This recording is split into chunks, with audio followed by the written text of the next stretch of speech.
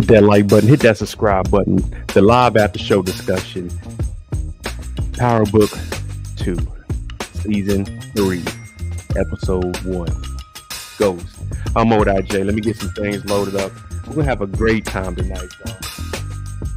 Hit that like button, hit that subscribe button if you knew I'm MoedotJ. This is what we've been waiting for, right?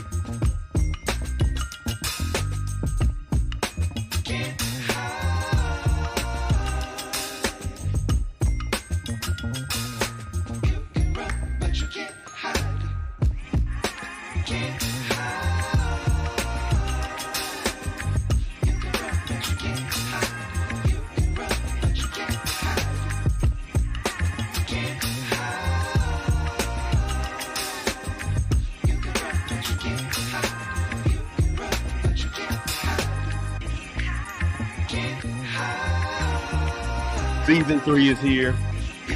I'm MoedotJ. I'm feeling good. And you know we got to start it off right this season. We got to start it off right this season.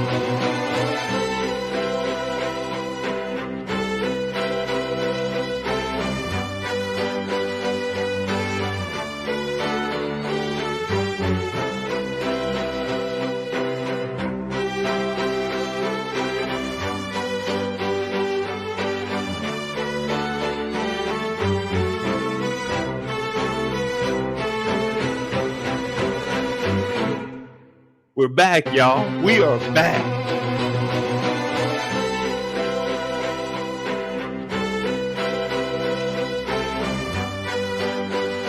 There's nothing you can do out here in New York.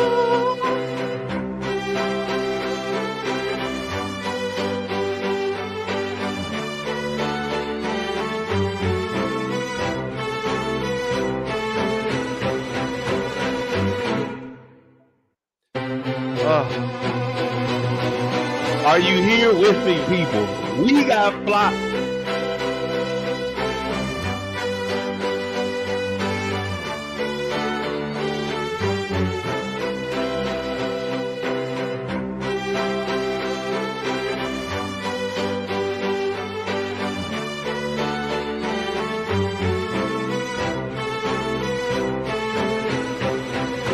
Oh man, it's gonna be a lovely night. It's gonna be a lovely night tonight. It's gonna be a lovely night tonight. Yeah, you know what I'm saying? I got the Michael Jacksons on. You see, they got a little diamond on. You see, looking good. Look at bling, bling, bling. Yeah. Hey man, we waited the whole year. Here we are. Here we are, man. Season 3, Ghost. What do you guys think? Hey, hit the poll. Let's see who you guys are thinking the criminal informant is. We got a lot of stuff to talk about tonight. We might pull a 12-hour shift tonight, y'all. We might pull a whole 12-hour shift. If you're new to the channel, hit that subscribe button. Hit that like button. Everybody, I'm MoedotJ. We're about to go take a deep dive into this episode here. Now, we've been waiting a year. We all wanted to know what the hell is going to happen. And we've seen a little dysfunction on all sides. Also, we got to map out who's connected to who could be telling on who, because somebody's telling on somebody, because somebody else is telling on somebody who told on somebody who said something to somebody else. And everything I just said, we're going to break down a little later.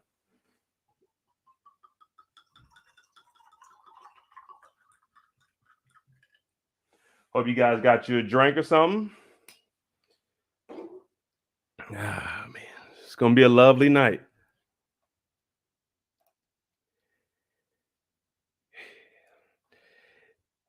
All right, you guys, you remember I said pay close attention. We spoke about it yesterday. I don't know if anybody was paying attention, but my first question I'm going to ask you guys, if you were watching closely, how many Chinese food boxes on the top table, not the bottom table, how many Chinese food boxes were there? I'm not telling you the scene. I'm just asking you how many Chinese food boxes were there. I know how many was in the room total. I counted them. But that's the first question. I'll let you guys know when somebody hits it, because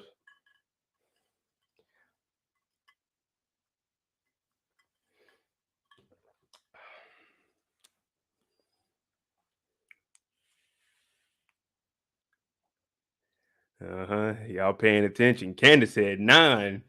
Now, the reason I'm asking about that is because we just seen Chinese food boxes in another show. We can't mention that other show over on this show. We can't mention the other show on this show. Now, on that show, we can mention this show, but we don't mention the other show here.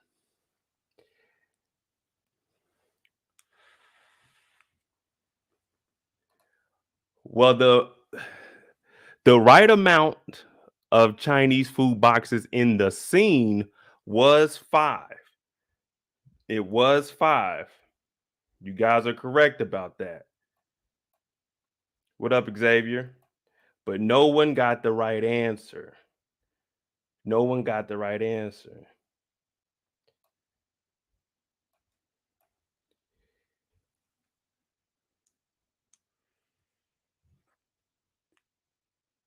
Hold on, I'm gonna find the right answer for you.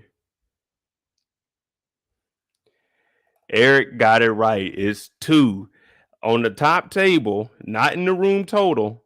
Like not all of them in the room total. On the top table, there's 2 Chinese boxes here, and then there's 3 down here, making 5 total in the room. There's 2 on the top table. This is what I was asking about. I said not the whole room, the top table. Damn. Y'all gotta get on it now. Hey, the next one gonna be for real, because I got a couple of questions. But let me know who you all want to start with. I mean, we got Lawrence potentially alive, or she's dead, or she's alive, or last I checked, she was dead, but she's pretending to be dead, so she's alive, but no one knows she's alive. So we got Lauren. Then we need to figure out is Effie telling? Like, has Effie been telling since telling? Also, we got this new character, Noma. Now, there's a lot going on with Noma. I got a little theory we talked about a little bit last night. Did she know about Monet?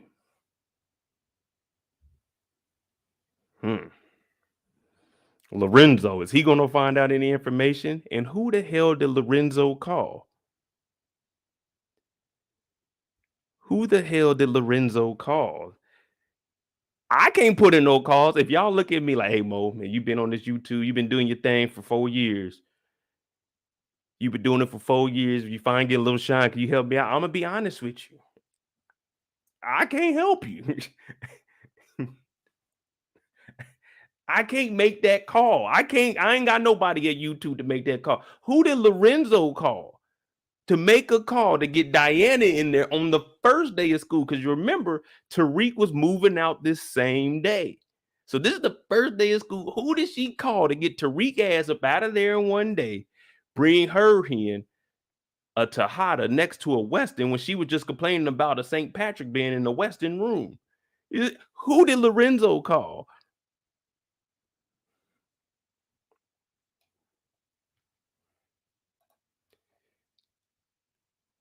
You see what I'm saying? So who we starting with? Who we starting with? Because you know I got theories for all of them. I got theories for all of them. And it looked like it wasn't a dream for our boy. Our boy was really on that.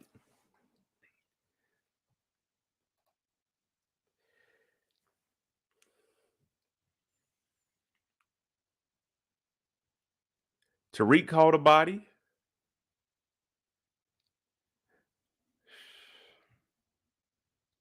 OT said Lorenzo called Courtney Kemp. Look, when I tell y'all my mind was racing,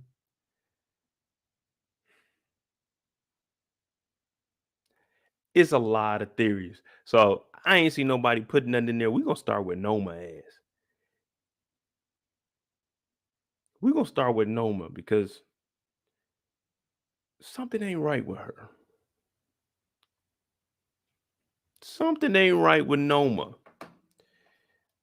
And since we're starting with Noma, this should be easy for y'all. You know, I always need to know the time frame. They said it was what, 3 months?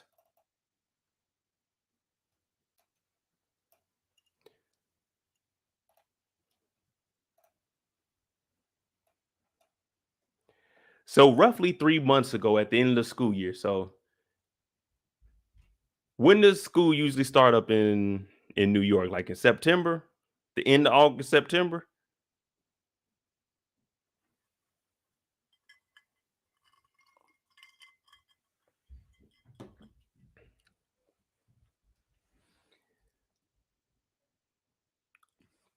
Nah, this ain't Noma's chain. Hell no. I ain't got nothing to do with Noma. I'm here. I'm telling y'all about a TV show. I ain't got nothing to do with Noma. Now, 3 months ago, at the end of the school year, when Tariq was going to trial, he ended up giving a ring to Davis. Now, Davis, we were all wondering what the hell happened with that ring. That ring has to play some kind of role. They wouldn't have showed us, and they didn't end with nothing last season. They didn't show him fencing it, him trying to ask about anybody. Well, 3 months ago, when we last seen him, he had this lady come up. He said, hey, I need you to take this ring, put it in auction under an anonymous name, and run that motherfucker up. Now, you and I, we thinking, deal 1 million. We valued the ring last year like $2 million. Boy, were we wrong. That tells you how much we know. We don't know nothing. Because last year we said maybe $2.5 million. I got it written down. I'll go back and find it later on and get the exact number. But we were off. All right, so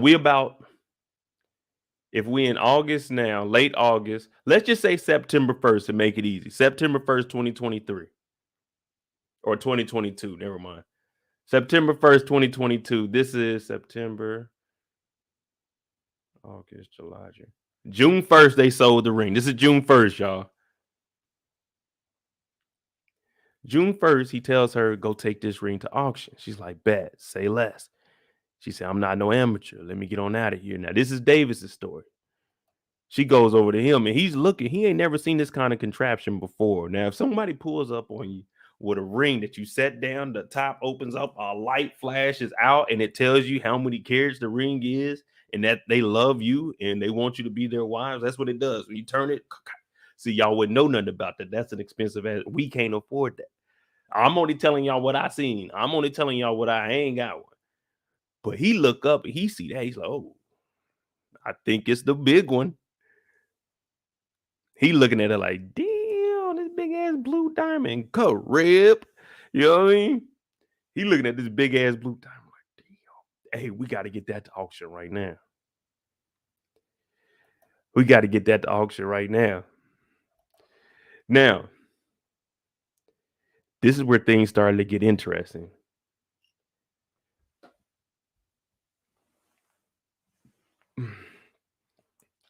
This is present day. September 1st, today. September 1st, 2022.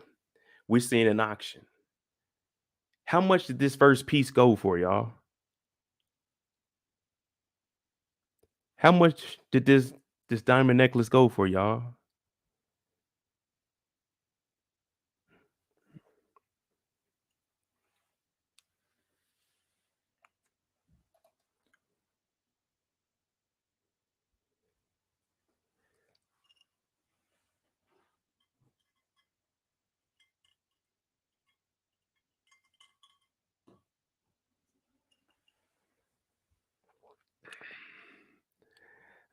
I'm gonna ask the question again. How much did this diamond chain go for, you guys? The diamond chain, not the ring, the diamond chain. Thank you, Friday. It's a Friday, so you know we gotta look good for Friday. You know what I mean?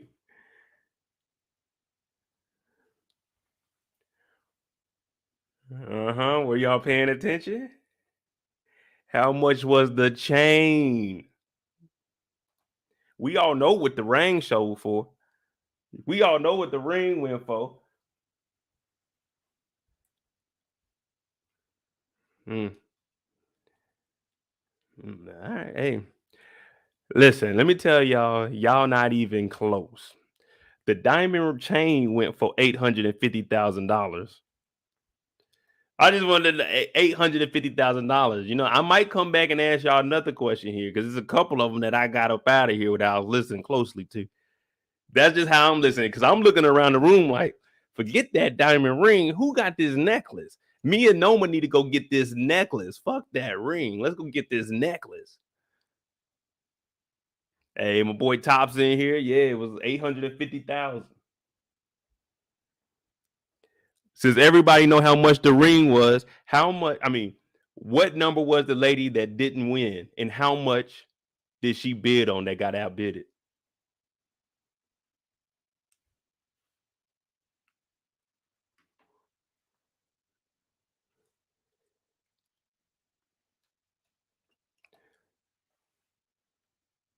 But Noma walks in. We like, oh shit, who is this lady? Because we ain't never seen nobody come in the show like this. She came in, we thinking she about to spend that bread, ain't she? She about to drop a bag, ain't she? That's what I'm thinking. When she coming, I'm like, damn, whoever this is. I mean, I knew it was Noma, But I'm thinking she about to come in here, whatever she about to buy. Of course, we seen the ring. She about to pay straight cash. I thought she was waiting until the end. I thought she was gonna wait to the end and then outbid the dude. Now, old girl, she was going at it with her. Number 2A, he was like, let me get 2 milli. I was like, damn, 2 milli? 2 milli? Then it was this other lady. Look, Noma looking, because she doing the same thing I'm doing. I'm looking around like, damn, you got that kind of bread on you right now? You got cash or what you got, check? So that's how I'm looking around. I know this Noma looking. I'm like, what's she looking at? So now I'm looking at the niggas that are bidding the highest. And me and Noma, we looking at each other, but she ain't really looking at me, but I was hoping she would. He's like, all right, do I got any more? The black lady, yeah, I got you. 4.5 mil.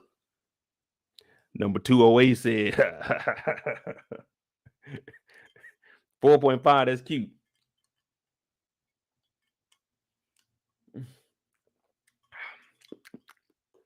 Go ahead, raise that up. See if she can compete with that 5+. She was like, nah, I'm good. The whole time, Noma was just watching and watching. Now, this guy right here, I got to give him credit. He won this fair and square.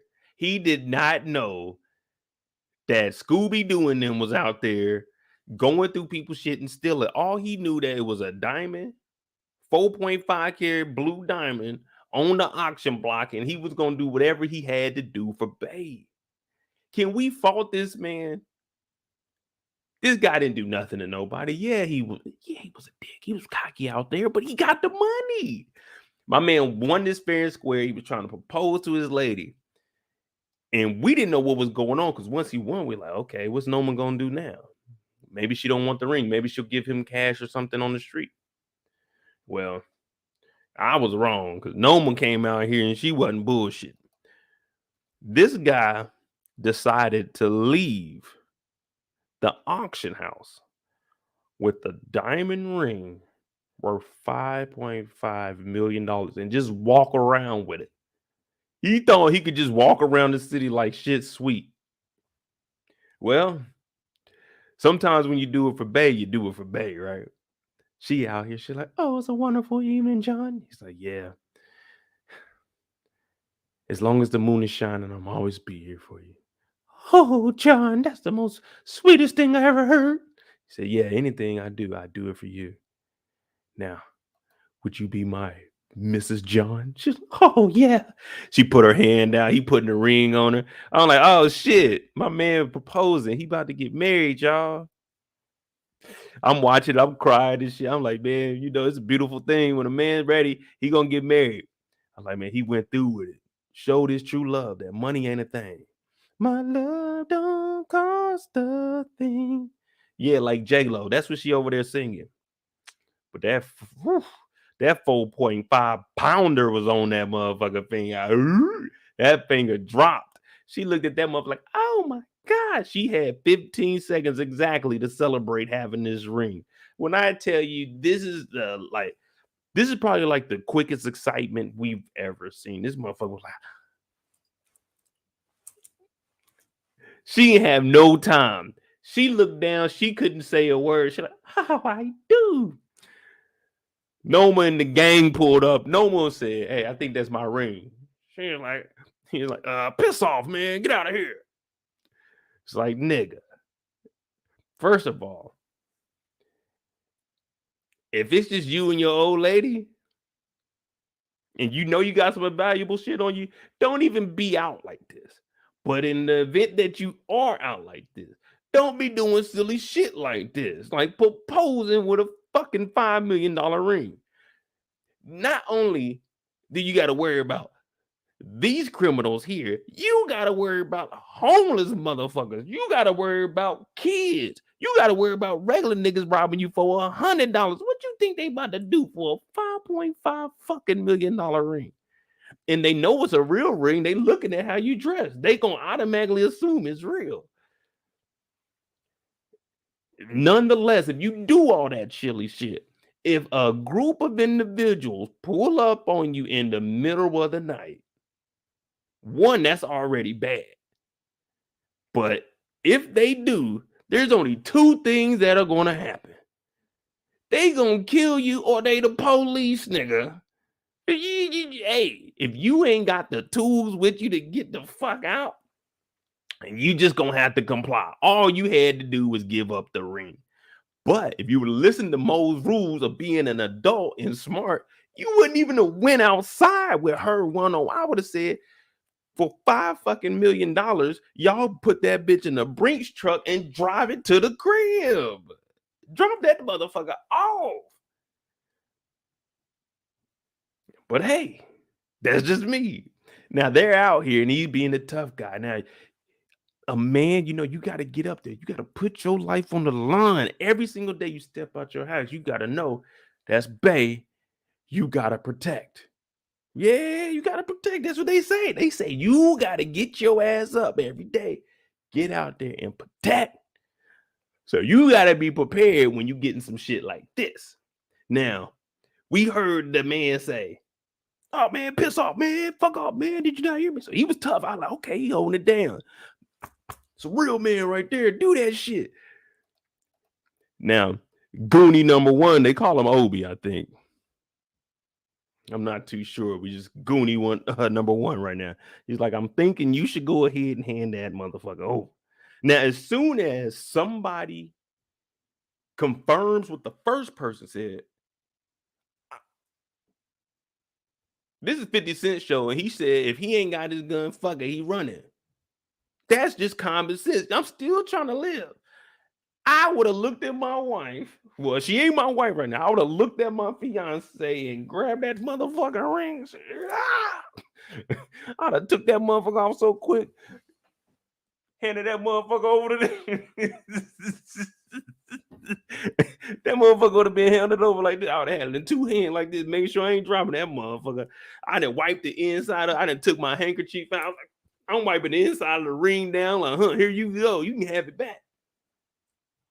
But instead, he wanted to be the tough guy. And you know what happens when you're the tough guy.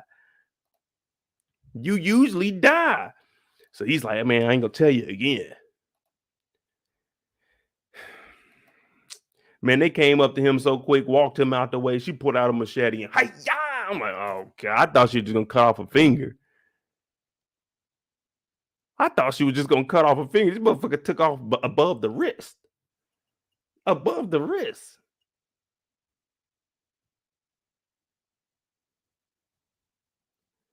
I said, well, damn, that's a nice introduction to her. I guess she's the real deal. That's all I needed to see. I said, all right. She crazy as a motherfucker. Hopefully, with this kind of strength and power and this not giving a fuck, hopefully she sticks around the whole season. Hopefully she survives. You don't want somebody this powerful to die in one season. This motherfucker's in New York City, chopping off hands, pap, pap, pap, after, walking around with the damn bloody diamond on him. Like, I don't get it. I guess some people just don't give a fuck. But come to find out, there's a little more information about Noma that we aren't too savvy of at the moment.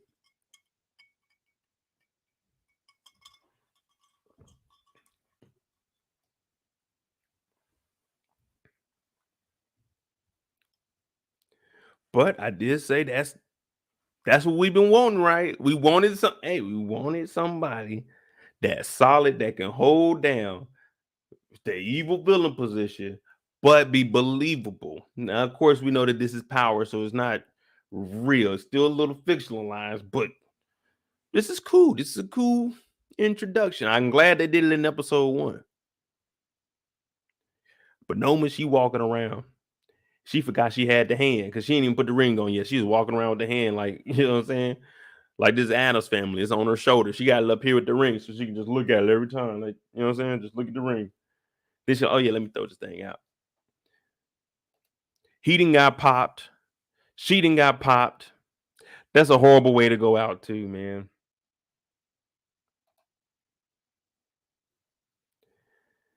Horrible way to go out. But hey, better them than us.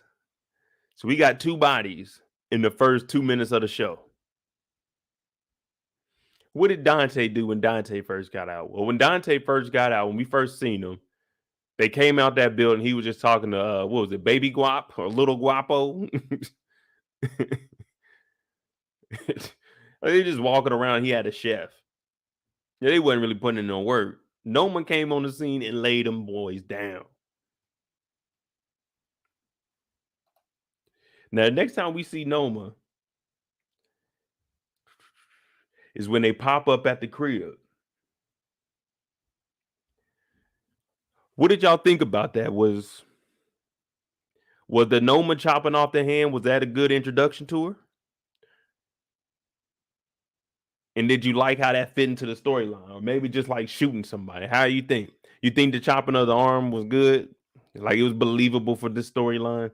Not too far-fetched, but not too far where you just gotta lean over to get it. It ain't you just set the remote next to you. You gotta lean over and get a little bit.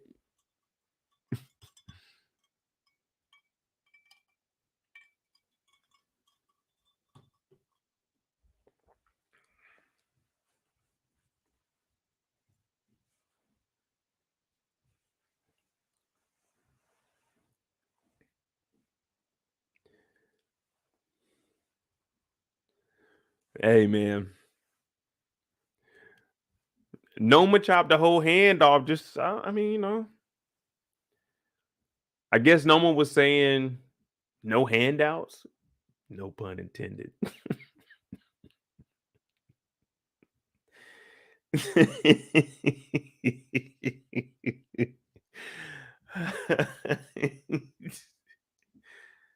No handouts. Sometimes I crack myself up, man. The next,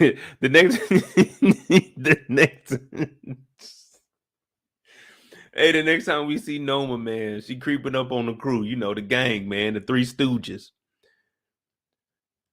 Oh man. All right, man. No more handouts.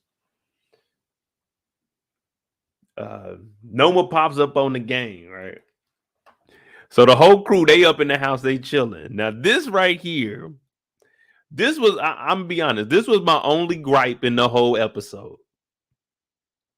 I'm gonna give y'all the story, but I'm gonna give y'all my gripe about this. Like, to me, this would have been a solid. This was just too.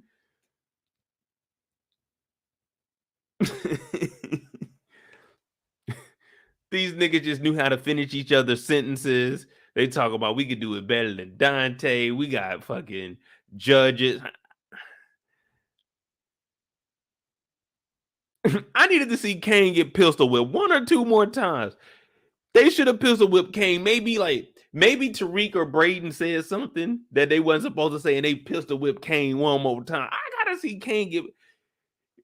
You know what I'm saying? We needed to see some messing up in this part right here. You know what I mean? They were too professional. These niggas make it seem like they've been doing this for the last 15 years. They talking about, I worked directly with Mecca, man.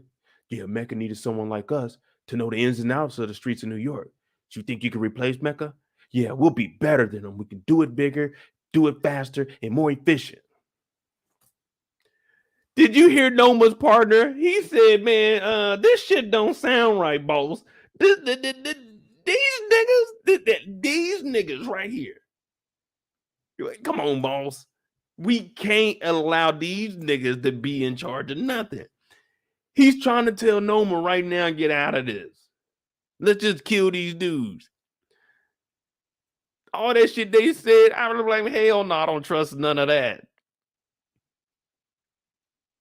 Jacoby, thank you for that $1.99. Said Brayden waited for that moment. Yeah, Brayden back there talking about we could do it better than Mecca. Shut your ass up. I thought no one was gonna get in here and get the bucket. I was like, well, there go the season right there. They should have gave Kane like 1 more pistol whip. Let Brayden have said something wrong. 1 more. That's what I would have put in. I would have made this shit scary. They would have pistol whipped Kane 1 more time. I bet they would have been giving up all kinds of information.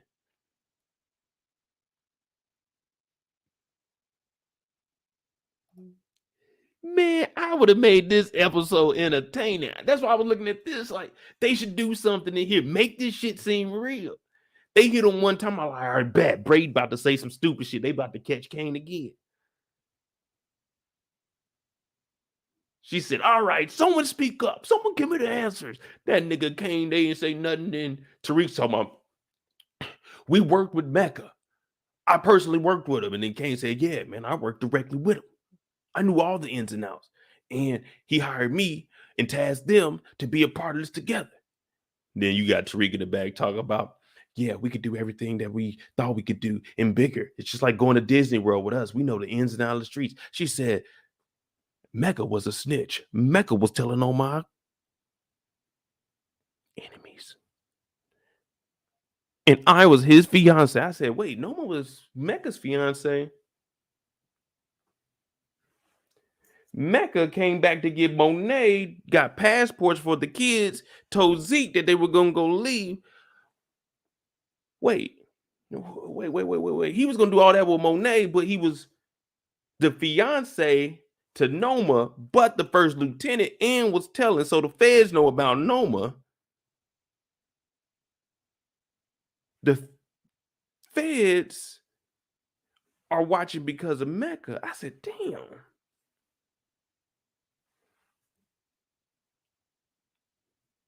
Does Noma know about Monet?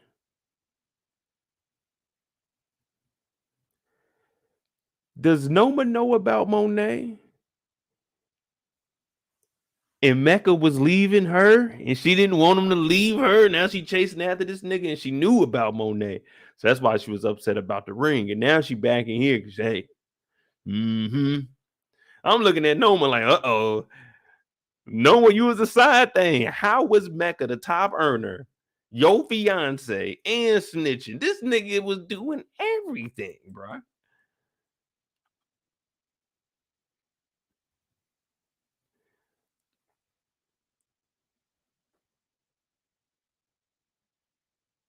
I said, damn, man, this nigga Mecca been snitching since 1991. Mecca got Monet about to fall in love. Got Noma chasing after that damn ring. If it gotta be something. Noma ain't pushing this hard to find a replacement for the nigga Mecca and decides to give these three knuckleheads a fucking chance. Mecca was snitching for the feds. These niggas is talking to Davis, McClain, and Tate. Tate, his crooked ass done been exposed several times. Davis, they gonna probably bring his ass down this season. How the hell can y'all compete with what the fuck Dante had? But Obi said it. Obi said, hey, look. Hey, man, we shouldn't be trusting these three stooges, man.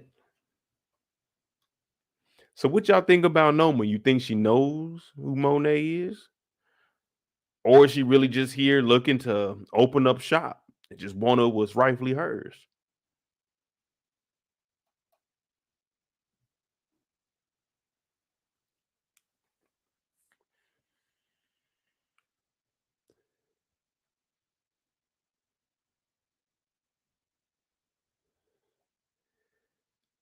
But you got to pistol whip somebody in this scene. You got to get another pistol whipping. We need two of them. We need two pistol whips in this scene. This would have really set it off.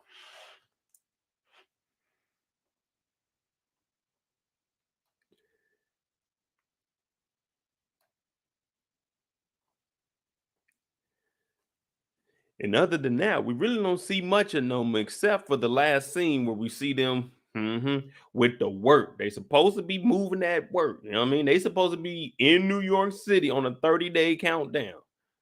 Noma told them in the condo, look, 30-minute countdown. When I mean 30-minute, that's 30 days. Every day is a New York minute. Yeah, everything I say means something. Every day is a New York minute. Y'all on a 30-minute countdown. 30. Now, when I'm hearing a 30-day countdown, I'm like, all right, man, she give us some work. I could move 2-3 bricks in a month. You know what I mean? That ain't nothing. 30 days, I'm moving 2 or 3 bricks. Well, it ain't 2 or 3 bricks. It's 2 or 300. I said, oh, Lord.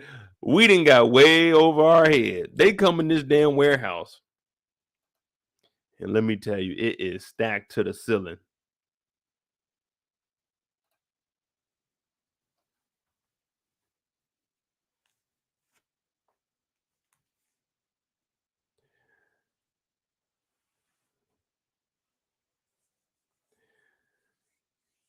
I said, man, there's a lot of shit that they're gonna have to be trying to move.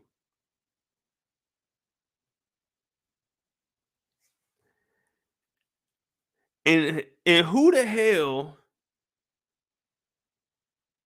who who was Mecca even selling to? Remember, like Mecca wasn't doing shit, man. Let's be real. Mecca didn't do shit last season. When you really think about Mecca's character, they talking about this is all the work Mecca had. Mecca wasn't moving no work last season. Mecca was selling the little shit that Tejadas had back to the Tejadas. Mecca wasn't moving no work. They put all that just shows you. Mecca wasn't doing shit. He was just snitching. And that's why she was with him, not knowing that this nigga ain't really moving no work. Look at all of this dope that's left over when this nigga Mecca died. Dog, they were in debt fucking with Mecca. Mecca was wasting all his time trying to fly Monet, fucking 35-year-old Zeke ass overseas. This nigga Mecca didn't do shit last season, and it makes sense why it's so much dope in this warehouse. What the fuck did Dante do last year?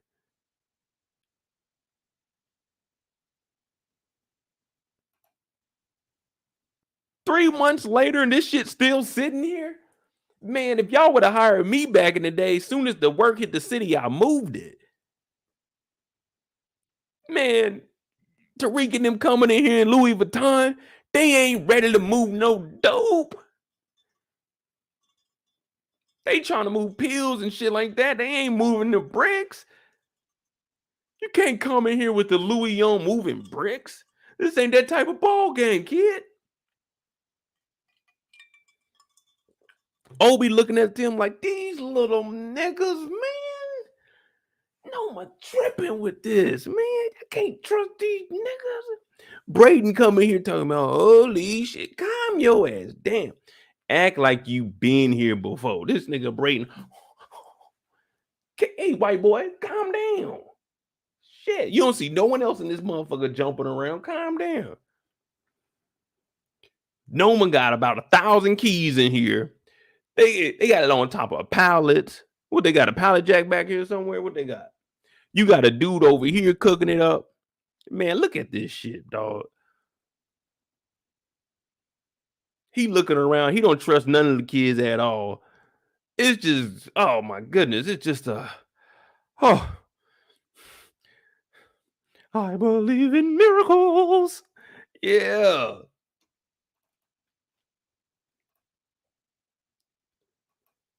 Look at this shit. Brayden running over there. He thinking he LeBron. He putting his hands in there.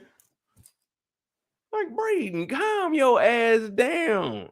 You look over in the corner, Kane talking about, like, Kane, what are you doing over there?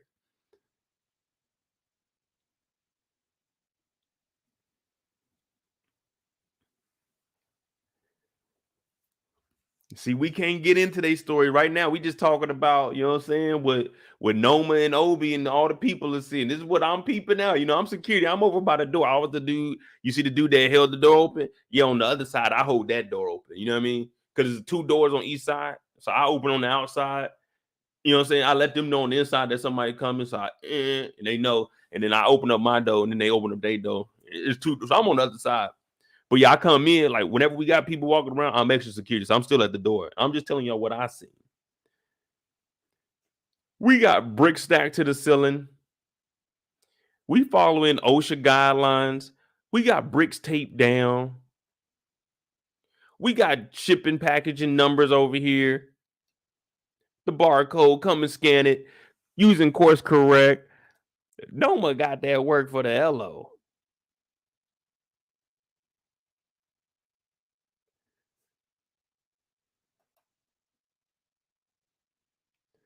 Oh, what I got here? I got some hen dog and some cranberry. But it's the season premiere, man. We got to get right. We almost an hour in. Hey, man, hit that like button. Hit that subscribe button if you're new. I'm MoedotJ. Right now, we're just finishing up talking about our girl Noma. She got work for the low. She got an internet system set up in here. We see the wires up there, and we ain't doing nothing but breaking things down right about now. We just breaking things down. So what do you guys think overall about Noma? New character. She said she was allegedly engaged to Dante or Mecca. I don't know which one she called him, Bay. We got the connection with that. Does she potentially know who Monet is?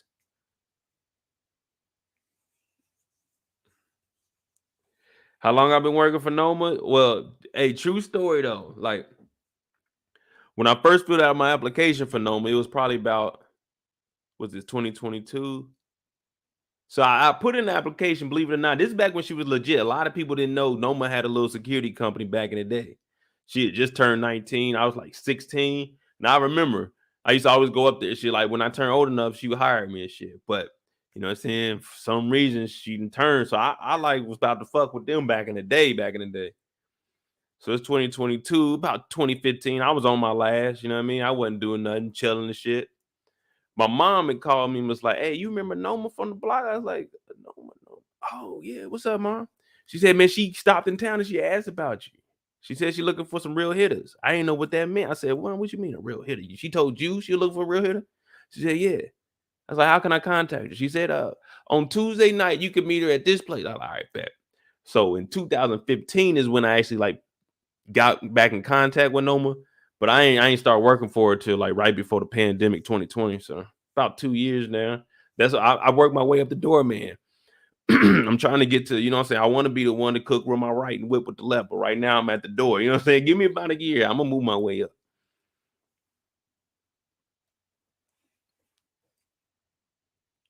So, you know, Noma got that work.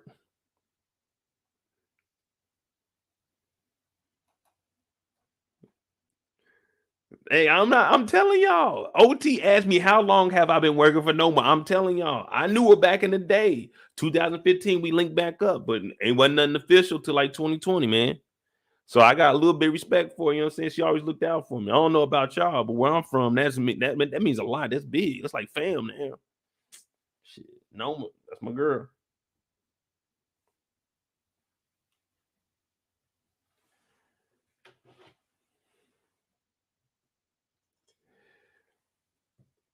Hey, you know, hey, I ain't supposed to be telling nobody about this, but you know, hey, we got that work. We got that work.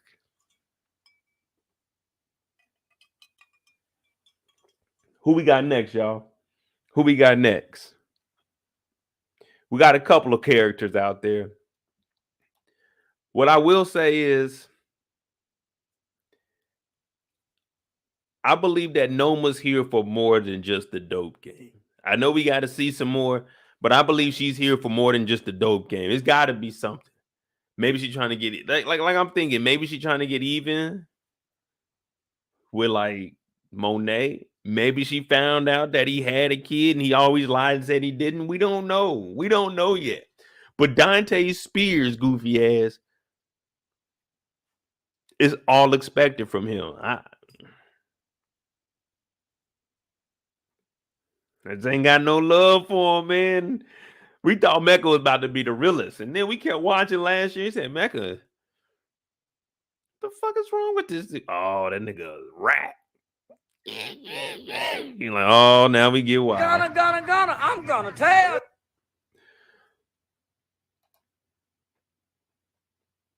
Hey, facts. Hey, we did do the fact check. I knew Ziggy. Turned out Ziggy was big. I said, "Damn, Ziggy." I thought he was bullshitting this the whole time. Put that on everything I love, man. It was a cool experience, though. I told y'all about the whole day. We was out there kicking it. Damn, little did you know, man. But that just shows you I'm a smooth motherfucker, man. I be out there. I be out there. Y'all probably would have been seeing me on Locked Up Abroad if me and Ziggy would have got to work. You know what I mean? You know.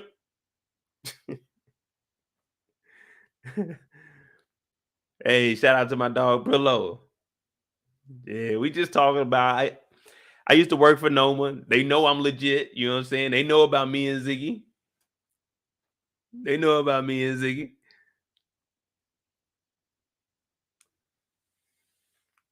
Who we got? Who we got next, y'all? Who we got? Because we got all night. But listen, let me tell you something. Y'all better be prepared because we gonna get on somebody's ass, and I'm gonna let you know when we get to them. We gonna get on somebody's ass tonight. And I'm talking about, hey, we going in. So when we get to that character, just know it's well deserved. Brillo said, I'm scared of Noma. Hey, I work for Noma, and I'm iffy. Like, man, I'm just a door holder. I told y'all about back in the day. Who to see? Hey, Xavier, I got so many different theories. We're gonna go when we get to each individual character. I'm gonna tell you why I think this and why I think that. And I'm always gonna throw something out there. Listen, guys, I'm on here to entertain you. So sometimes I throw out like BS theories just to see if you guys will react to it. And if it hits, then bet we can continue with the story. But if y'all ain't feeling it, then we just scrap it. But there's a couple of characters that I think could be the CI. Because there's a lot of things that we got to listen to. And we know how these TV shows are. And there's a lot of characters we could point fingers at. And rightfully so, man. This is a TV. This ain't real life. This is a TV show. We get to listen. Before the season even starts, we get the right to start accusing motherfuckers of shit that they probably can't even do. And guess what? We watched the first episode. So we're about to start accusing everybody of everything until they prove that they ain't it. Can you guess who till you have a clue? Yeah. So we about to figure it out. We about to figure it out.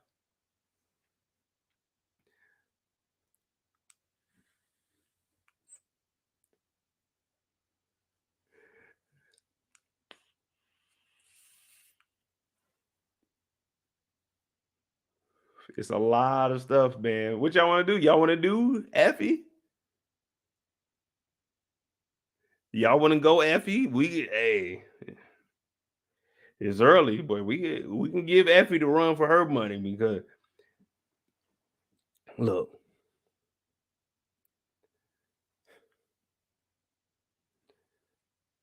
Effie been telling since high school.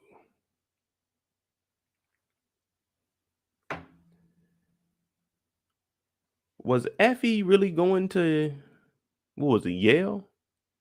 Was she really going to school? Where was she going the whole time?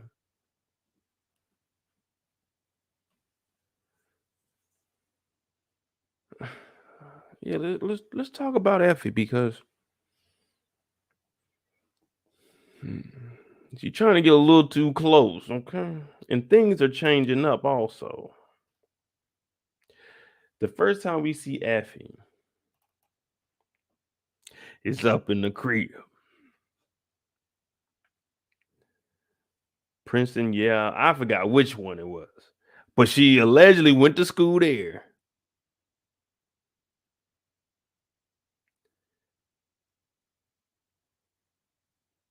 Now she's going to Stansfield.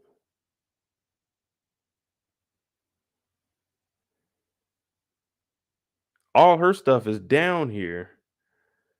Why the fuck did Tariq wait 3 months to move his stuff out of this room? He knew damn well they weren't letting him stay in this room after he came back off that murder was the case that they gave me trial. This nigga moving out on the first day of school. Like, nigga, why ain't this shit already moved? Nah, I ain't got nothing to do with Effie, you know what I mean? Right now, she dealing with Tariq, you know what I'm saying? When she get done with Tariq, she hit me up. But, as of right now, nah, man, it's Tariq girl. Wait, am I on the college campus? Oh, yeah, I am on the college. I'm in the classroom. So, yeah, I can holler at Effie.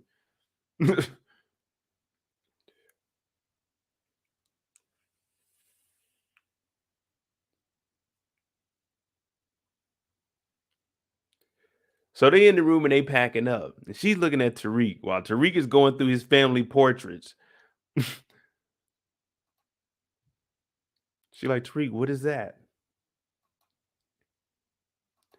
Tariq, what is that? He's like, oh, it ain't nothing. She's like, it ain't nothing. Knowing damn well she's seen Lauren on the front of this motherfucker. So she looking, she's like, let me talk to Tariq a little bit. He's like, what's going on, man? Oh, nothing. So look, she look at it. She like, look, Tariq, I know we've been saying we was gonna kick it all summer. And Tariq's like, yeah, man, everything's been good. Like the last 3 months has been me and you, baby. It's us to the end.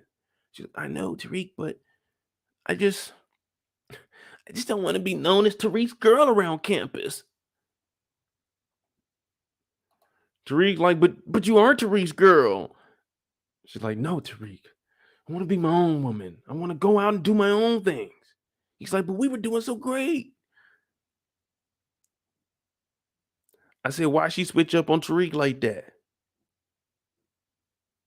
I said, damn, Effie, what Tariq do? Tariq hurt now too. He's like, damn. She's like, I don't want you to change me. I don't want to be something I'm not. He said, I'm not trying to change you. I want you to be you, Effie. Now he getting upset. Now he got to dig deep down inside and open up to her. He said, you know, you've been the only one I had these last couple of months. Everyone turned their back on me. She said, I know, Tariq, it is tough. Tariq upset. Effie like, fuck all this. Effie like, fuck all this. We knew that she was an opportunist from the first time we seen her in the spinoff. Wherever the sun is shining, we gonna see Effie over there. Just a Effie gonna be shining. Effie looking at Tariq like, man, you ain't got course correct. You ain't got no money in your pocket. Kane and them ain't fucking with you. She looking at Tariq like, man, you a chump. Niggas is talking bad to you on the campus now. Don't nobody want to hang with you. She like, you ain't got no clout no more, Tariq St. Patrick. Effie didn't give a damn about our boy's feelings. She said, fuck you. But we know that. She told on this nigga in high school. She told on this nigga in high school, and we got the Effie counter because she gave us 2 lies in this right here. She gave us 2 lies in this right here. Talking about, oh, I understand you. You don't understand him. You just here. You just here. I told y'all her name is Leffy because Effie is always lying. Leffy. So Leffy in here. Oh, Tariq, I don't want to kick with you though. We like, what the heck? Tariq, you just don't know. Everyone on campus is calling me Tariq's girl. I don't want to be Tariq's girl. She's like, but Effie, you're my girl.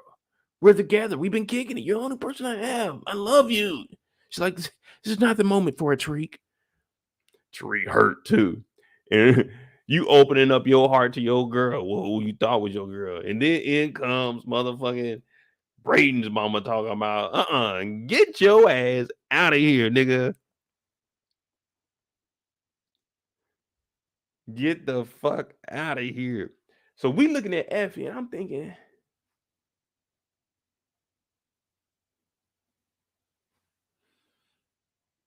this girl Effie just be lying. This girl Effie ain't never cared about Tariq. This girl Effie might be working with the police. This girl Effie could be a stone cold murderer. This girl Effie got in Tariq's bed funky after getting rid of Lauren. This girl Effie is wilding out.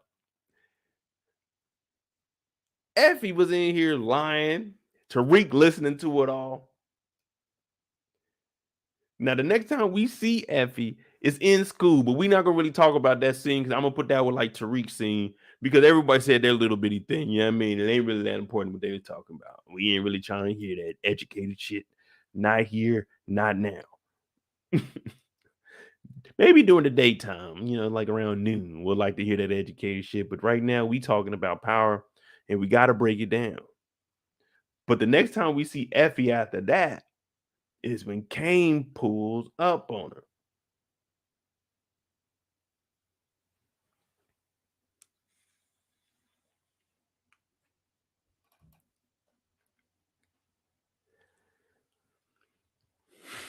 Now, Effie got a little bit of information. And then Kane, he doing that dirty macking. Well, it's not really dirty macking because him and Tariq, they ain't cool. And when it's in the streets, it's in the streets. Hey, you just gotta let it do what it gotta do. You know what I'm saying?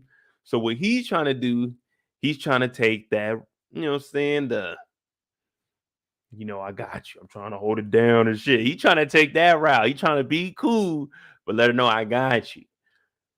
But all of this only works if you talk down on somebody else. That's the only way that this kind of magnet is going to work. That's why you never use it, because you got to talk down on someone else to make it efficient. Because if not, she turning you down. And just like this, we say, Tariq ain't tell you about the dope game. We got a new connect. I owe you anyway. Old girl with the wire and shit. So now he just talking too freely about shit that they've been doing. That's a no-no also. But Effie, she's like, yeah, Tariq is my man. We on the same page, but they ain't on the same page. We just heard her at Tariq room yesterday talking about she want to be on her own. She don't want to be Tariq girl. But then today she said they on good terms. They on the same page. Now she's lying to Kane. Every time Leffy get to talking, Leffy get to lying. She over here lying. She don't know what the hell going on. She ain't know that Tariq wasn't trying to fuck with her no more. Leffy just be lying. But guess what? When you start lying, people start lying back. The whole time Tariq been lying too. He wasn't telling her about the new connect. He don't want her in this. He don't want her in this.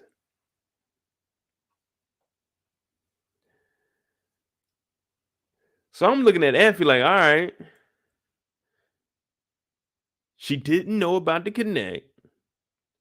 Kane still shooting his shot. Kane the type of nigga, Kane gonna be persistent. Every time Kane see her, he gonna try. Every time. He gonna always try. That's just Kane, man. He always gonna try. But is she looking out for Tariq moving forward now that she found out that Tariq ain't been keeping it real with her? What up, CC for the T? Hey, thank you for joining the channel. Just talking about Effie right now. We're counting how many lies she has. Well, she told 2 here. She told 2 to Tariq. That's like 4. It's going to be hard to keep track of her.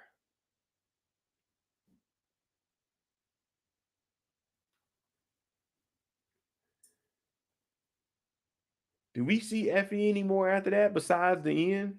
Oh, no. She do pull up to the house. Well, she pull up to the room before Tariq got to go out there and do his Ezekiel Cross thing. So she pulls up on Tariq. And this is where she gets to lying about everything. We like, oh, Lord.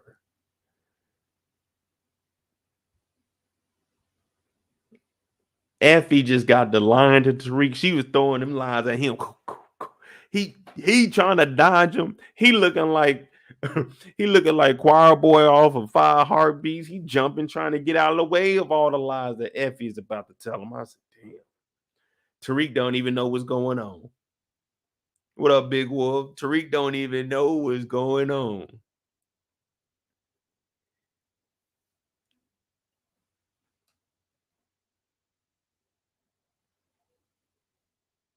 Yeah, DeMarcus, I'm thinking the same thing, man. I'm thinking she might be working for the feds. And when you talk, like, because we got to break them down. We got to break them down individually. So after this, Effie goes to Tariq's room. She's got to talk to him while he's getting ready for his speech. She's like, hey, what's good? Where you been? You been MIA. So the first couple of lies that she starts talking about here deals directly with Diana. Now, mind you, all of them are in the same class. This is right after she told Tariq she didn't want to be with him. She didn't want to be known as Tariq's girl. So they sit in the class together. She was like, it's impressive what Diana did. Did you help her? Was that where you were all day?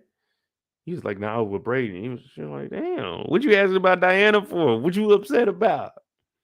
You seen him in class together. Now you asking him, was he out there? Okay." So she over here trying to figure out about Diana. Then she say,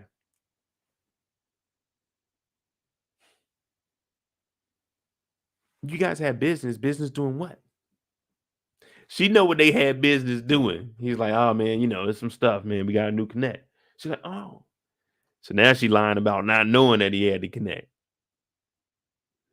And everything she doing, I'm like, man, this is kind of police. These questions she's asking, I'm like, hey, man, there's a lot of stuff for you to be trying to figure out. Like, if I don't want you involved in something, I'm not going to tell you anything. But you keep asking me these questions, I got to look at you funny.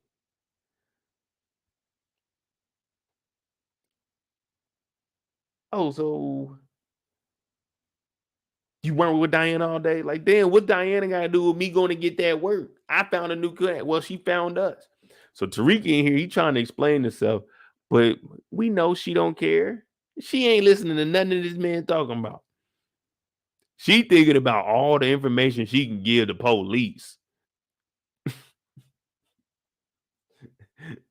She hear all the shit she can go tell somebody. That's what Effie is doing. Effie is listening closely. You may think her feelings are involved, but believe me, she telling somebody. She got to be telling somebody. This motherfucker ain't told Tariq the truth since we seen her on screen. Then she talk about, oh, I'm nothing like Lauren. Yeah, you are. Y'all both telling. Y'all both out here telling. You just like her.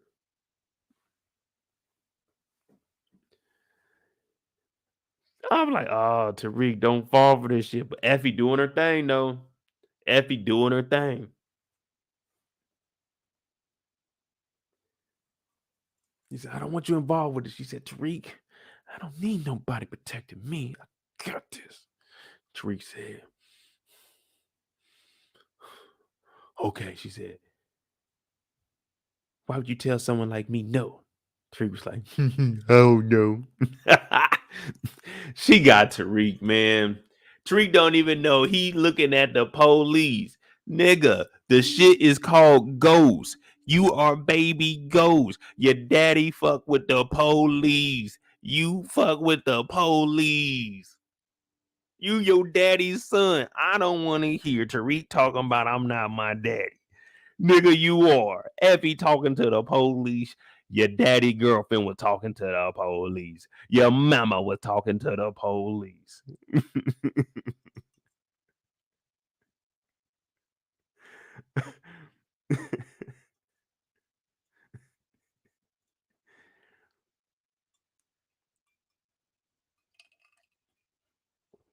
Trill came in here hating, talking about the show sucks.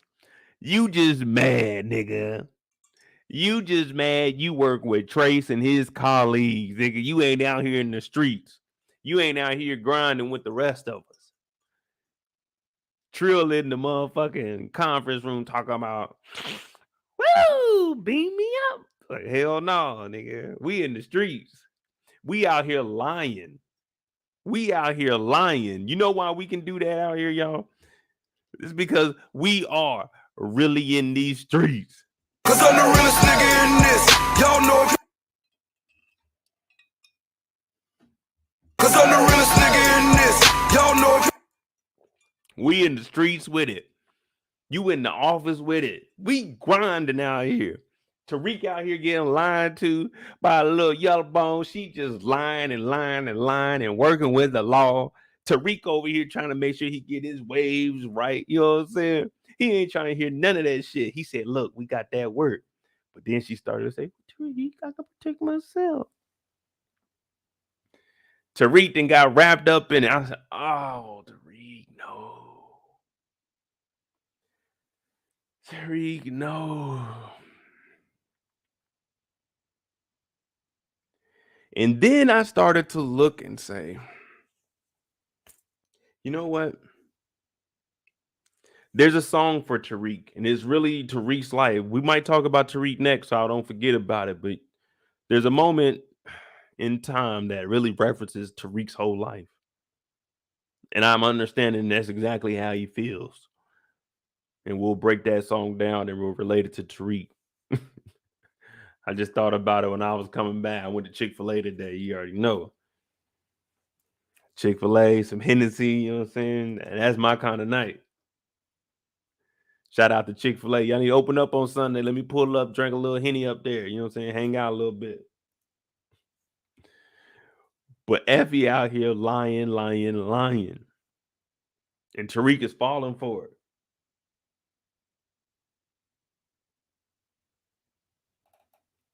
And the last time we see Effie, she's talking to Tariq, telling him, I don't know if we can trust bringing the Tejadas in. Effie ain't in no place to be able to tell somebody who they can and can't trust. You just told me 12 hours ago you ain't want to be with a nigga. What do you mean? We trust him. I don't trust you. But we doing Effie's character right now. So she doing exactly what she's supposed to do. I don't think we can trust him. Now, it looks like she's trying to protect Tariq. Or maybe just if she's a CI, she's trying to keep Tariq out of a potential Rico. Maybe someone else is looking at the Tejadas and she's trying to keep Tariq out of that. But I'm going to still tell on somebody.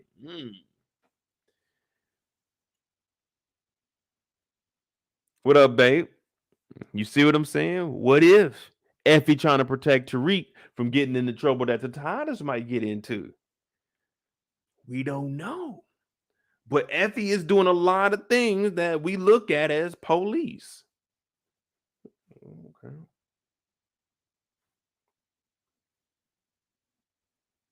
Y'all see Effie over there? What the fuck she doing?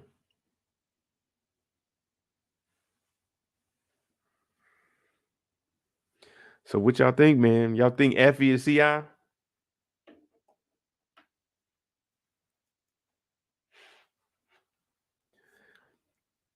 don't know, man. I can see Effie being the CI. Once we start getting into Lauren, I'm going to give you guys my theories about it.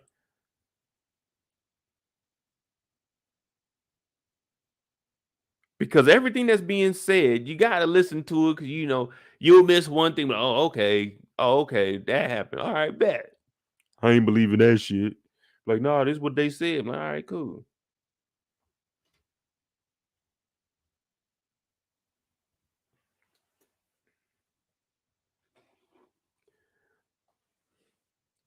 We don't know who Effie was working for season 1, season 2. Hell, back in the OG power when they was getting told on in high school.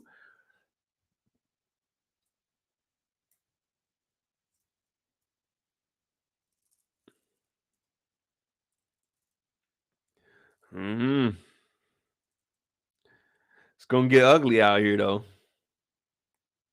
The wall's about to start closing in on everybody. They not moving that work, man. What y'all think? Y'all think they're gonna have a hiccup or they're gonna be able to move this work? In 30 days, do you believe that they're gonna be able to move this work?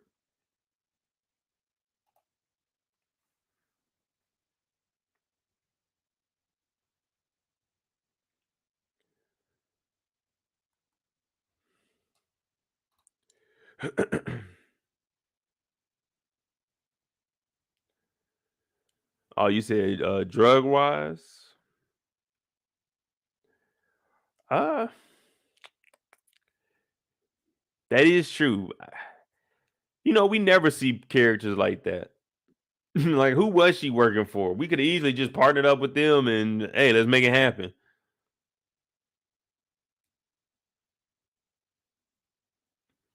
Effie's just very mysterious. Now, they did say if they were going to do it like a spinoff of one of the characters, Courtney Kim did say a while back that they would have did it off of Effie. Well, that's who she wanted to do. So it looked like they may have built her up for that. Who knows? But as of right now, episode 1, I'm thinking Effie working with them people. Effie with them people. You can't tell me she ain't with them people. Right now, she with them people. We don't know who yet. There's a lot of alphabets out there, but we don't know who yet. DEA, FBI, CIA. We don't even know. Man. She could be Secret Service. We don't never know.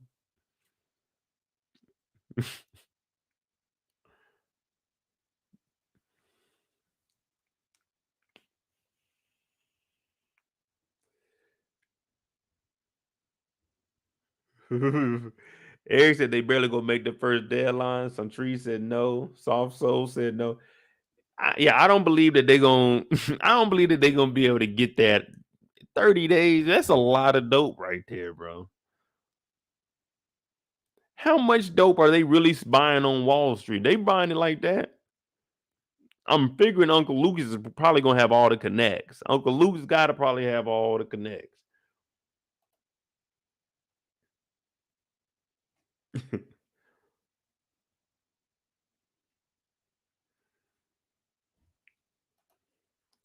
That's a lot of bricks, man.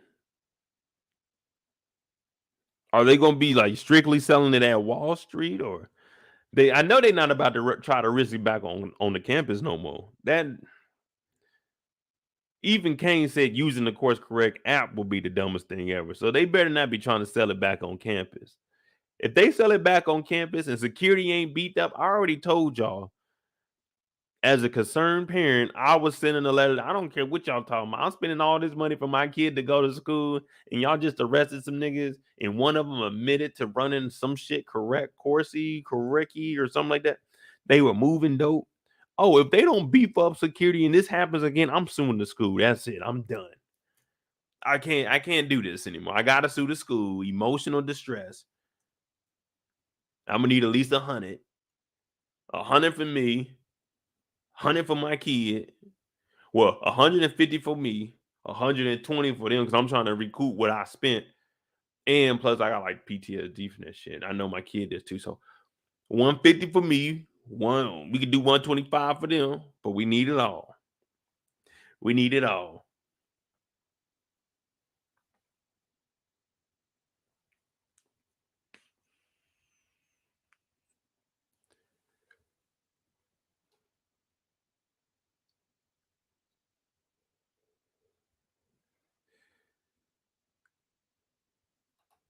RC, I mean, that could,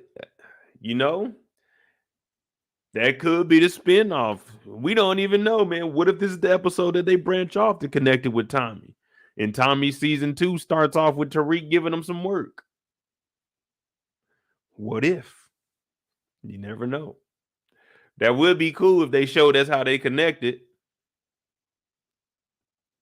On now, Tariq would get in contact with him unless Tommy came up to the city.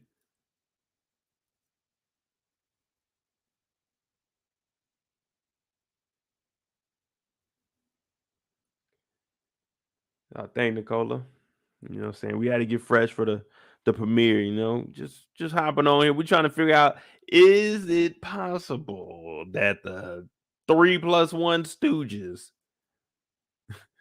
the Stooges and she, that's what we're going to call them, the Stooges and she, are they going to be able to meet this 30-day deadline? They're going to have to get an extension. I don't see them moving 30 in a month now. Because whoever this dude is over here, he packing that work up quick, and he the only one in there. He just stacked up a whole warehouse by himself.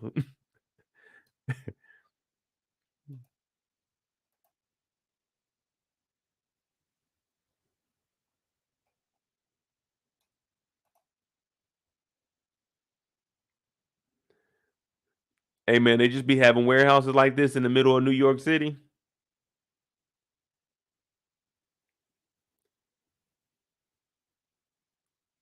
Just in the bottom of a building, boy. Just, damn. That shit crazy. That should be going on right now, man. Man, if you in the dope game, man, get out of it, man. It ain't worth it, bro. Take your earnings and get out of there, man. Get out of there. We already know that these kids about to fuck this shit. I don't even know why we asked that. We know these kids are gonna fuck up. These four together, they're gonna fuck up. Somebody gonna be talking. One of them gotta be telling the police something. Now we got a couple of fingers pointed over that way at Leffy, but we ain't confirming or denying yet. You know what I'm saying? We right there. We just gotta press that button on her. Bow. We get a little bit more, a little more information. Bow, hit that button on Effie ass. You working with the police acting like you know me.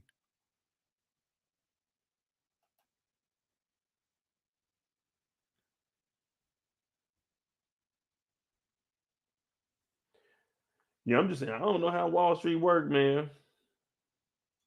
I don't even know where at in New York Wall Street is. I know it's on Wall Street, but I don't know Wall Street and what. How far does Wall Street go? Like, how many streets does Wall Street cover? Does anyone know that off the top of their head? How many? Like, how long is Wall Street?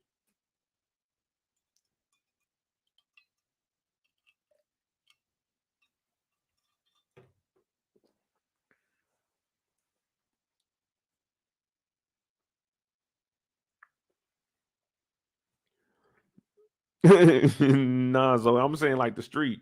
You know how like the streets they go to streets, and then it might be like a number street. So 1, 2, 3, 4, 5, 6, 7, 8. All of that goes through Wall Street.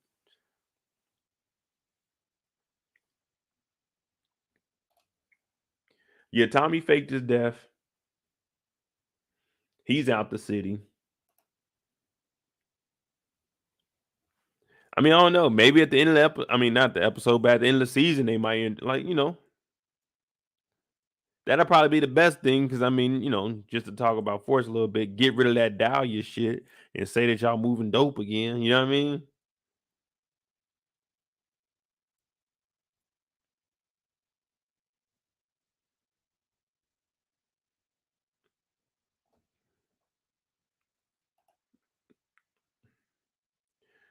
Shit, I think Force is coming back.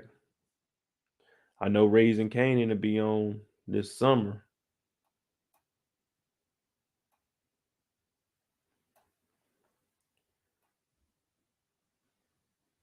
Who we got next, y'all? Who y'all want to talk about? We got Tariq, Monet's story. Drew's story is kind of with Kane. Like, they not really showing too much of Drew. I guess we're gonna get like a longer episode of Drew's story and showing him develop, potentially boss up and get prepared to be in the actual dope game, because they not really showing anything except for he's trying to negotiate and he's still with Everett. Like, we got to get rid of Everett. That we obviously know Everett is the problem. We got to get rid of Everett. This nigga get focused. We can start doing some shit. We can actually achieve all of the goals. You know, when you go to work and they got like the little thermometer thing and it's talking about like the goals, y'all trying to get like $1,000, so people are donating this shit. Y'all bringing the level up. Yeah. We can't do that. We can start leveling up if your ass leave Everett alone, come on over here, get with the gang. Look, the boys got a new connect. Some chick named Noma cut a nigga hand off. We ain't for sure what the fuck going on. But look, Drew, get your ass focused. Come in, listen to what the fuck is going on. Talk to Tariq a little bit. And let's get the business rolling. Drew don't want to be in the business, but Drew like the benefits of the business. Like, Drew, get your ass focused, man.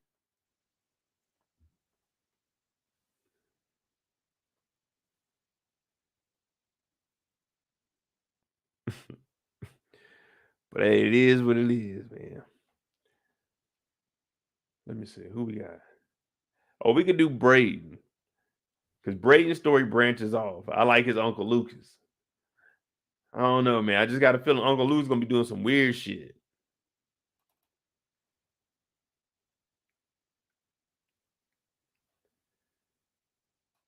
Now they up at the spot. Weston's Holdings. So they getting real money right here. They getting some real money right here. But this is what we were talking about. No matter what, Brayden's gonna be able to be put in a position to succeed, regardless of what they got going on, bro. No matter what, like his family, they straight. They gonna make sure he good. All the nonsense that Brayden gets into, we can't do that shit. Brayden can do that shit. You see what I'm saying? That's what people don't be understanding. Like, Brayden, this motherfucker openly admitted in court. Man, I was running course correct, nigga. It is what it is. Nigga got suspended from school. If that was any of us, man, we be in so much fucking trouble. But Brayden, guess what? 3 months later, he just had a summer vacation. 3 months off. Kicked out of school. Ain't this shit in 3 months. You know Brayden kicked it at the house. He comes to Weston Holdings and starts working. Why? Because Brayden got that privilege. Brayden don't live like you and I. Brayden just fucked up. Anyone else did that in life, everything's fucked up. No one's fucking with you. But guess what? No one cares because Brayden is a Weston. Now they pulled up into Weston's Holding.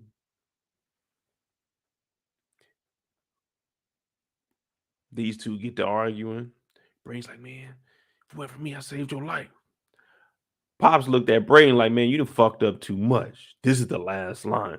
I will disown you. Now,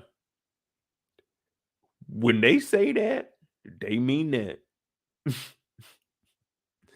You hear about that shit all the time.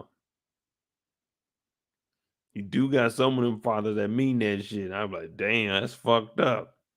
But that kid must have really did something. Or Pops is like, man, you're not fucking up everything I work for. And I can see both sides, but god damn, he said, if you fuck this up, I will disown you. He said everything. And that nigga Brayden, like, oh shit, everything? He know his dad ain't bullshitting. He come in here, Uncle Lucas is looking, what's up? Whiskey? Don't tell your dad I gave you this. And I was like, all right, Uncle Lucas. Uncle Lucas. That's a cool ass uncle. You know what I'm saying? Yeah, a little drink. I ain't getting nothing. I'm not talking about me. I'm talking about this Uncle Lucas. This Uncle Lucas. I don't give nobody underage no drink. Uncle Lucas like, drink this whiskey. Now that course correct shit you did, that shit was smooth as a motherfucker. I ain't gonna lie to you. Now that was some shit that I probably would have done back in the day with me. But as you know, I'm a hustler. Your daddy was, look at your dad, man. He walk around like he got a thumb up as you know what. I don't live like that. Plus, I heard your ass took the stand. Now that's some shit I would have never done. This nigga Brayden said. I mean, I had to. I had no choice. He looked at Brayden and said, man, we are fucking Westons. We always got a choice. So Uncle Lucas knew how to use that last name. Uncle Lucas is like Day. Uncle Lucas don't give a fuck.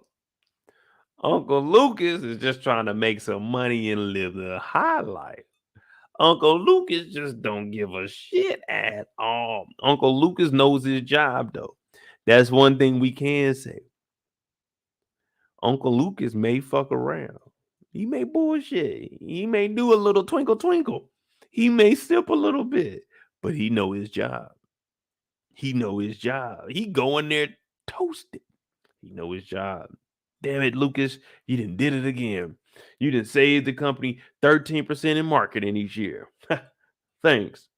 Lucas knows his job. Brayden came in here with some J's on. Hey, thank you, Miles, for that. $9.99. My bad. I owe you, Mo. Working hard, give the people quality content. Oh man, I'm just trying to entertain y'all. Because listen, if we had the family that we could fall back on with Brayden, think how fucked up society would be if everybody was just fucking off like Brayden. Think about it.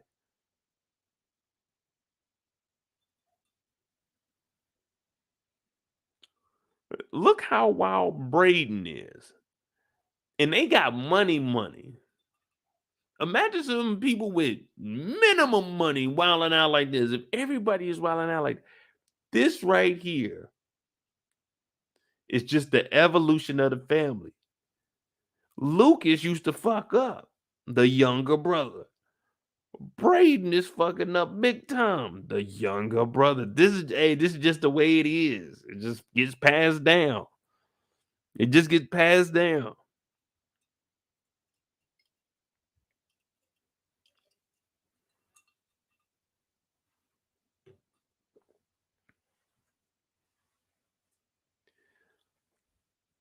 Brayden came in here, just got done pleading guilty or admitting to guilt, kicked out of school, came in here, got a whiskey on the first day,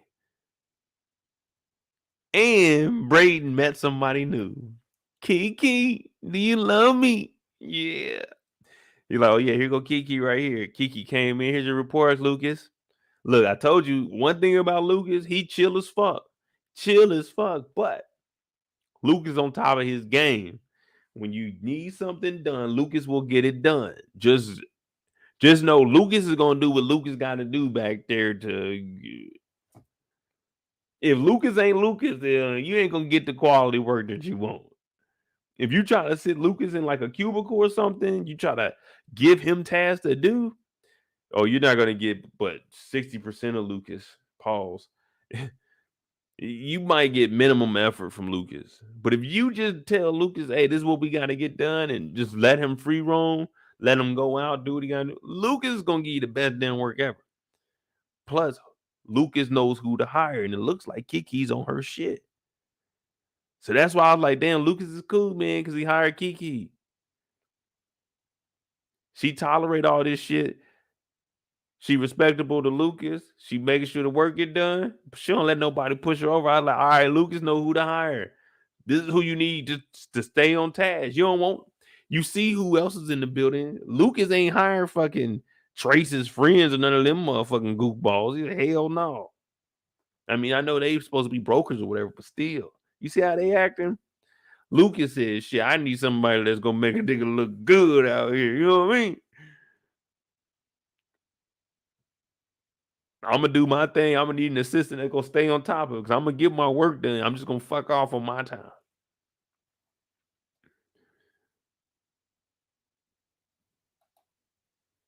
So we got Brayden stepping up.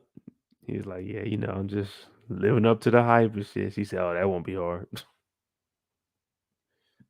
As if there was any hype behind you, Brayden. But hey, hit that like button. Hit that subscribe button if you're new on MoedotJ. This is the after show discussion of episode 1 of Power Book 2 Go Season 3. Man, it's actually a pretty good show. I ain't gonna lie to you. We still unsure if Effie telling or not. You know, that's been in the back of my mind the whole time I'm talking about this. I ain't even passionate about Brayden's story right now. I'm thinking about, man, if this motherfucker Effie, she police, who she working with? That's just going on in the back of my head right now. I'm like, man, just can't trust this damn girl, Effie. Been telling since high school, and we just allowed it. We just allowed it. Like, oh, it's Effie. It's Effie. Effie done been through a lot. We ain't even been tripping over Effie like that. Matter of fact, Effie and Brayden, they have a secret together. Now, hear me out. What if Effie gave Lauren to Jenny, and the secret is Effie told Brayden that she gave Lauren up, and the secret is don't tell Tariq that Lauren is alive. Brayden is in on it. Brayden is in on it. What do you think? What would you think if Brayden was in on it? Think about that storyline. That would be a tight ass storyline.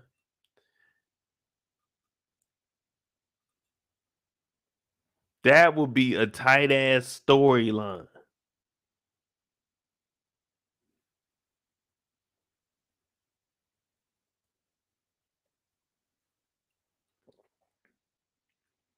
The secret is Brayden knows Lauren is alive.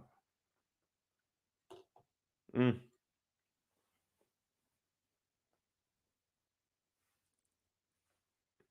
miss you, Lauren.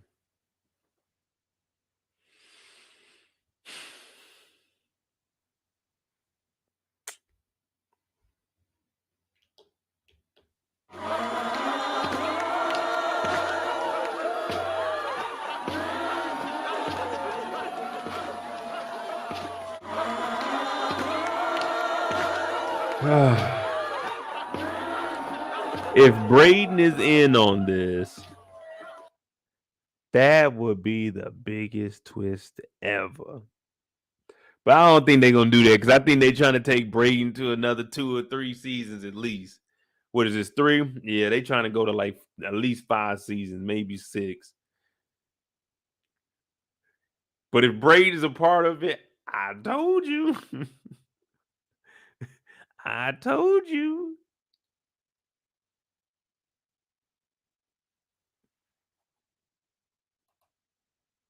But Brayden meets Kiki. Kiki says she about it. And there ain't no hype behind Brayden except that he was a dope dealer. You see, in the real world, being a former dope dealer, no one cares. Nobody cares. You come on my channel, we like, damn, nigga, you was doing it.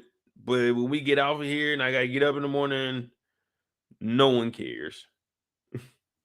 Just the way life is, man. It sucks. But no one cares that Brayden was a dope dealer. Kiki ain't trying to hear that. Kiki here to work, go home. She ain't trying to be bothered by nobody, fucking with nobody. And I understand how she feel when I get to work. You ain't got to talk to me.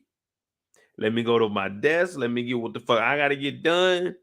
You know what I'm saying? If you come by, hey, you can say, what's up? Just keep it moving. All right, what's up? Hey, good morning. But don't come in there, hey, man, no, nigga. Until you see me get up out my desk and go down and get some snacks or go to the bathroom or something, that means I ain't ready to talk. Unless you got to tell me to do something, I ain't in the mood to talk right now. That's how she is at work all day. She like, man, the pay is good. I'm getting the knowledge that I need. I'll definitely be able to get the recommendations. I'm not fucking around with y'all. So I'm like, all right, keep holding it down. That's how I be at the job. I'm like, man, look, thank you, money. I be at work like, look, man, I'm just trying to do my job. I ain't even come here to fuck around with all y'all like that. You know what I mean? I came here to do my shit. You know what I'm saying? If we got that kind of relationship, come over, joke with me, like, you know what I'm saying? But everybody can't come over. Like, come on now. You know, I avoid talking to you. Every day I come into work, I avoid talking to you for a reason. Because I ain't got nothing to say to you. You know what I mean? We don't talk about anything. You don't even come talk to me. You've seen me go to other people's office and like sitting there and talk to them. You ain't never seen me just come sit down in your room and talk to you. That means don't come and sit down in my room and talk to me. You know what I mean? Just respect it. You know, respect that shit. That's how Kiki is at work. Kiki ain't trying to hear nothing Brayden talking about. You were a former dope dealer. Yeah, we heard about it. Everyone heard that the boss's son got on stand and admitted in front of everybody in New York City that he was moving dope. Like, no one cares, Brayden.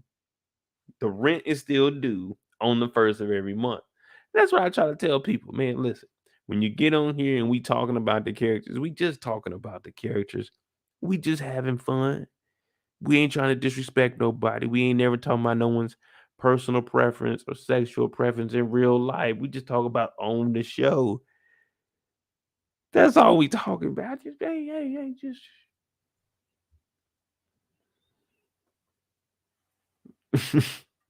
just dial it back a little bit.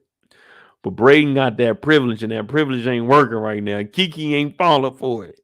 Kiki said, listen, you gonna have to come. Hey, I had niggas like Mo shoot their best shot at me. And I tried to shoot my shot at a girl like Kiki one time. Ain't go nowhere. But hey, I tried.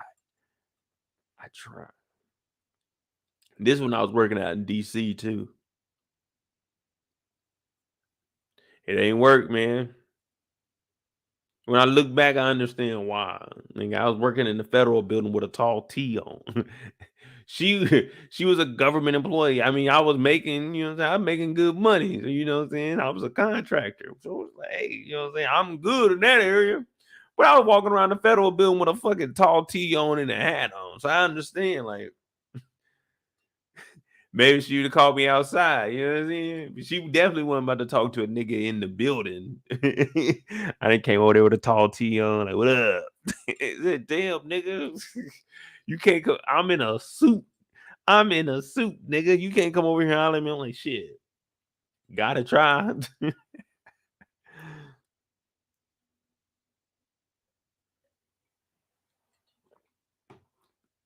Never be afraid to try.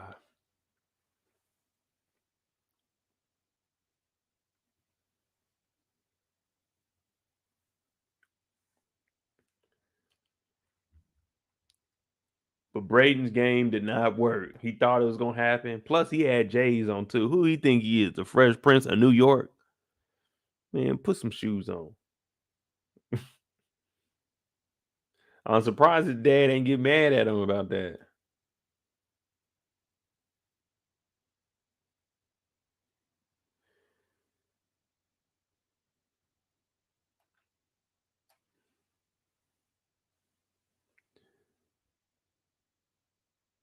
Sax can't be a CI though.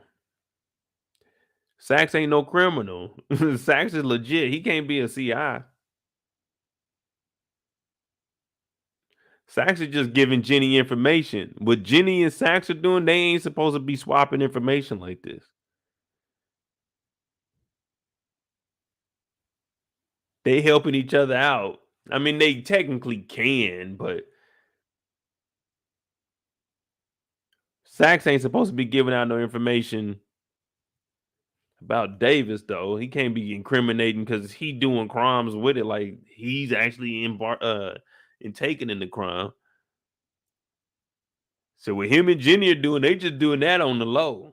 You know what I mean? All they doing is trying to give each other the connecting. You know what I'm saying? Hey, Tariq connected here, Brayden connected. You know what I mean? But yeah, Sax ain't no. He can't be a CI. He ain't no criminal. He just giving up information to try to get Jenny back.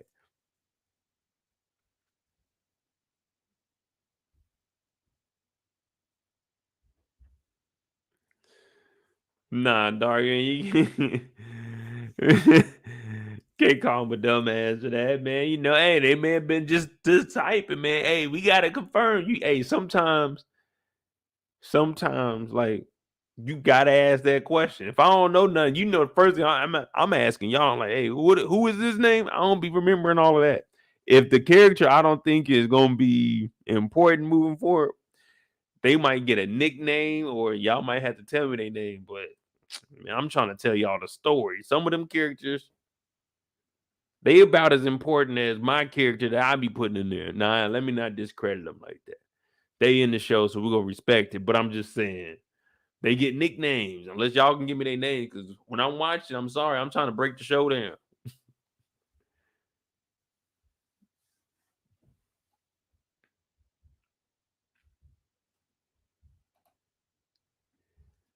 The next time we see Brayden, of course, he's at the house, but we're gonna do him. Pause. We're gonna do his story. We're gonna do his story when we get to probably with Kane's story,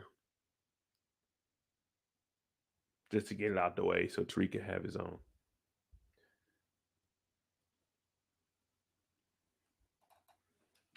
But the next time we see Brayden, we at the office.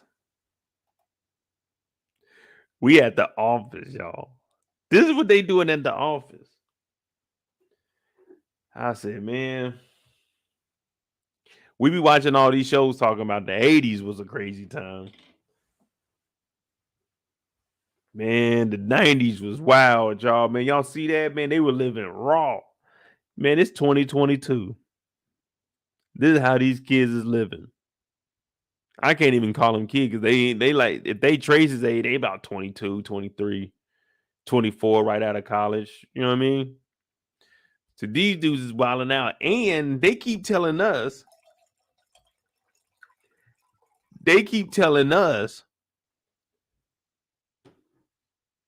Uncle Lucas is a wild motherfucker. They keep saying that Uncle Lucas be getting lit.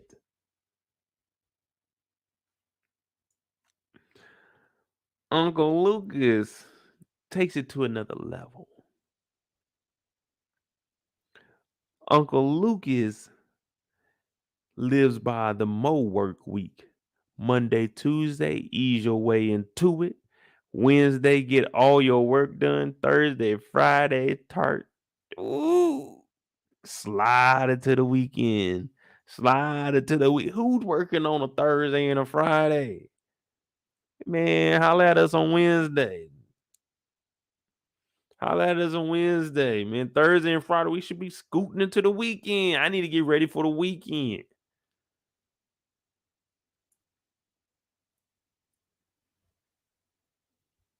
But they in here wilding out, and it kind of had me thinking, I'm like, working on Wall Street.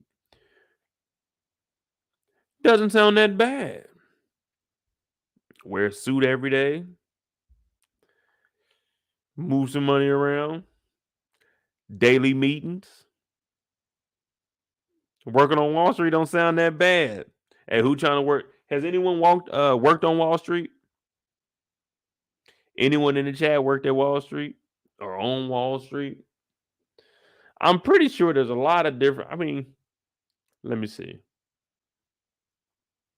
Trying to think, what did I know that's on Wall Street? With New York Stock Exchange. I don't know nothing down there, but it looked like our boy Weston Holdings is on that street, so that means they getting money.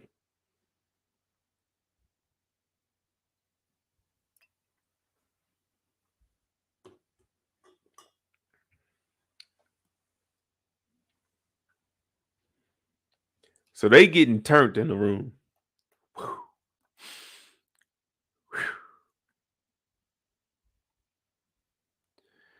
Now they sitting in the back.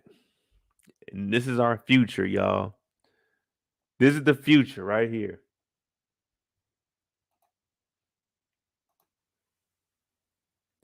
They ain't here. They getting towed up.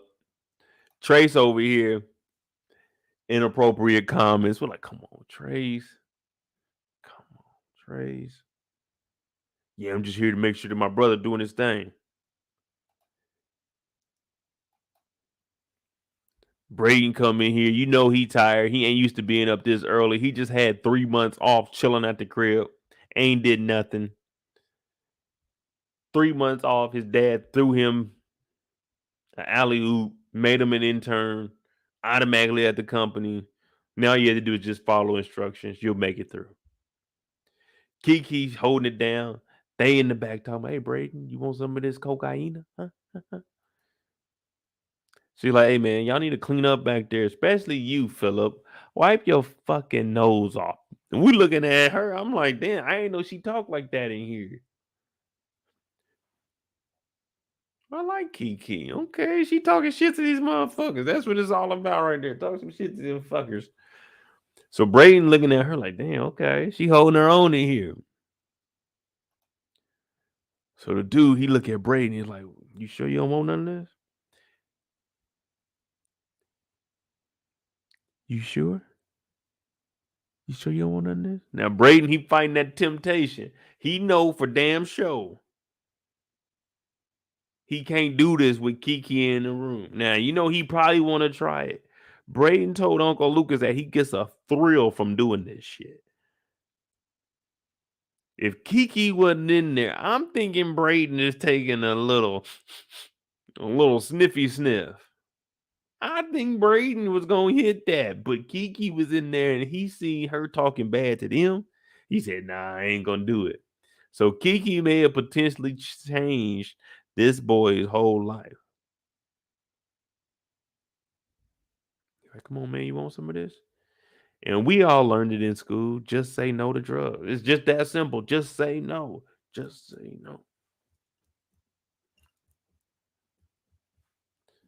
We were kids, man. We learned that. Just say no.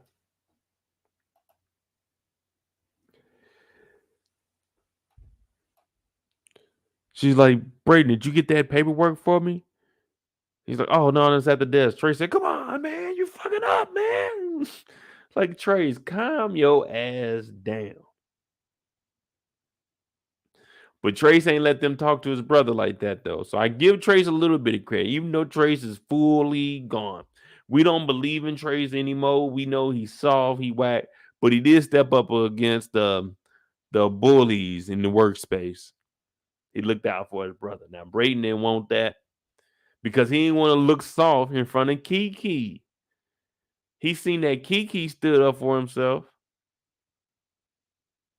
Well, stood up for herself. But he ain't do it. I was like, damn, Brayden like Kiki. All right, I see it. I see it. But just be cool, brother. Next time, come prepared. See, he would have been all right. He would have been perfectly fine if he would have had the documents with him. When all of this transpired, he could have just sat back down and chilled. But now you got to walk out there. Now everybody looking at you like, look, I'm fucking up. If you was really on top of your game, you would have had the shit here, man. That's one thing I always knew going to meetings. If there was anything I needed to bring, hey, we got to bring something to that. What we got to bring? We supposed to bring something? We get that at. Always show up to the meeting with something. Go there with like a notepad. Look busy when you go into these meetings. Make sure you got what you need and look busy. Act like you paying attention. If you are just bullshitting in the notepad, just look up, nod your head, and just write in there real quick and act like you taking notes on what the fuck they talking about. Look busy in meetings. Don't just be in the meeting because they're going to ask you a question. Mo, what do you think about these numbers? The numbers? Yeah. So these numbers we got here from last quarter, you just reading off what the title say. Yeah, last quarter's. Yeah, this is the marketing budget for last quarter. Remember, you guys, we saved, I think it was 23% last season. Yeah, well, we're thinking about doing it again. We could potentially double it up for the next quarter. You don't know what the fuck you talking about, but guess what? Neither does the boss. The boss is leaning on you to give them the information. As long as you're not fucking it up, just tell them exactly what you see right there. That's all you gotta do. But Brayden wasn't prepared. See, Brayden, he moving around. He nervous. He can't fuck up no more. But we know what's going on because Brayden, he was over there with Kane and Tariq when Noma came in and got on their ass. You see what I'm saying? So right now, he really tripping. And guess what? It's just beginning. After he goes to his desk, somehow there's some random guy in the seat. Oh shit, it's Bash. Now Bash's ass, he divorced. He done already got to hollering at Tariq. He done put Tariq on a 7-day countdown. Now he done pulled up on Brayden. Who knows how the fuck he got in Weston Holdings when he's a disgraced ex-husband of Stern and no one's fucking with him. But somehow he made it up on Wall Street, Weston Holdings, Brayden Weston's own desk, midday, New York City. He made it up here. And he tells Brayden, yeah, motherfucker, I know you. Brayden's like, what are you doing here? What do you mean, what am I doing here? You made the fucking company course correct, and it was put up under my name. You know that shit can come back to me? Brayden's like, what do you mean? He said, yeah, you got a couple of days. I'm going to need some money. I'm going to need it fast, Brayden. Brayden's like, man, look, man, you can't do that to me. Guess what? Stern ain't give a fuck, man. Stern came up in here in your family's business, talked bad to Brayden, and then told Brayden, nigga, you owe me some money, motherfucker.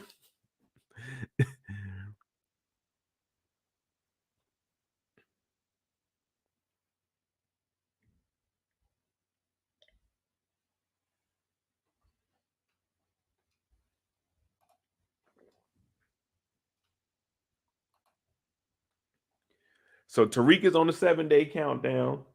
Brayden's on a 7-day countdown. The crew was on a 30-day. Man, it's a lot of stuff going on. Like, come on, man. What up, Mozzie? The next time we see Brayden, oh yeah, he links up with our boy Kane. Kane like, what's up, man? Just, hey, Kane, I got a problem, bro. What do you mean you got a problem? Well,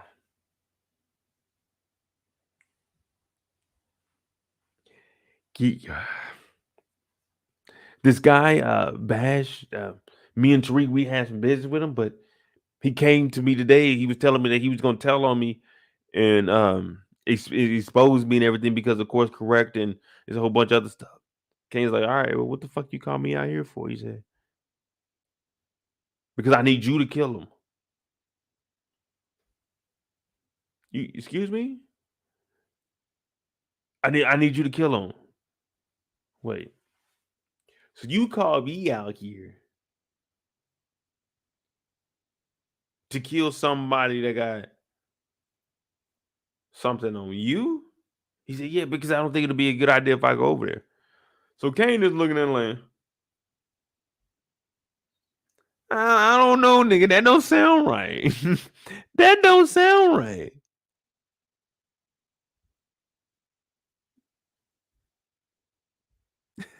What you mean you want me to go? Okay, so you want me to pull up on her? Bop bop, and we just dip out. Like, you called me out here to kill somebody for you that ain't got nothing to do with me? Yeah, man, because I don't think I should be involved with it. Brayden, you think you talking to Trace or somebody, nigga? Hell no, I ain't doing that shit. And Kane's listening to it like, dog, what the fuck do you mean? Brayden's scared, man. Where he gonna go with this? Who he gonna tell? Who? He definitely can't tell Trace this. Where he gonna go tell his dad? His dad gonna disown him if he fuck up again. So he calls Kane. Of all people, he calls Kane. But hey, these two, they about to figure it out, man. These two are about to figure it out. And that's what I wanted to see between these two. I want to see these two fuck up. That's why I said I wanted to see Kane get pistol whipped one more time because of Brayden fucking up. These two together, that's just what that's just what you expect from these two. Because Brayden would do what Kane wants him to do, but when you really start thinking about the bigger picture, when it comes to making a smarter decision, Brayden actually makes smarter decisions than Kane.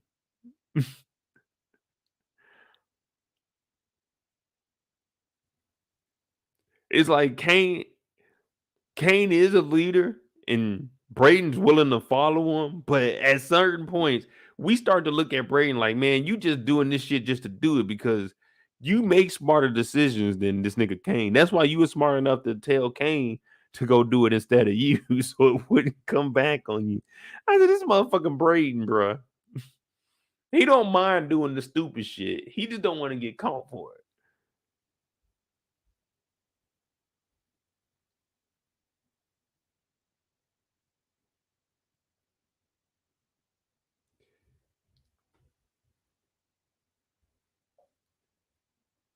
Yeah, it's like Pinky in the Brain. Pinky in the Brain. Pinky in the Brain. One is a genius, the other's insane.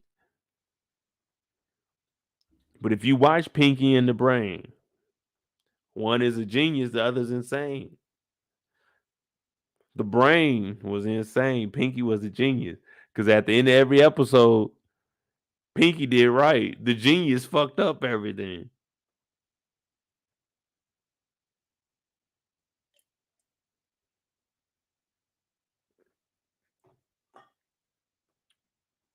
I might watch Pinky in the Brain tonight. Pinky in the Brain, Pinky in the Brain. One is a genius, the other's insane.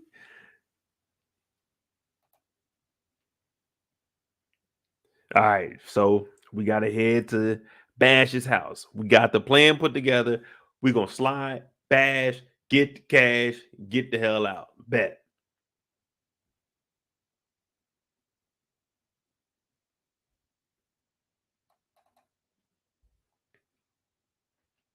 Now, my two dogs, you know what I'm saying? We're going to look it up because they spending a lot of money. They ain't got no connect. They ain't got no money coming in just yet. They got to connect.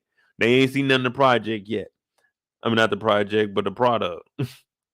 Hell, it's a project too because they're going to have to figure out how to move all of this shit. We're going to need all kinds of logistics. But these two about to go slide on Bash. Bash put Brayden on the countdown.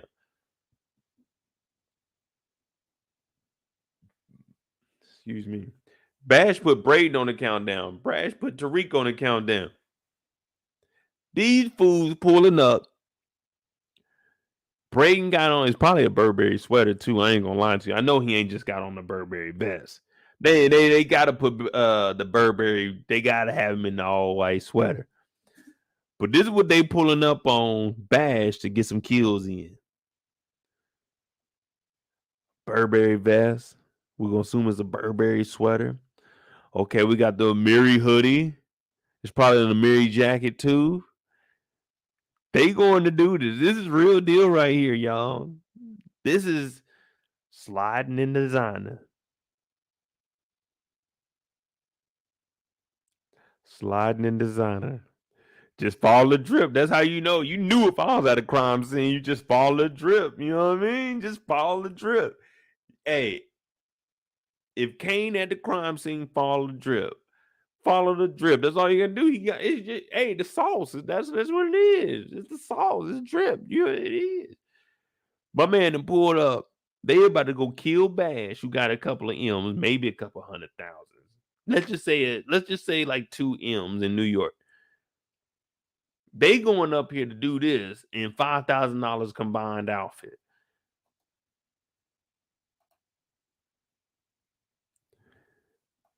Kane, this is right before a murder. Right before they're about to go upstairs, and you know what I'm saying, get it in, man. It's whatever. These two changing up the plan. It's already one thing to put together a plan to do some shit like this. It's another thing to get there. And now y'all niggas is arguing in front of the building where people can see, oh, I did see 2 dudes out there. There's a white guy and a black guy. They were outside arguing. You know what I mean? The guy that come out the damn side doors, like, who? Whoa. Hey, man, you know, I'm cool with shit, but y'all niggas don't work here, man. Y'all niggas can't come up in this motherfucker, bro. You know what I'm saying? I can't do that to the people that are in there, man. That's fucked up if I let some people run up in there, man. That's something I gotta stop. Nah, bro, y'all can't come up in here. Now I gotta deal with whatever happens, but I can't do that to the people. And to me, that's fucked up because they don't know what the hell's coming, man. I gotta take whatever comes with that.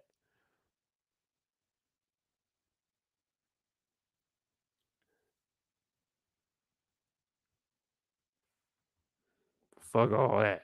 I would have seen them. I would have made sure the door closed. Like, oh no, nigga. Making sure the door is closed. I don't really be tripping though, man. I'll hold the door open for you. You might not live here, man. Fuck it. Well, you know, in the middle of the night, though, I ain't holding that motherfucker open for nobody. At nighttime, hey, you better get the clicking. You coming through the gate, you better have the clicker out. Have your clicker out. I'm making moves. You got the jog to keep up with me in the middle of the night, nigga. You ain't catching me slipping. Not saying that I'm into it with nobody. I'm just saying, man, I'm not trying to talk to. I ain't trying to say nothing to nobody. But they changing the plan up. And whoever this was seen 2 niggas in front of the building arguing and left the door wide the fuck open.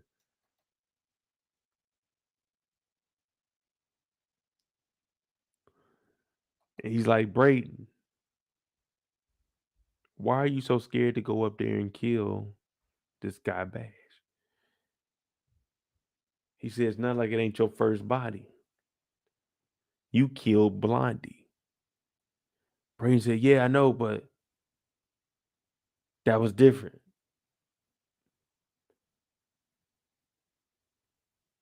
So Brayden doesn't know that Lauren is dead? Or does Brayden know that Lauren is with Jenny and she's dead?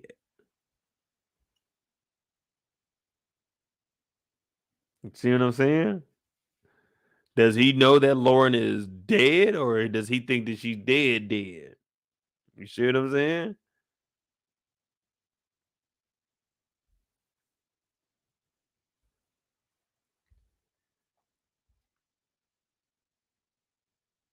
That's one thing I was hearing here. He said, yeah, but that's different. He's saying that he killed Lauren. So does he know that Effie May have gave Lauren over to the people and she's dead, or does he think that she's really dead and he just going along with it because we ain't heard from her? You see what I'm saying? That's why I said, could Brayden be the one that's embedded?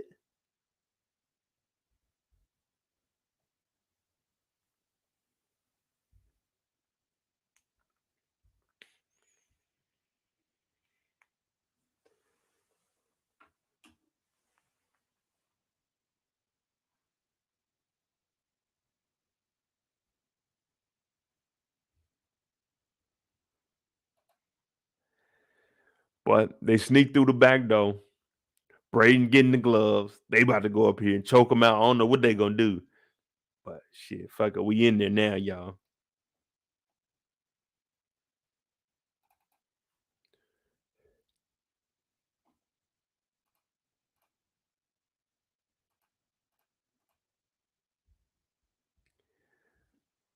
Brayden and Kane, they show up. They like, oh, whoa. Tariq, you done took it too far, Tariq.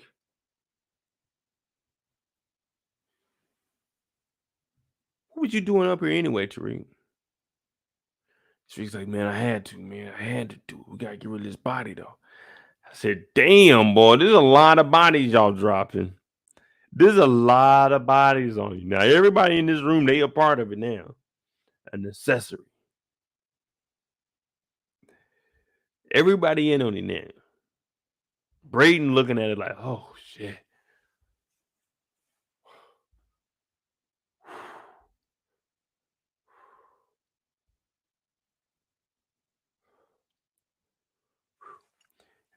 Brayden's thinking, thank you, I'm a Weston. I can make a choice.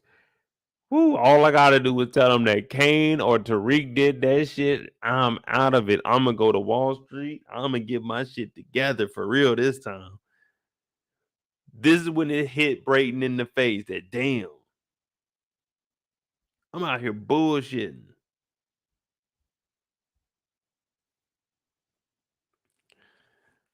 But guess what? It don't phase Brayden. Just like Trace wilding out with his boys, the further you go down in the DNA, they just get wilder and wilder and wilder. Brayden the youngest, he took it to another level. Trace just doing a little bit of coke. That's all Trace doing. Just a little bit here, just a little bit there, partying a little bit there. You know what I'm saying? Having fun. Brayden is moving it. I got Bobby by the pound, Whitney by the key, DJ Screw by the gallon. The game belonged to me. Yeah. Brayden is loving this shit. Brayden told his uncle, man, I don't know, man. I just get that urge. Ooh, I get that drive, man. Because when I get this feeling, I want a cocaine feeling. Cocaine, cocaine. Yeah, like, come on, Brayden. You got to calm your ass down, nigga. They didn't came up here. He didn't call the body now. But guess what? He a Weston. We done seen him get on the stand and tell everybody, yeah, I'm a kingpin. I'm a dope dealer. That was me. I did it. What up? What y'all gonna do? All they did was kick him out of school. And guess what he did? Went to the Weston Holdings. It's still a win for him. Like, come on, man. But that Tejada boy, it's over with. St. Patrick, it's over with. These two, they gonna go down. If they go to jail, we knew that was gonna happen. Brayden ain't gonna go to jail. Brayden gonna get some probation. Brayden gonna go back to Wall Street. Brayden gonna get he gonna get an inheritance from Pops. Pops made this on him, but he's still gonna give him a disinheritance. I mean, disinheritance. He's still gonna give him an inheritance, even though he disliked him. Brayden's still gonna be good. Everybody else, Tariq gotta finish school. Kane, the biggest achievement Kane's gonna have is being the leader of the Tejada family. And we know if he ever makes it that high, they're not gonna last long. Tejada family might have 4 episodes, maybe 5 episodes after Kane takes over. Like episode 6, 7, it might be they on the decline.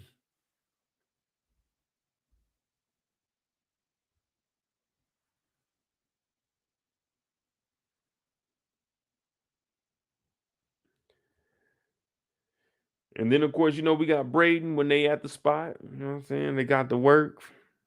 He just wants to know how to move, man. Y'all think they're going to be able to move to work? And is Brayden putting himself in a fucked up situation? Excuse me.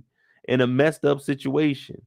Does Brayden need to be in any of this? Or should Brayden just follow the family, get into Weston Holdings, learn how to do this shit, and just continue life? What y'all think about Brayden?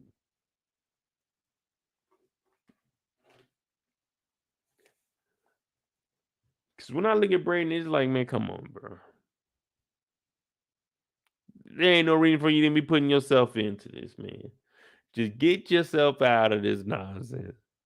But Brayden love this shit. Man, it's a fucking body. As soon as I would have seen Bash was dead, nigga, I'm out the building. I'm going back to work tomorrow. I don't know nothing about nothing. That's all I'm saying is I don't know nothing.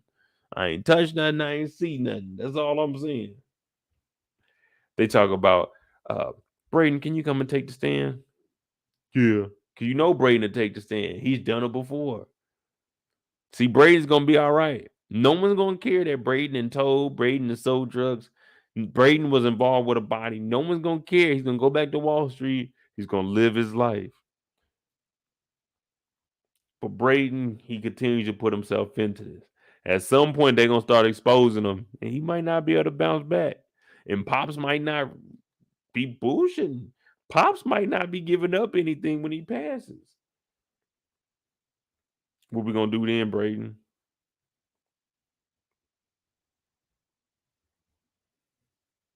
You know what I mean? Brayden, you doing too much, brother.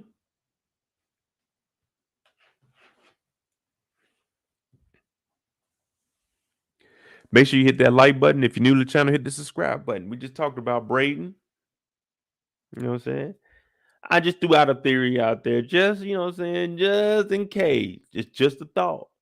What if Brayden knows that Effie gave Lauren up? Just saying. What if?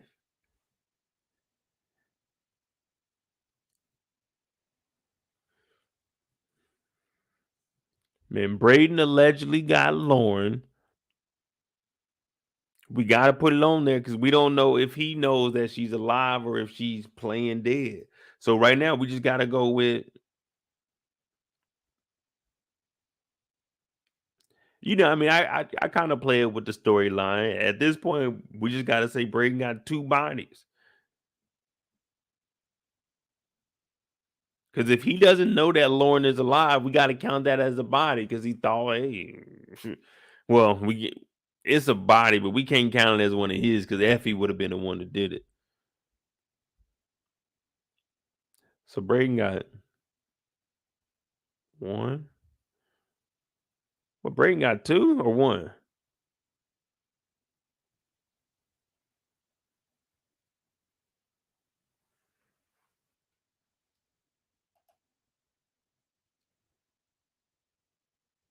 Well, Bash is dead. Now we don't owe him no money. So that's a positive.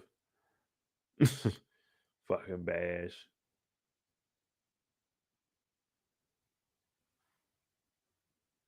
No, Xavier. My boy just killed, he just killed Bash. He came in here and made sure Bash is dead. Brayden got a body, man. We got to give him that body. He came in here. He came in here. He seen it happen. He seen it happen. You got to give him that body. Come on, man. We got to give Brayden one, man. And he got Lauren. He got Lauren too. Come on now. Hey, we got to give Brayden. Brayden got two bodies, man. Fuck that. We're gonna give Brayden some clout. Brayden got two bodies.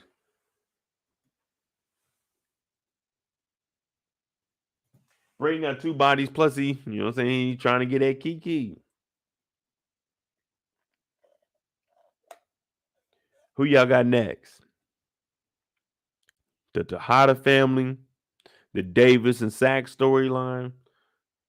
Yeah, and then Tariq. And that's really it. Man, that's crazy. Well, the Tejada family, it's like 9 of them. So we got to break down everybody. Well, we can. Drew is part of Kane's story, man.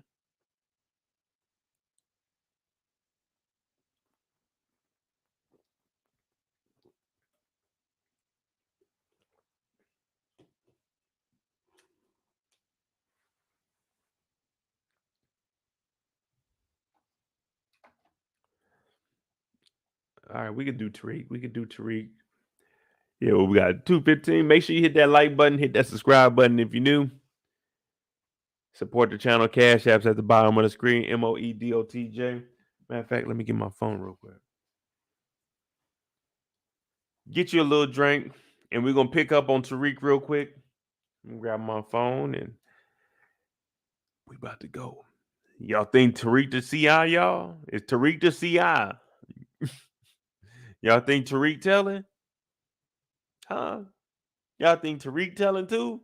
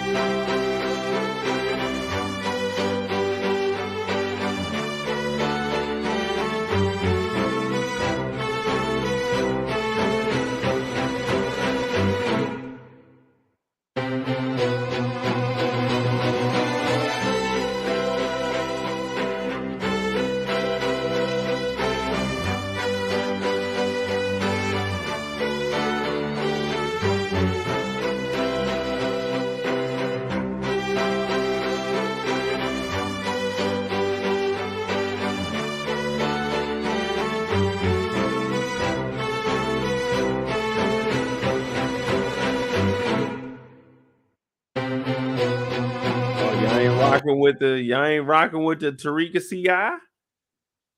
I'm just throwing that out there. I'm just saying, man.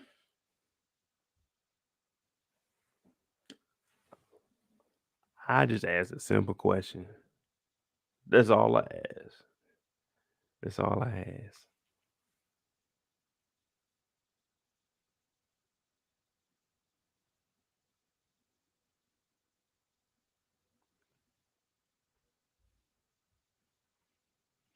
No problem, BB.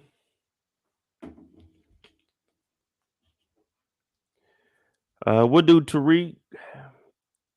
Talk about the kid's story.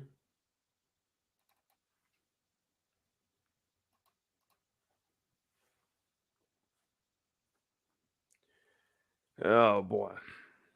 Good old Tariq St. Patrick.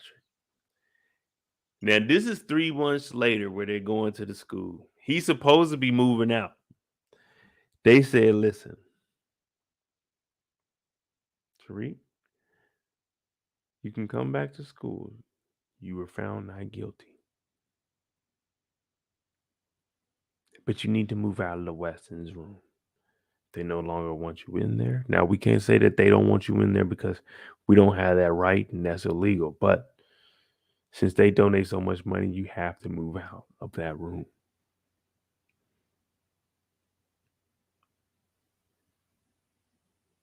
Soon, 3 months pass. Tariq is finally getting to the room and moving out. First day of school also, or the week of. Tariq been bullshitting all summer. What did he say they've been doing all summer? They've been kicking it all summer. They had all summer to move this nigga Tariq. They had all summer. They moved Effie stuff down there, but they had all summer and Tariq never moved the stuff out. But they packing up right now. And Tariq, he kind of going through it. Because remember, him and Lauren, they were it. Whenever you seen Lauren, you would always think, man, that Tariq girl right there. You know what I mean? Because Effie don't want to be Tariq girl. So Tariq going through the drawer. And, we all got pictures. Baby Yaz. Oh, so adorable. His sister Rainey. Oh, so adorable. R.I.P. Tariq's like, damn, I miss them all. Grandma.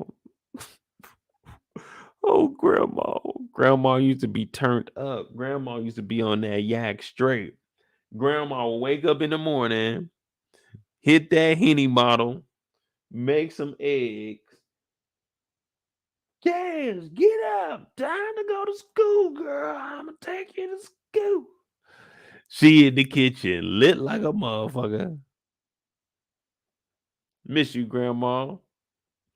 Trying to tell Tasha to get your shit right before you fuck up everything. Tasha ain't listen. Drove her mama crazy. Drove her mama to the liquor. Then there's a picture of Tariq and Bay. Tariq and Bay. Y'all remember Lauren? Yeah, Tariq said, hey, I need you to go with Brayden. Brayden, I need you to get her out of here. Protect her. Do what you got to do. Get her away from here. Because if they get a hold of her, they might kill her, bro. Brayden, do this for me.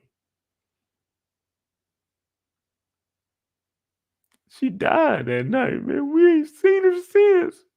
Fucking Zach said that she died in a car wreck.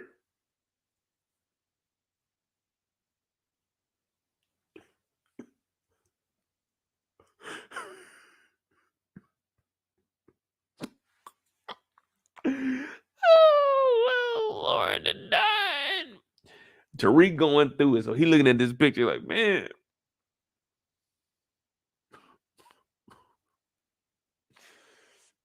Oh, baby, bye.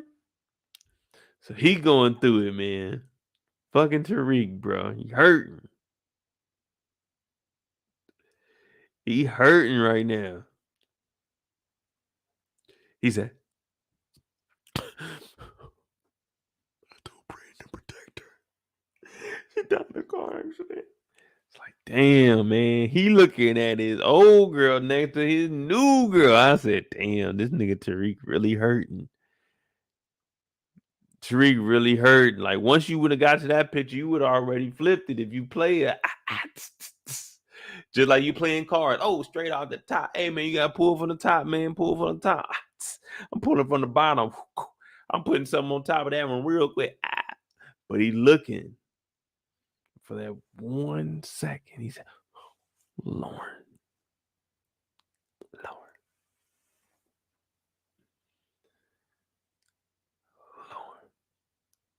Well, he's really thinking about Lauren right now. And I told you there was a song. And it related directly to Tariq's life. I wake up in the morning, got murder on my mind. That whole song is about Tariq, man. That's Tariq's lifestyle. I was listening to that today. I said,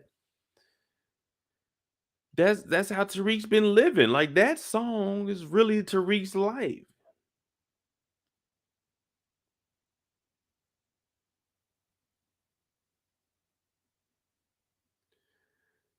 When I was looking at the lyrics and rapping it back, I said, well, Tariq did that. Tariq did this. Now, if y'all know the story about YNW Melly, that young man, I don't know if he did it or not, but he's wild.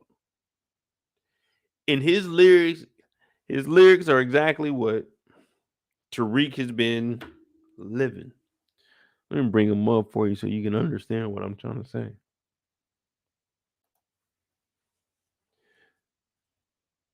I ain't get to roll no weed. I ain't get to roll no swisher.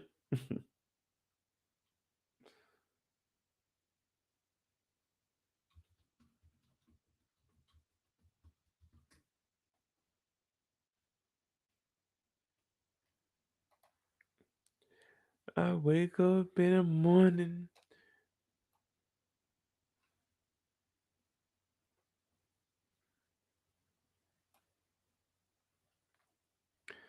Look, this is exactly what happened to Tariq. I ain't get to roll no weed. I ain't get to roll no swishers. I was locked up on Christmas. I ain't get to see my niggas. Ain't get to give my mom no hugs, give her no kisses. He said, I can't even post on my Instagram because the pussy niggas be snitching. Everybody acting suspicious. Might probably say that I'm tripping. When I'm all alone in my jail cell, I tend to get in my feelings. Hey, Tariq was in that jail cell getting in his feelings, wasn't he? Everybody acting suspicious. They might say that Tariq is tripping. That's Tariq, right? He can't even post on his Instagram because they be snitching. Jabari was out here snitching. Tariq couldn't do nothing because Jabari was out here snitching. Then he said, when I'm all alone in my jail cell, I tend to get in my feelings. I said, damn, that's how Tariq was. Then what he say? I don't understand these women who go around pretending as if they really fuck with me. So I love them all for it. I mean, from a distance. I said, damn, Tariq ain't really liking nobody like that. Keeping Diana at a distance. Now he got her at a distance. I'm like, okay. Okay, little Tariq, I see what you doing here. You living life. And all he knows is that Lauren died. Not knowing that the woman next to him is lying about everything she says.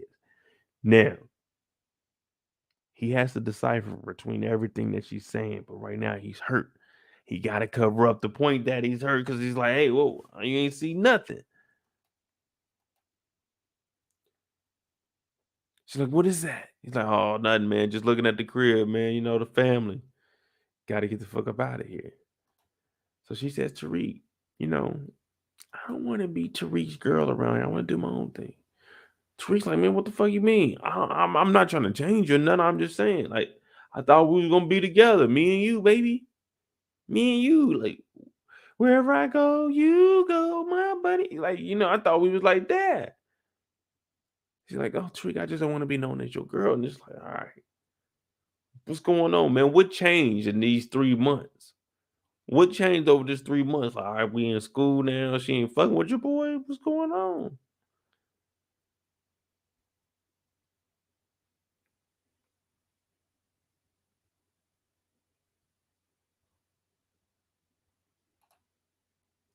Tariq ain't trying to change nobody. Tariq just wants her to be there for him. He ain't got nobody.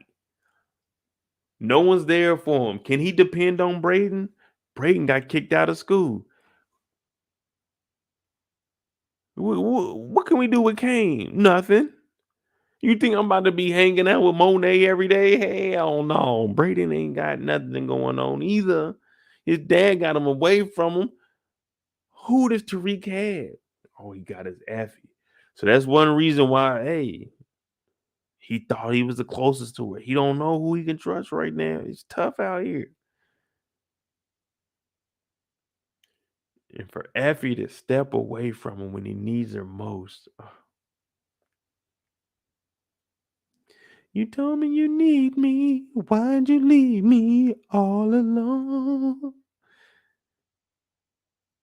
You must have me confused with some other guy. Grammy, you rap. Yeah, that's what he need to be on. But Tariq, he got too much love for Effie. Lauren's gone. He can't talk to his mom and his sister. He has no one. He's vulnerable. We're looking at baby ghost right here. Lily's baby ghost. He doesn't have anywhere to go, y'all. It's him versus the world. He's kicked out of his dorm room. He just got notified today. He got kicked out the room. He ain't got nowhere to go. And then his girlfriend just broke up with him. Do you know what happens when that heart is broken? Oh, you don't want to get out the bed for a couple days. You calling in from work. Parents calling you, just chilling. You ain't doing nothing. Maybe ate like once or twice. You laying on the couch. You don't know if today is Wednesday or if it's Monday. You're just living. That's how Tariq is feeling right now. Tariq is down and out. And then on top of all of that, somebody come in and you looking like, who the fuck is this? Because you know we in there high as a motherfucker. It's Brayden mama. Brayden mama coming here tripping. She talking about, oh no, Tariq. What you doing in here? You looking at her like, hey man, what the fuck is wrong? What's wrong with you? Even Becca's looking at her mama like, hey mama, you embarrassing me. Mama looking at her like, oh, shut up, Becky. How dare you talking? We did everything we could to get you into this room. So she over here talking to Becca. Tariq's talking about, man, look, I'm innocent. Because you're never found innocent. You just found not guilty. What up? It is what it is. So she's in here talking about, you need to be gone ASAP. Tariq's like, man, we're going to be up out of here. So Tariq got to deal with his girl tripping. Then he got to deal with his boy mama tripping. It's like, come on, man, what we going to do in here? Why is it everybody against me?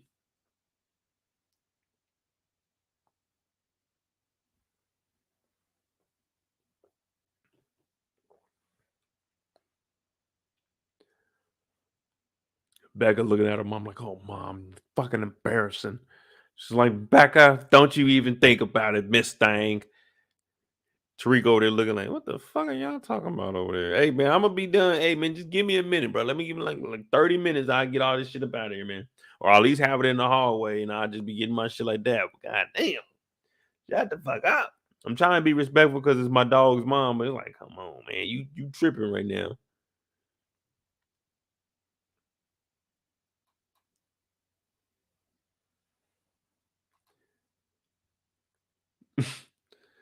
This is the outfit that Tariq, all the kills that Tariq be getting, he need to be wearing this outfit right here, all black. Tariq be wearing the most loudest shit when he goes to get him a kill. Tariq went over there with a white Leatherman.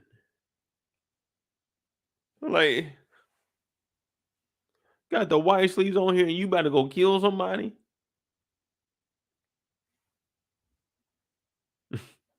You need to, hey, every time you leave your dorm room, you need to be putting on all black because you don't know what the fuck you gonna get into. Any particular time of the day, Tariq can get into some bullshit.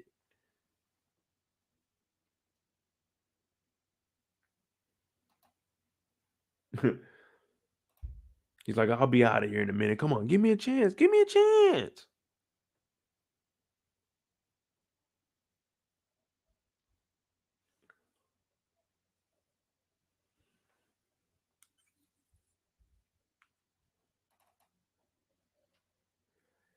What you guys think about Tate in this scene right here?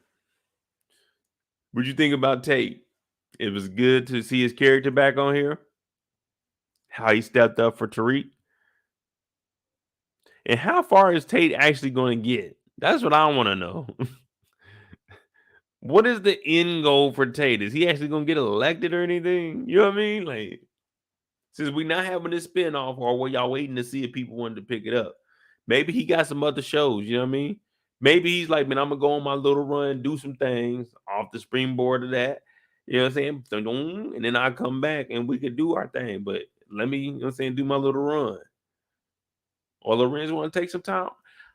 Larenz Tate, we talked about it. He a smooth ass actor, man. It's like, from what I see, it don't look like the brother struggling. You know what I'm saying? He ain't behind on nothing. He saved money. He did, you know what I'm saying? A couple of good investments. I ain't never really looked into his story like that, but you know what I'm saying? He seemed like, man, he do this shit because he want to do it, man. For him, it's fun. That's what it looked like to me. But I tell you one thing, he always plays smooth.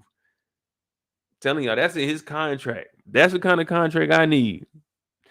I need to be a smooth character. Now, if they kill me off, I'm fine with getting killed off. But let me go out, you know what I'm saying, swinging or something. Unless somebody come up and just like knock me out. You know what I mean? Bow. Damn, Mo, that was a weak ass ending for you. Yeah, I know, man. I told him I wanted to shoot it out, but they ain't let me.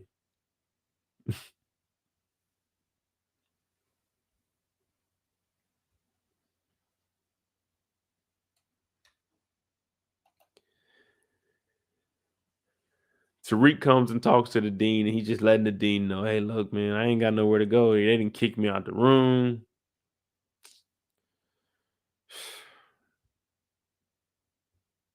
What's up, Dean? Like I tried everything, man. I went to housing, they were tripping. My tuition, everything is taken care of, but I can't get no room or nothing. The dean gonna look at him and say, well, you know, there's a lot of alumnus and donors. They don't really want you here on campus anymore. They don't feel safe. Trick's like, what? What for? I was not guilty. And the dean said, yeah, well, I mean, you're not innocent. And they just said you're not guilty.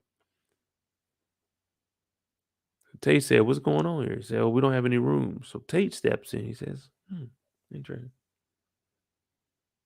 Well, in the system, you're never found innocent, Dean. You're only found not guilty. So, if we can't get Tariq a room today, I don't know if you heard or not, but I had a spinoff at one point in time. It was called Influence. I have a lot of influence. And on my next campaign, what I will do is let thousands and thousands and thousands of my followers know. Stansfield, the African American male, don't quite treat them quite equal as all the other members. Now, people in the room, they looking, they like, oh shit, what is Tate talking about? Because those investors are the people in here eating. Everybody looking around. Tate got loud enough. Look at this man right here.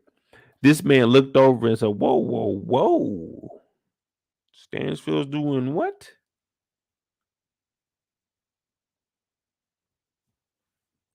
I'm going to talk to you after this, Dean. You're discriminating against people? So everybody's hearing this like, whoa, whoa, whoa, whoa, whoa.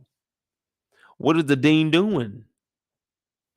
The dean looked over because, hey, once this start coming out, when them articles start dropping, it's over with. Everybody going down.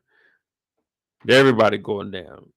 They coming after you. They coming after you. They coming after you. Who been partnering up and doing bullshit at work? That's what it's gonna come down to. That's what it's gonna come down to. So he looking around. They looking at him. So, oh shit, this shit getting realer by the minute, y'all. Tate's like, yeah, don't even worry about it. But you all know what comes with Tate. Tate is about the ladies and about making some money or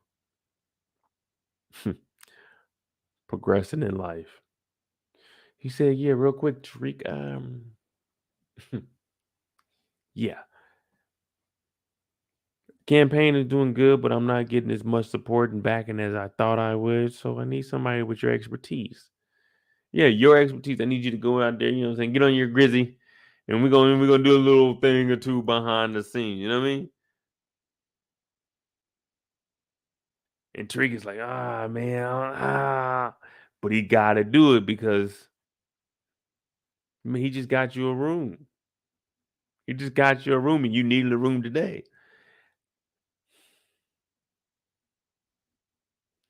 I don't know if I could work for Tate. I don't know if I could work for Tate. You know what I'm saying? I could be an employee of Tate. I couldn't be like Tariq working out here trying to do shit because I owe Tate. You know what I mean? I can't work for Tate. I could work for Tate. This nigga is putting his campaign in the hands of Tariq. And Tariq is doing all of this for a room. You got the room now. Even if Tate don't support it, it's like, all right, you got your room now. You know what I mean? If they kick you out now, you still got the case now. Now you can really go ahead with it. But hey, fuck it. Tariq, you got 30 days to move that weight. And we don't know how many days you got to help out on this fucking campaign. What y'all think? What is the most extreme thing you think that Tate is gonna have Tariq do this season?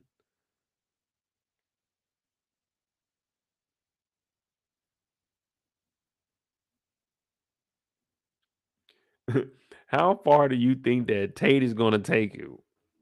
Hey, Tariq, you owe me. All right, what I need you to do is go pass out some flyers. Then I want you to go down to the Empire State Building. In the Empire State Building, they're gonna have a meeting. I need you to go into this Congress. I mean, not this Congress, but go into this little conference hall. Go in there, listen to it, and record. There's gonna be a guy sitting in the front row, 3 seats from the left. He's gonna be sitting there at the end of the night. We need you to go talk to him. I want you to convince him to have everyone that he works for in that union to come and vote for me. It's like, Tate, you giving a huge ass mission to Tariq. Talk about the campaign ain't going good. Nigga, how the fuck is Tariq about that?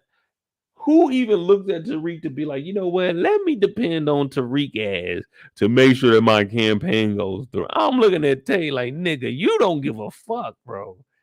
Tate can't be serious. I fuck with Tate, but I'm looking at this like, Tate, really, nigga? You depending on Tariq to save the campaign? Come on, man.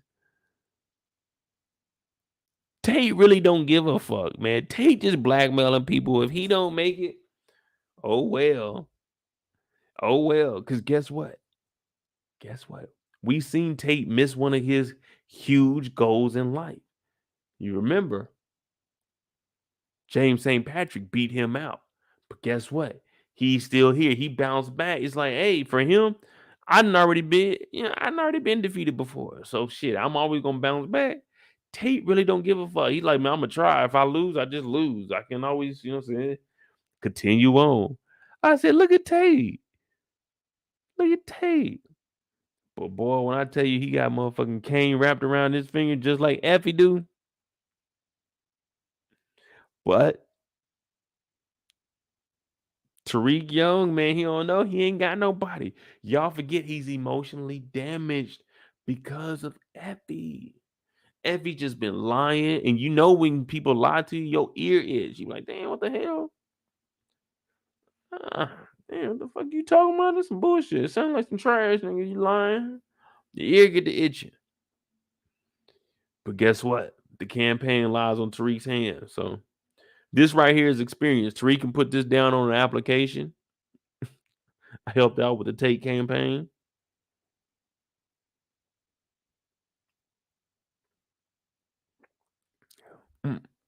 Who knows? But Tate, he wants one. He wants to be old. You got to help out with the campaign.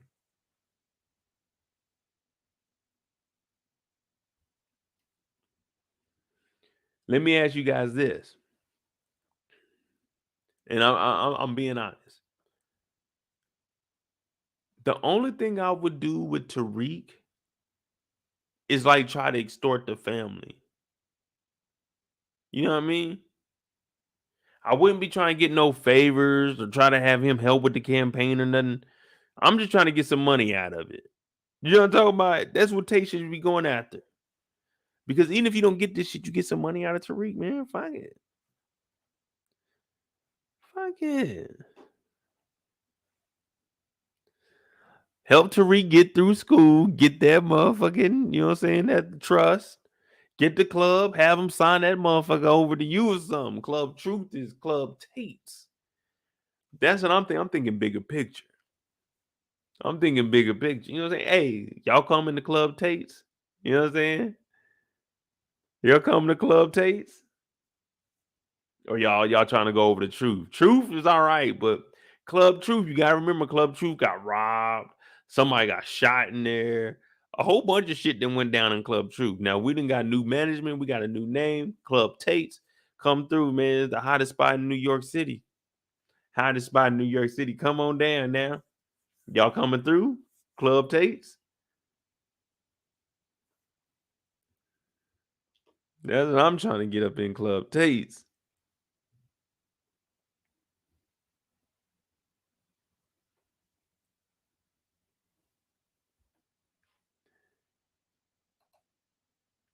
Now Tariq owes him one. Damn, Tariq looking around like, fuck. This nigga Tate got me again.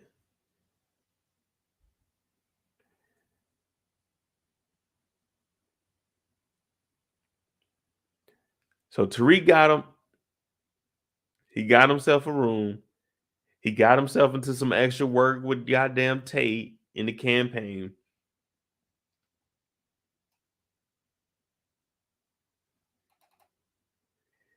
After all of this, he runs into Bash. Now, we know Bash ends up getting killed by Tariq. But the reason for that is because Bash is like, hey, look, hey, Tariq, come here real quick. Let me holler at you. Tariq's like, what's up, man? He said, nah, it ain't no what's up, man. You did that course correct bullshit, nigga. You and Brayden. Brayden got on the stand, but I know the truth, nigga. You was the CEO. You was behind that shit. So look, check it out. It's September 1st. You got to the 8th. You got to the 8th before I get to telling the police about your bitch ass. Yeah, you got to the 8th before I tell the police on you. You got to come up with some bread. So Tariq's looking like, fuck.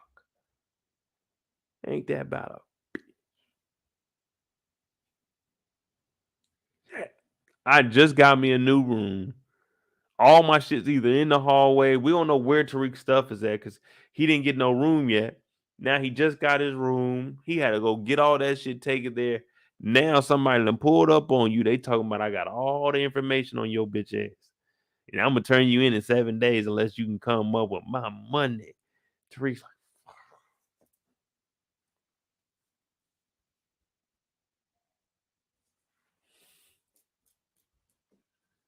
and I was feeling exactly like Tariq. It's like, dog, hey, I'm tired of this shit, dog. I ain't got nothing, man. I ain't got no money. I ain't got no plug. I ain't got nothing. Nigga talking about I want some money. I was like, okay, I'm gonna owe you some money. I'm gonna owe you some money. Okay. So fucking Badger like, yeah, man, 7 days, bro. 7 days.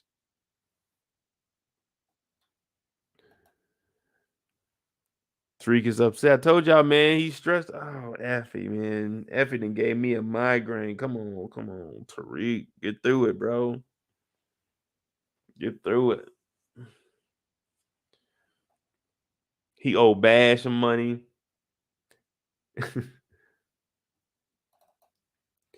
They show up to the spot. Now, y'all got to be careful around elevators. Have any of y'all ever been stuck on the elevator before? I've only been stuck on an elevator one time. I don't play around with elevators. I don't stick, when you stick your hand in the door, so it's supposed to open back up. I don't do that. I just let that motherfucker close. I'll be pressing the button. Nah, man, I ain't doing none of that.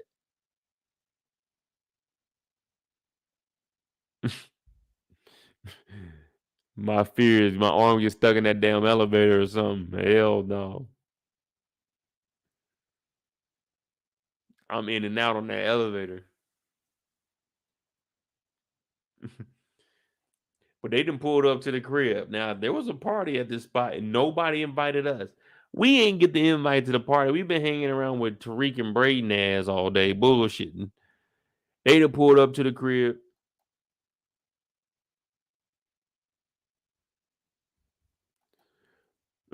Brayden talking about, man, you had a party and then invited brother? Man, shut up, Tom Brady. They're like, damn, you living in here now? This is kind of a nice spot, man. Would y'all move in here? Would y'all live up in the spot? I'll probably stay in there. I ain't gonna lie. I'm talking about I would stay in there like me. Because I ain't doing nothing. I ain't moving no dough. I'm about to be chilling this mug until my mama sell it. Hell, and I'm trying to convince my mama, like, hey, man, we ain't got to sell it, ma, to make money. Just let me live in this motherfucker. Should I sit in it? You know what I mean? I'll sit in it.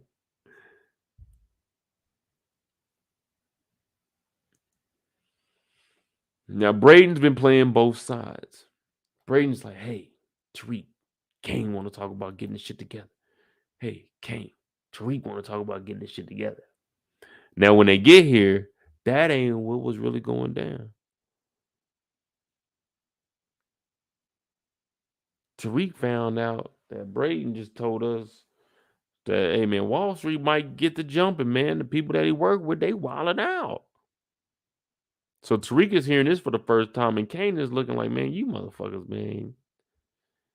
Y'all niggas weak. So everybody's sitting here and they trying to come up with a plan on how this is going to work. And Kane is saying, look, I'm not going to work with y'all. I'll only work with Effie. So Kane wants to work with Effie because we know that Kane been trying to get at Effie.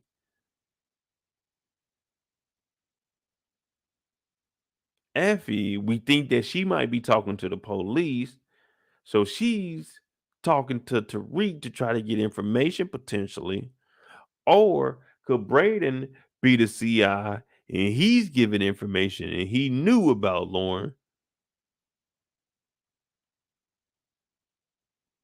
And he's giving the information because he brought Tariq and Kane back together. You see what I'm saying? It's all kinds of shit. Who knows, man?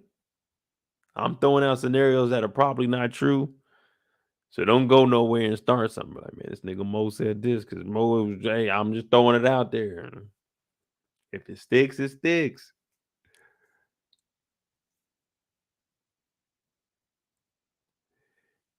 How did Brayden find out where Bash stayed? Did I miss something?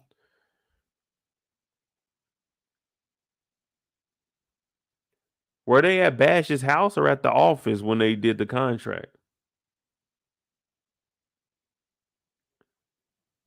I mean, that is a good question.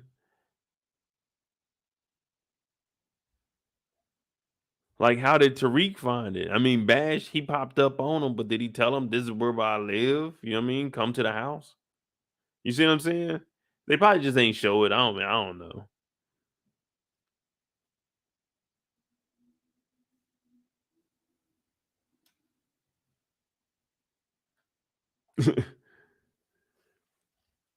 Who knows? That's a TV part right there. That's a TV part right there. We got to just fill in the blank. Fill in the blank. I guess he knew. Who knows?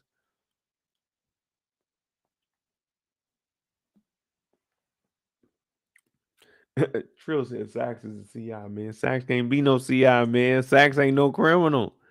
Sax is clean. Sax is doing his job. We're going to have to stop disrespecting Sax. He's one of my favorite characters.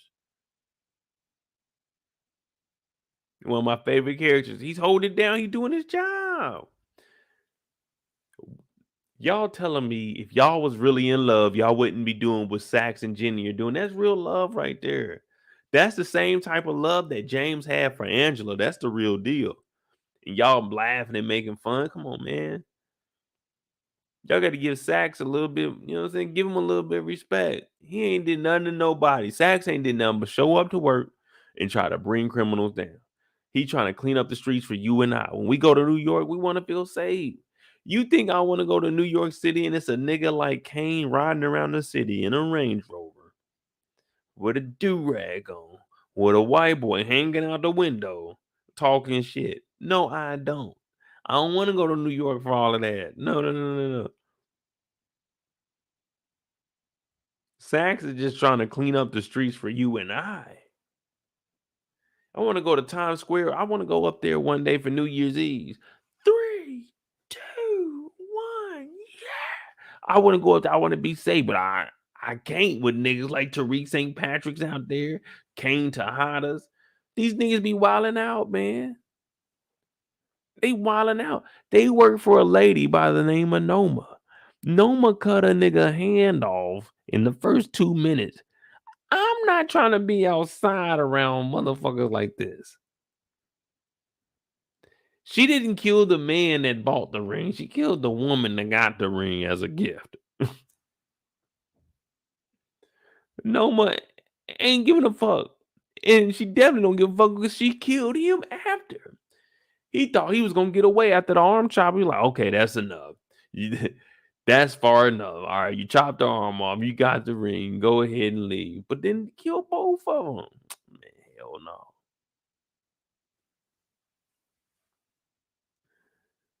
Sax is trying to get these people off the street. Sax ain't no CI. Sax is, if anything, I could say that Sax is the definition of a true American hero. When you look at Sax, you gotta start putting Sax up there. Mount Rushmore, we might be able to carve Sax face in. Mount Rushmore. Which one of the presidents said I cannot tell a lie? Was it Abraham Lincoln, George Washington? One of them with the cherry tree, I cannot tell a lie. Sax got to stop all crime.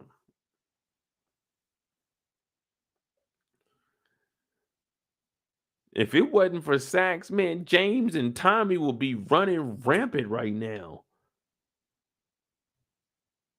You got to understand what Sax did. Sax has been fighting fire with fire for the last 9 seasons.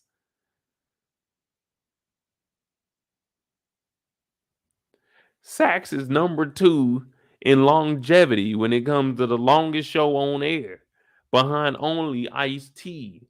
Sax is doing his thing. No matter what, Saxton lost 8 jobs. Sax always bounces back. Sax never gives up. And we're out here calling him a CI. There needs to be more respect put on his name because what he's done, we've never seen anyone accomplish as much as the Sack's done in the seasons that he's been in the OG power up until now. Sax has put in more work than any character you name on television. Name one, and I'll tell you all the work that Sax has done that is more than what they've done. Sax has been putting in work overtime. This nigga single-handedly got Tommy about the city, got James about the city, Lobos. He got what was old boy, all of them. I can't even remember all their names, but he got all of them up out of there. Yeah. Sax went through it all. Cause I'm the realest nigga in this. Y'all know it. Cause I'm the realest nigga in this. Y'all know it. Cause I'm the realest nigga in this. Y'all know it. Cause I'm the realest nigga in this.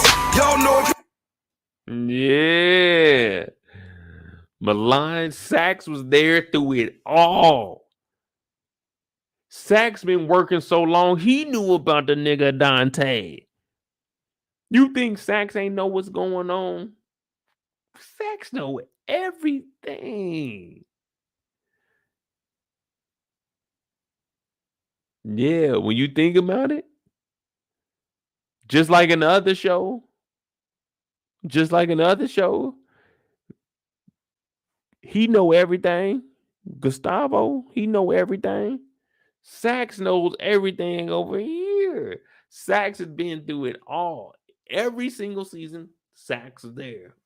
You can't get rid of him.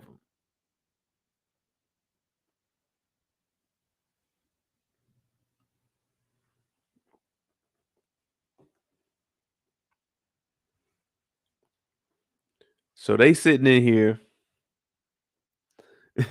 They said we supposed to be talking about Tariq meeting over Noma and them. Hell, somebody called Sax a CI. I said, whoa, not Sax. Not my dog. Nah, my man's doing his job, man. Like my man is going to work. My dog is doing everything he need to do. My man's is clocking in on time. He over there talking to Jenny, getting some time. You know what I mean? He doing what he's supposed to be doing.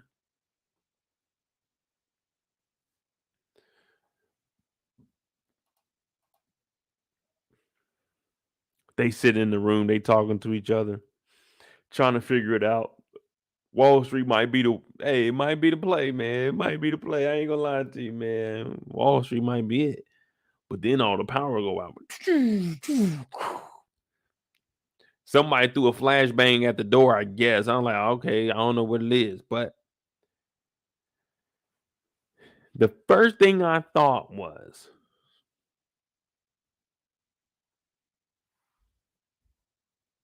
what the fuck is security doing, dog?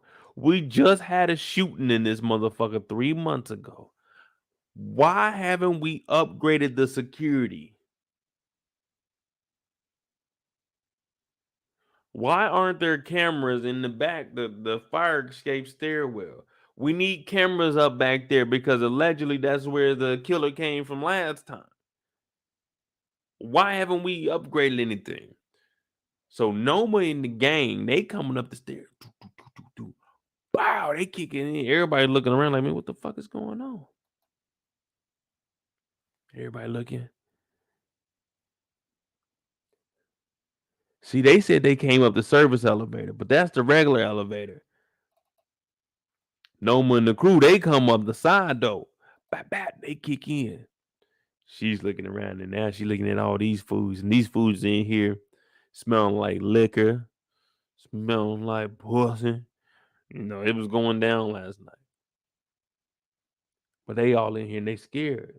And Obi walks up to Kane and tells him, man, get down on your knees, bro. Just drop on down, bro. This ain't what you think. It's not a robbery. We ain't here to play. Get your ass down. Can't talk about, nah, I ain't doing that. Now, Tariq looking like, man, all right, these boys is for real. These boys is for real. Now, this is where you got to be cautious, y'all. If you ever in this kind of situation, you got to play it cool, man. Do what they say. Don't try to be no fucking hero. Don't try to be no hero. Because all you could do is wish for the best. Now, I'm not saying what I'm about to tell you gonna work, but damn it, this would happen if I was there. I'm listening to it.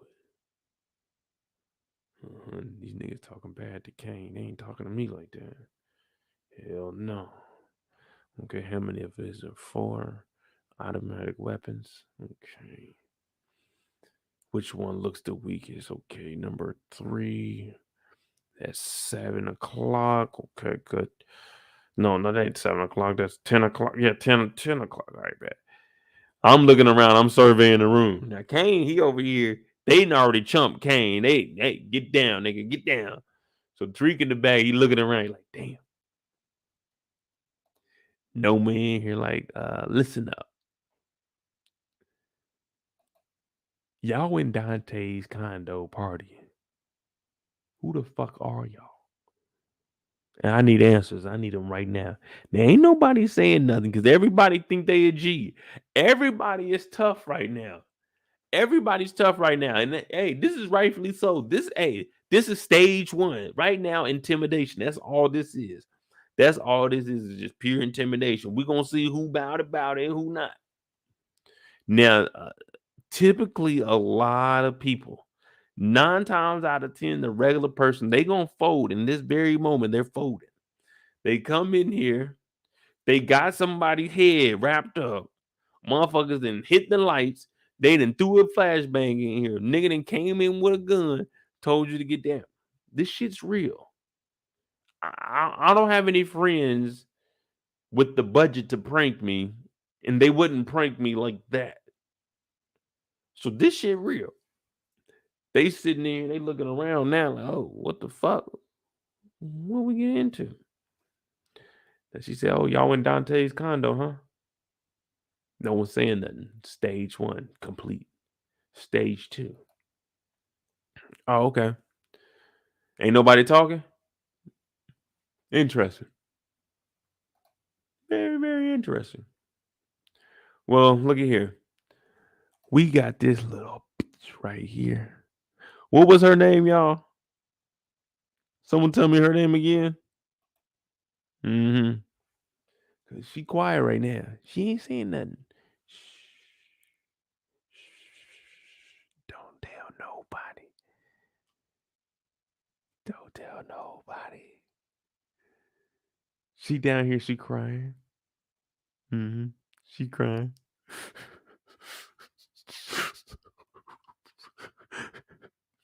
She's scared. She was scared. She was scared.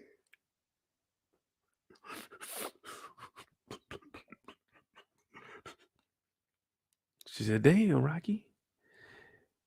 Damn, Rocky. Thank you, kicking it with Carrie. Damn, Rocky. You quiet as a motherfucker right now, bitch. Where all that talking from? Mecca told me you used to go crazy. Mecca told me you used to be wild. You was wild. You was scared, huh? Don't be scared. Don't be scared. You was scared, huh? Don't be scared. Don't be scared. Why you not talking, Rocky? So she's sitting here, she crying because, you know, Mecca was doing his thing. Let me see you 1-2 step, rock. Yeah, he was doing his 1-2 step. Man, come on, it's Dante Spears, aka Mecca, aka the global snitch. See, y'all talking about that snitching in the local area, within your area code. I got pros. I got pros in different areas. No. He was the global snitch. He had Noma. He had Rocky. He had Monet. All while telling on niggas. All while telling on niggas. Now, Noma's in here, and this is stage 2. Because remember, everybody was tough earlier. Wasn't nobody talking. We holding it down. G code. We ain't saying nothing. We ain't saying nothing.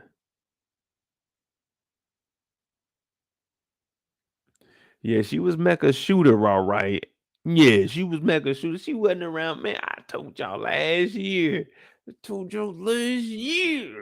I said, man, Mecca messing around with her. Ain't no way she number 1. Noma is a Noma said, I'm the number one. I'm the number one. Don't nobody get close to him. That's why I'm telling y'all, I think Noma is back because she thinks that ring was going to go to Monet. She's still like, Mecca, man. I'm telling y'all, that's what I'm thinking. I'm telling y'all. Any woman that was close to Mecca, she's coming back for it.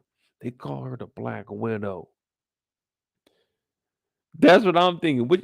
Could y'all believe that? Hey, man, she's just trying to get even, man. Look, you can't pull up on Noma's man and think you about to get away with that.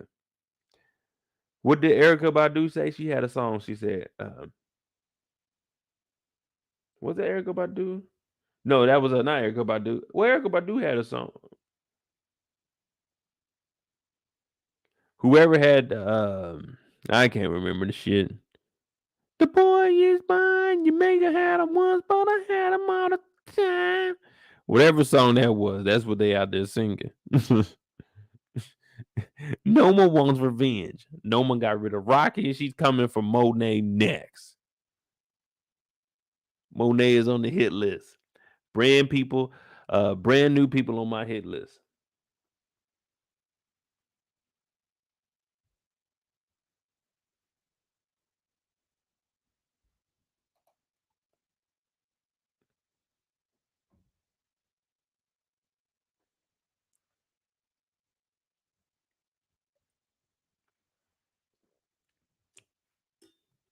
So are y'all thinking Noma has, like, is she involved in all of this because of, the love for Dante?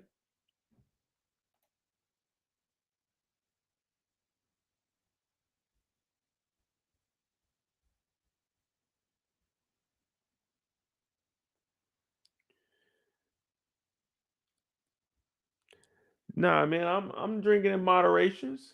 I'm drinking moderation. It ain't that. I only pulled up a little more, and we only did one. This is only glass number 2. Now we good. We had a good pace. Look, we ain't even halfway. You know what I mean? We chilling. We good. We right on schedule. We right on task. Y'all know me. Y'all know me, man. We good. We good. Right now, Rocky ain't good. Rocky sitting here. She got that Thule next to her. Now I'm in the back looking because it was a party. Now y'all forgot because we ain't got the Kane's character yet. But I was at the party. Well, guess what? I passed out. Right. I'm in the back. I passed out. Tariq and them pulled up. The lights went out. That's when I woke up. Well, when I woke up, I heard some moving and shit. So I'm in the back. I'm laying like this, trying to look up under the chair.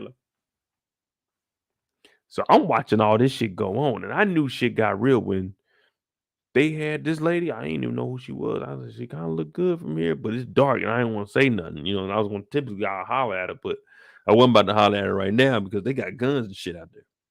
When they put that bag down, I knew all three of them were like, damn, nigga, this shit for real, for real.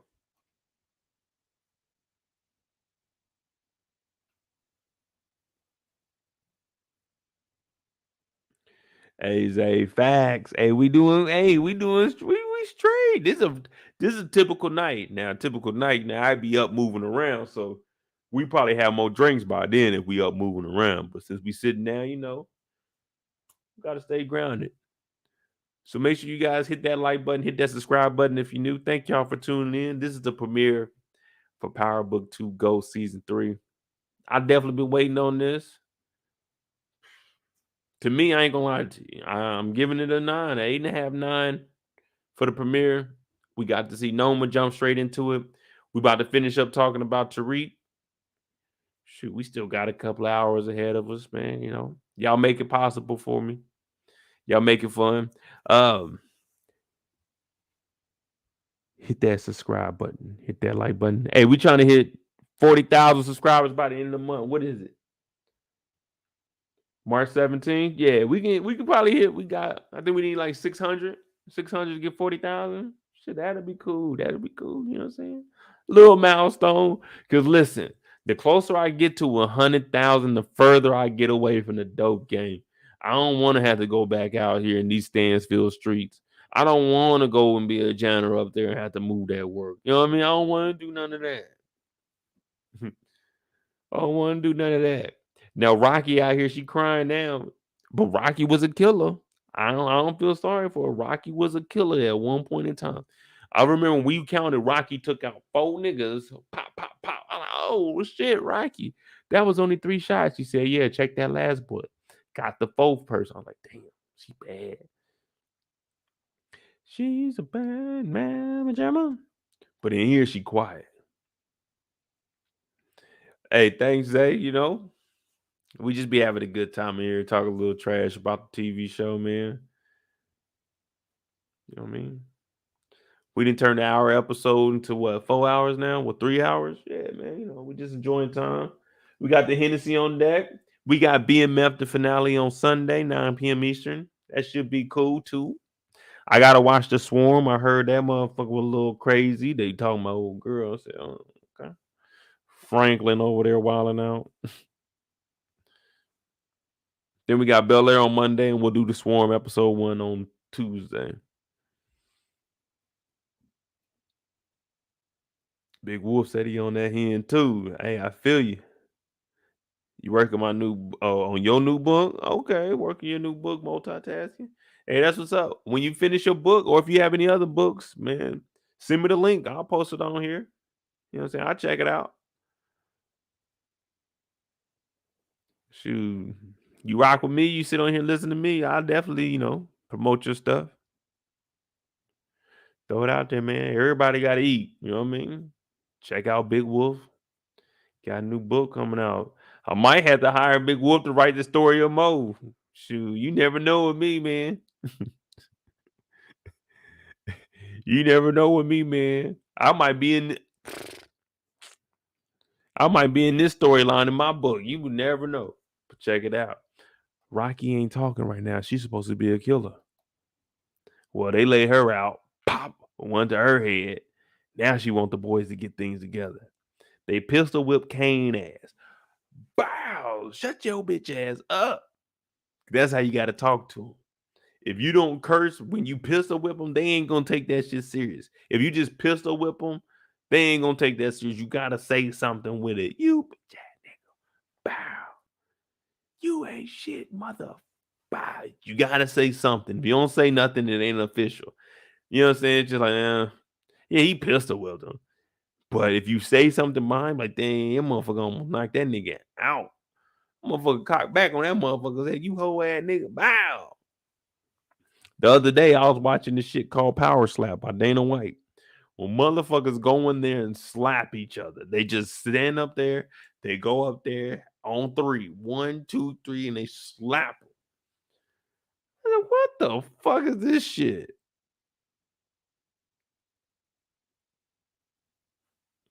But they should have pistol whipped this nigga Kane one more time, and that would have been good for the show. I wanted to see Brayden say something that like was off, and they pistol whipped like said Brayden and said, "Yeah, man, we're better than Mecca. He wasn't shit." Like say if he over exaggerated like that, they pistol whipped Kane because he said, "Bitch, shut up." That would have been good in my opinion.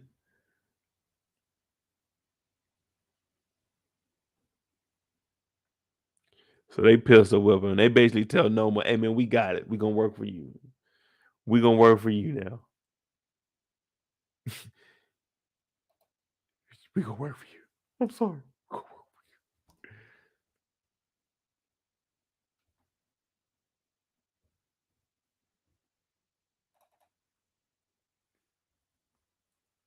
Tariq shows up and he's telling Davis, hey, look, man, we're gonna try to read this article. All right. In the news flash, New York. What is saying? Couple found murdered in gruesome fashion in Central Park. All right, so it's September 9th. No, September 10th. All right, y'all. We on September 10th.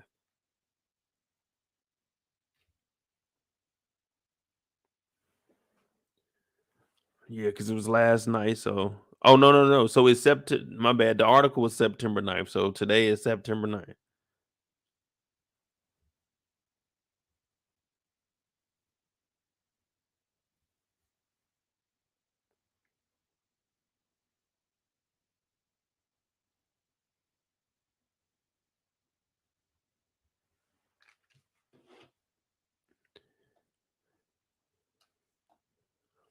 It says Donald Hauser and Claire Scott were found dead in Central Park with bullet holes piercing their skulls. The NYPD are investigating at a homicide. Donald and Claire were spotted by all right, so that's all we got. But we September 9th. September 9th, 2022. Back.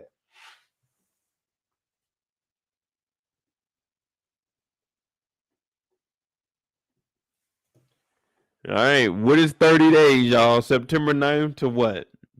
Let's just say October 9th. Or we'll do October 10th because it's only 30 days.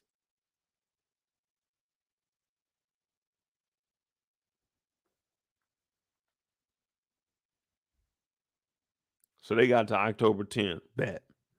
So if we see Halloween before this 30 days is up, man, they jumping all around, y'all. They jumping all around. September 9th was on a Friday. Bet. So today is a Friday.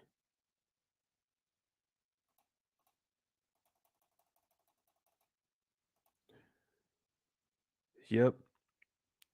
4:35 on a Friday. What was y'all doing? 4:35 on Friday, September 9th, 2022 in New York.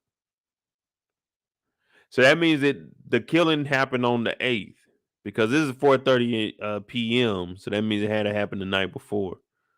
Bet. But Tariq shows up and he's like, hey, man, I'm pretty sure this lady showed up to the crib, dog. She cut a motherfucking hand off in front of me, man. They was like, who is this bitch? He's like, man, I think her name is Noma, dog. That's all I know, man. But this motherfucker is not playing. She pulled a motherfucking chop out on us last night.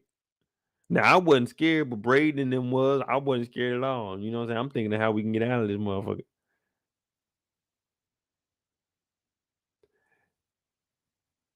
Hey, you know it. We reading articles. We trying to figure out everything. I just like to know the time frame of stuff. You know what I mean? I like to know the time frames. Because when I'm watching, I'm like, all right, how many days has it been? You know what I mean? Just because I look at the realism in the shows, man. I mean, of course, I know they can't show everything, but I be trying to keep my own little time jump. I don't know, man. When I was younger, I just always thought about that. Like, and it just always stuck with me. How much time is in between a scene? You know what I mean?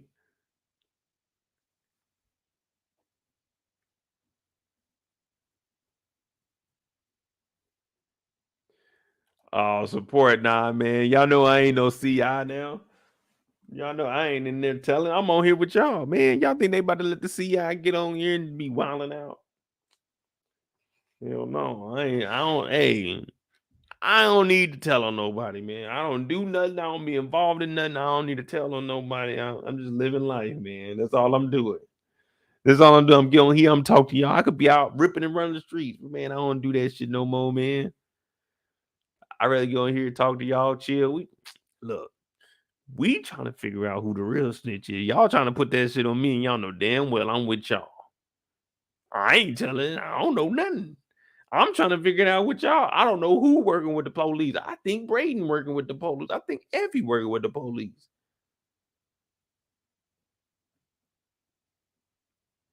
And when it come to Lauren, I don't even think Lauren's the CI. Because how is Lauren the CI? She ain't no criminal. What information is she giving if she playing dead and she ain't even in the streets figuring out nothing? Lauren didn't even know nothing about course correct. So she can't be it. I'm looking at Effie like, motherfucker, this is on you, baby. This is on you. There's no getting out of this one. I'm looking at you, Effie. But hey, we don't know nothing yet. So I'm looking at it like, man, fuck. All right. Tariq, you said you got a new connect. And this motherfucker name is Noma. We got to get rid of Noma.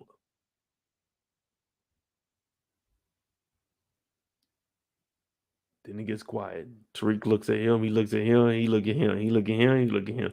He said, yeah, I'm gonna need you to keep a heads up on whoever's watching Dante's condo, because we're gonna be over there. We're gonna be moving at work. He said, all right, that's gonna cost you. Now you know we got a money counter right now. Davis, we're just gonna say Davis is at that $5.5 million. Ain't that how much the ring went for? 5.5.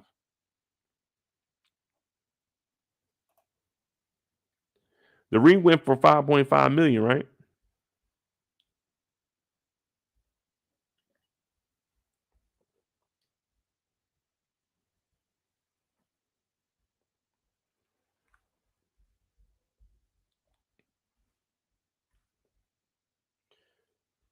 Another question I wanted to ask you all. The ring went for $5.5 million. What was the lot number for the ring? Does anyone remember the lot number?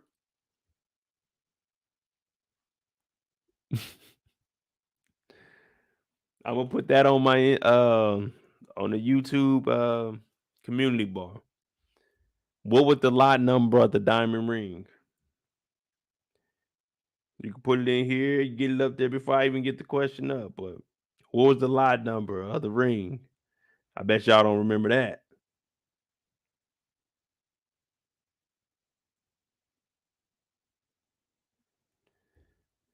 Pocket watching? No, I'm not pocket watching. I'm trying to get y'all. I'm trying to get y'all in the right area. You know what I mean? We got to figure out, you know what I'm saying, how much money is being made.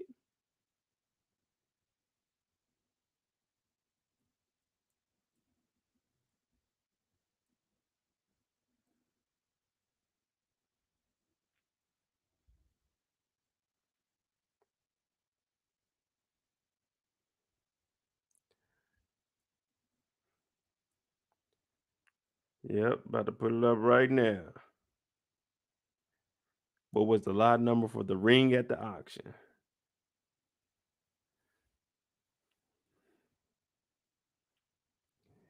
Y'all figure that out? Let me know.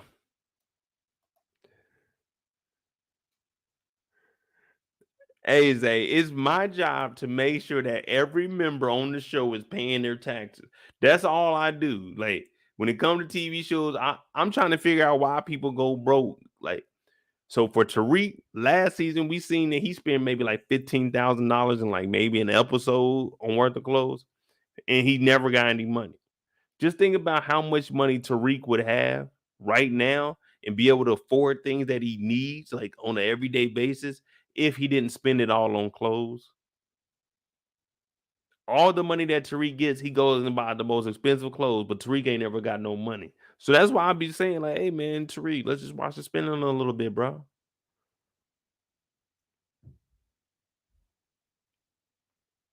You know what I mean? No, I'm not in nobody's pockets. So when I say that Davis made $1.5 million off of the Tejadas last year, was I in Davis's pocket, or did they tell us that's what how much he made? 500,000, 500,000, 500,000. I'm not in his pocket. If they disclose it, I'm not in their pockets. I got a right to know too, right? I got a right to know too, right? Y'all curious too. Y'all, I'm pocket watching. Ain't none of y'all say nothing. How come all y'all know how much the ring sold for, pocket watchers? How y'all know that man had $5.5 million, you pocket watchers? Yeah, you see, everybody watches everybody's pockets. Everybody knew how much the ring went for. 5.5, bro. Hell yeah. That's, hey, I can make a song called 5.5 mil because y'all gonna know the words because y'all pocket watching. 5.5 mil. 5.5 mil. Everybody gonna go crazy off the 5.5 mil.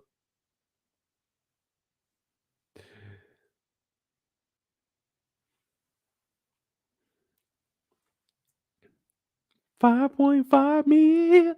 Everybody gonna be going crazy over that because y'all pocket watching.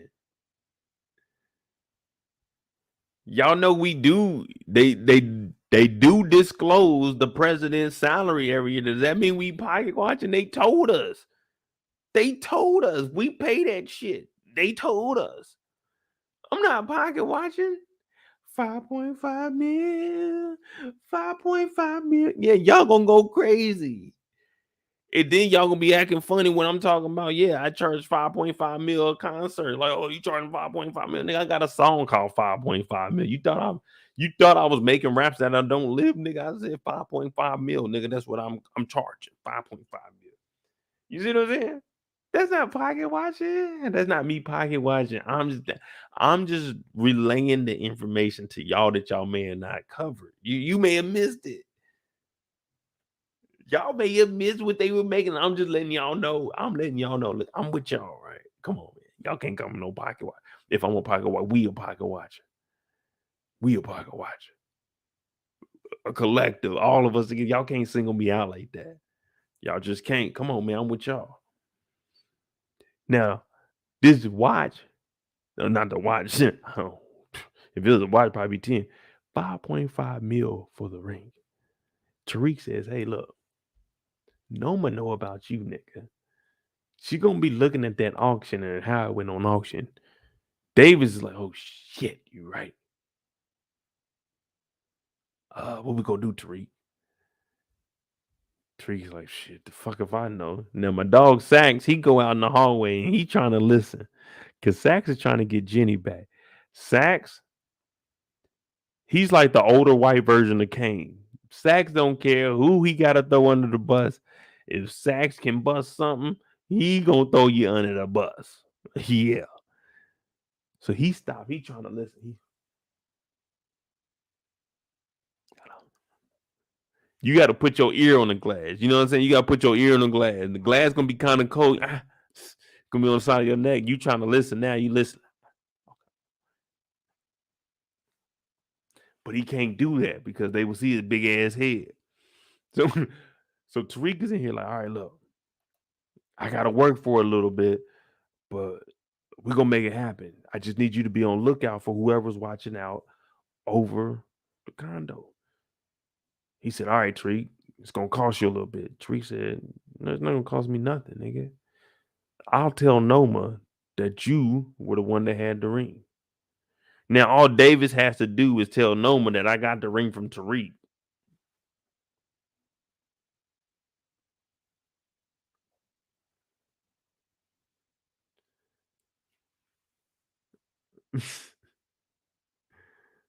I'm like, all right, well, shit. Tariq is doing his thing. Tariq is like, all right, look, I ain't gonna tell Noma that you put the ring on auction. Man, you can tell Noma all you want. I just tell Noma Tariq gave it to me. I ain't know where he got it from. So Davis still would have been cool, but Davis like, oh man, I ain't even trying to deal with that bullshit. Unless Noma looks good. If he sees that Noma looks good, I can see not Sax, but Davis trying to get at her. Yeah, I do know the lot number, Dina girl, but I put it up on the community tab. I gotta give some people a chance. I can't just throw the answer out there. Yeah, I got the lot number. I got another lottery ticket, y'all. Hey, I might before we talk about, I'm gonna throw the lottery out there. It's a 4-number lottery.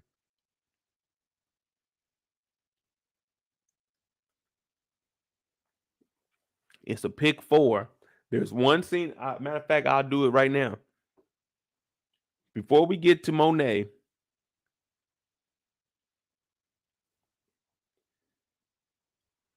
there is a lottery. There's a pick 4. You got to pick 4 numbers. And I'll give you one of the numbers. You got to pick 4 numbers.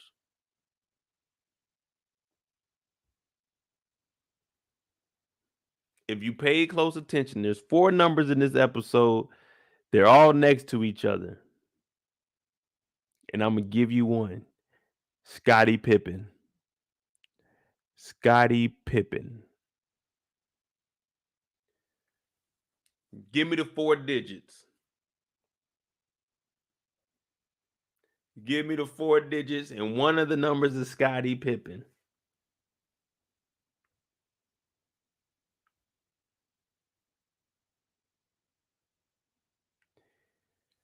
We doing a pick 4. Pick 4 numbers from 00 to 50. Give me those 4 numbers, and one of them is Scottie Pippen.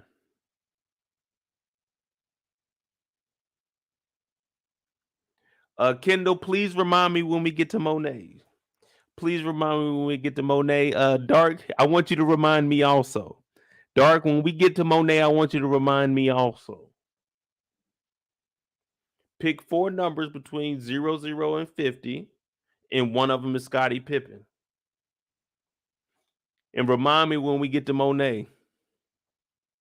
No, I know, Dark. I know. I'm playing along with it. We good. Hey, I don't take nothing serious over here. We just having a good time. It's a pick 4 tonight. Now, Tariq's like, all right, we got to look out for Noma. David's like, okay, cool. Sax is in the hallway. Sax is just collecting data, all kinds of information. Now, Tariq got to head back to school. And guess what? In this class, 300 students, 25 selected. Alexa, what is the percentage of 25 from 300? From getcalc.com. If offers and discount, 25% off $300 in offers and discount, 25 off 300 generally represents 25% off and $300. 25% off $300 is equal to $75. That don't sound right. 75, 152. Yeah, okay, cool. But this ain't 25%. This is only 25 people of 300. See, Alexa does exactly what you asked. But only 25 motherfuckers got picked for this. Now, let me tell you something. If there's ever anything where it says people can get selected to be in something, I did apply for the upper golf. I ain't gonna lie, I was gonna go do the upper golf that they're gonna have at the San Francisco 49ers Stadium. But the times were weird. It's like $100 a person. Then they had this little drink package, but it wasn't unlimited drinks. You got you got a meal and 2 drinks. Now it's like an extra 70. So I'm like, all right, we got 170 off the top. Then I'm probably drop another like 100 on drinks by myself. I was like, man, $300, dog. Are y'all really trying to hit me over the head like that?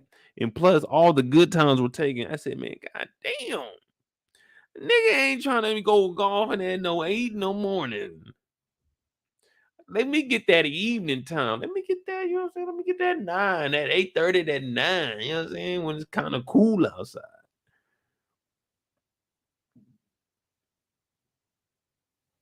Zay said I dressed up like Dracula. Yeah, Yeah, we got to get fly.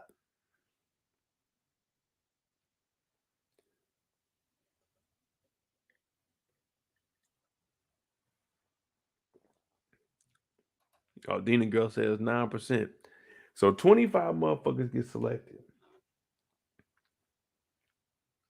Now, let me tell you exactly why I wouldn't get selected for this.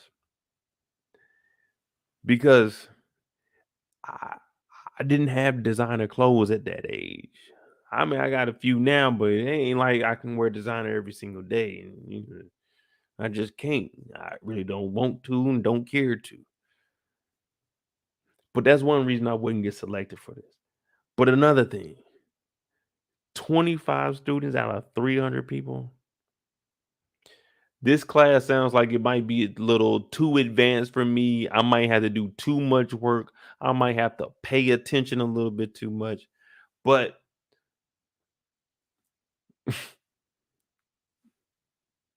my mom says, just try, Julius. Come on. So Diana's in this class. Tariq's in this class. I'm in this class over here. There's one seat all the way over here. You don't see me, but the stairs is over there. So I got the last seat on the side. So I actually made it in this class. But I'm the, you know what I'm saying? I'm the kid in the corner that don't really say much. I just sit there and listen to everything. But Tariq got this class. Diana got this class. Old girl, what's her name? Effie got the class. Leffie got the class. Brasandra got the class. And I'm like, damn, they must have picked all the black students on campus that applied for this. If you were black and applied for this, she was gonna hand pick you. If you were black, hey, if you wanted to get in this, she gonna make sure that our people eat. Yeah, she gonna make sure our people eat. So they all in the class. And she come in. I said, okay, I see it. Look at Professor. Okay. Diana talk about her. She the shit. I heard she the shit. I'm over in the corner. I'm actually sitting up. I'm like, oh shit. I got that yak on my breath. I'm like, hold on.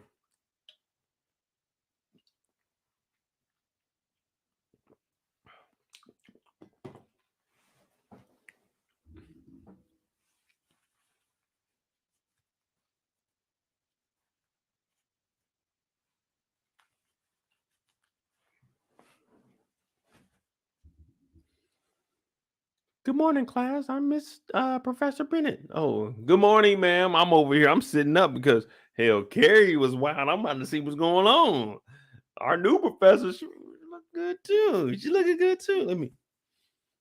I'm wiping the crust out my eye. When she asks a question, I'm raising my hand now. They're like, damn, we ain't never seen Mo participate in class. So she comes in. All right. There were 300 applicants. I handpicked all 25 of you. So everybody in the class, they're like, yeah, we made it. We made it.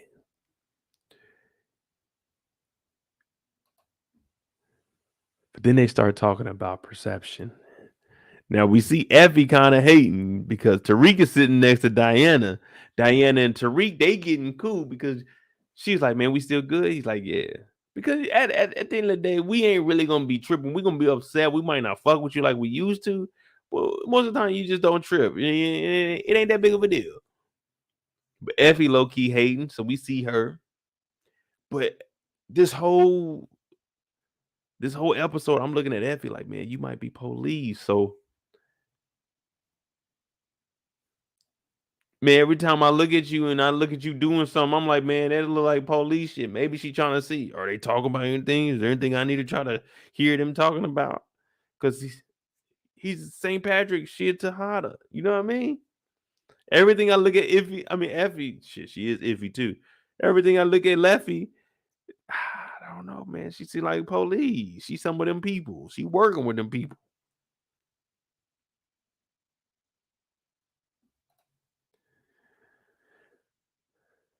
So the class in here, they going crazy. We got a new character. Hey, this guy, he used to go by the name of Petey Sensei. He from Kansas City. My brother went to school with him.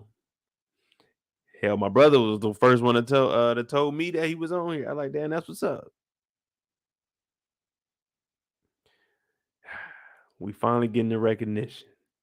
We got a couple of shows in Kansas City. We got an actor from Kansas City. Well, hell, the producer of Bel Air from Kansas City.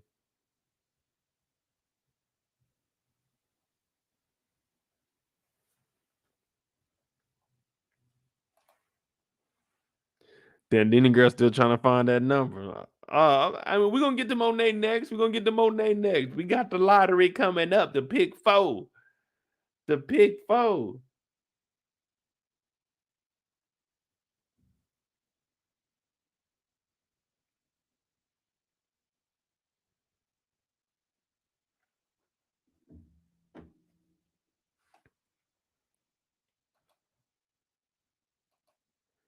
So our boy Salim in here, he a TA.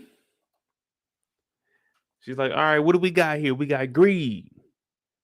So that's a good one. And they start talking about perception. Now, like I said, in the military, perception is reality. That's all it is, man.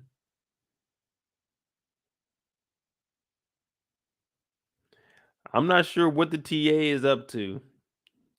Yeah, Candy, you got it again. The lot number is 75.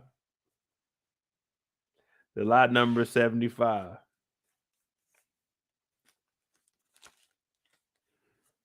Lot 75. Yep, you went back and you got it.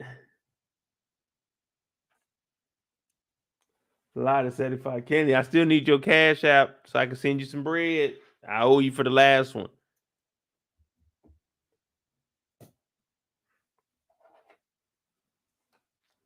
I'm gonna start putting them on a flash card, so I can just pull the flash card out like, ha, gotcha.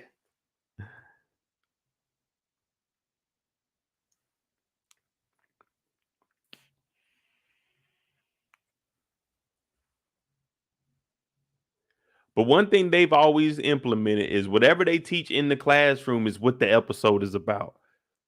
Because even in here, when they started talking about Zeke being connected to dope, his dad being a dope dealer, a snitch, Zeke being 45 years old, the rest of us was 20. You know what I'm saying? All the information came out. It's fucked up, man. Zeke ain't lying. You did. I ain't lying. You did. You know what I mean? It's fucked up. But right now, everybody think that Zeke old ass was moving dope. Until you change the narrative.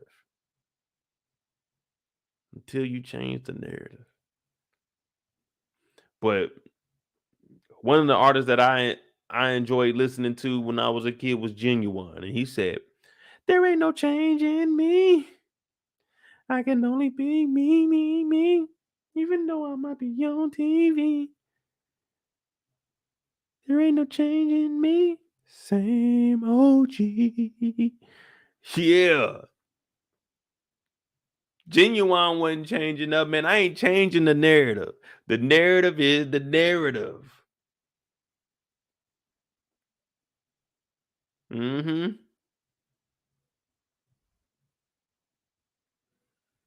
got to change the narrative. Right now, they think that 45-year-old Zeke was a kingpin. His daddy was a snitch. That means Zeke was telling. Zeke was down there telling Whitman every fucking thing. Yeah. You a mouse because your daddy was a rat. Yeah. You forgot Zeke was in there telling.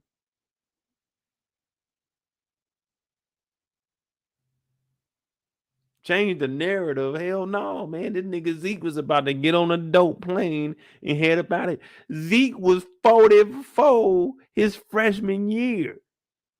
They talking about Zeke going to the NBA. This nigga is a 10-year veteran in the NBA. Going to the end. This old motherfucker.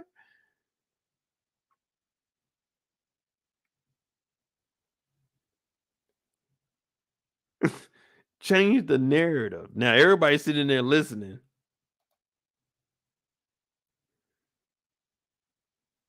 Tariq like, damn. I guess we got to change the narrative.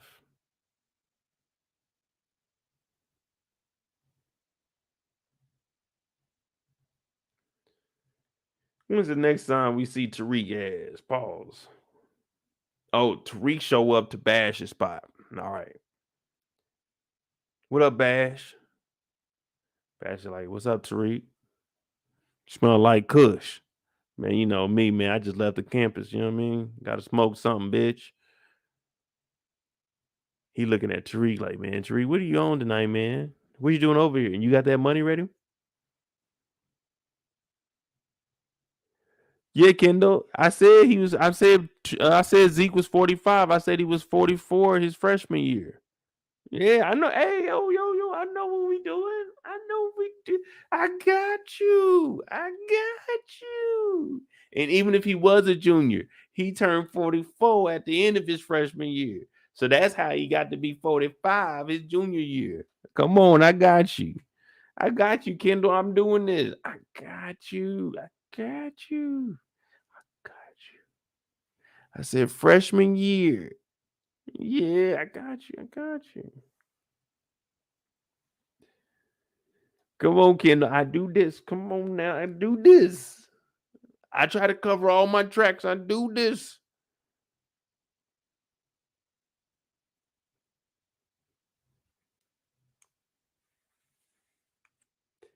So he shows up to the crib. What's up, Tariq? Right now, he cocky because, nigga, you owe me money. So you can always be cocky when somebody owes you money. The old saying is you can never go broke as long as somebody owes you money. As long as somebody owes you, you can never go broke. You can always go to them. See what I'm saying? So Tariq looking around, he's like, all right, man, look. I got an opportunity for you. I got some dope coming in. Don't even worry about where it's coming from. It's pure. I'm talking about good to go. You know what I mean? I'm talking about that good shit for you, baby. That real crab shit. Yeah, that good shit. She's like, no. I don't want to do anything to do with that. Tariq's like, come on, man, for real. I need a place to wash this dirty money. I need you to take this dirty 5 and turn it into a clean 5. I need you to take this $10 and turn it into $20, but clean. Now, everyone thinks that this young man has ran off to Europe after Stern left him. We don't know what Stern's doing right now, but Stern's boyfriend, husband left him. So Stern's probably about to be acting a fool whenever the fuck we see him. Stern's looking to fuck somebody over. But this is the last time we see these two being cordial with each other because, unfortunately for Bash, he ain't saying what Tariq wants to hear.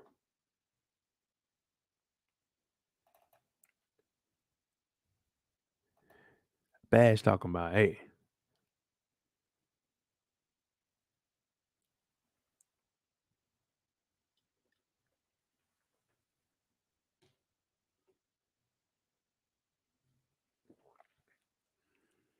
when I'm saying 4 digits, I'm saying they're all double digits, but it's 4 of them.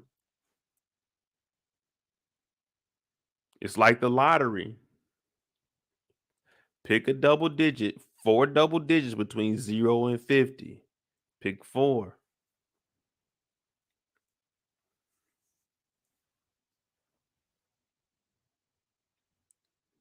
Now he's sitting here, he talking that shit. He kind of cocky. He's like, nah, Tariq, I'm not doing none of that goofy shit.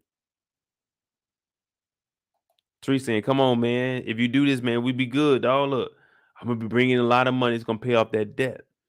But greed.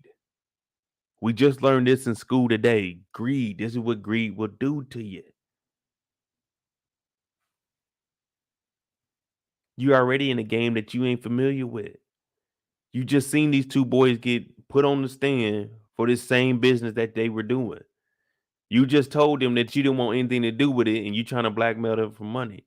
So now you think they're going to be legit, nigga, after you just tried to blackmail them? So he's in here and he takes it too far. He said, you know what? You're just like your damn daddy.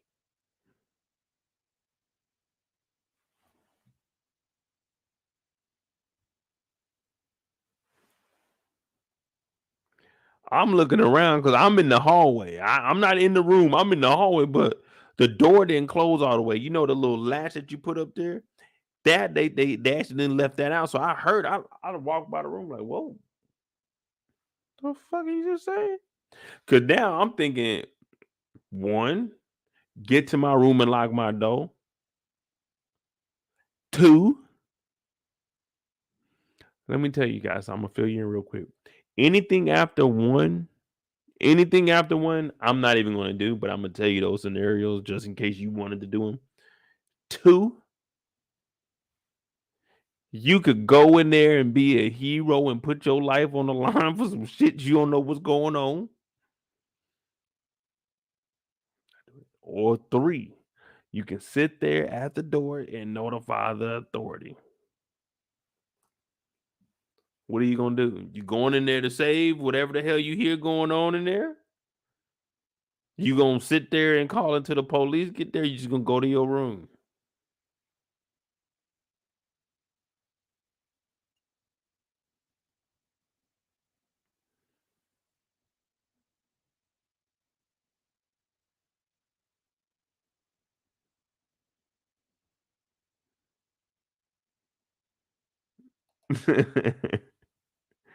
Well, Tariq gets upset when he said, you just like your daddy, man. He said, I'm not like my daddy, man. He get upset. He take that knife. He get the gutting.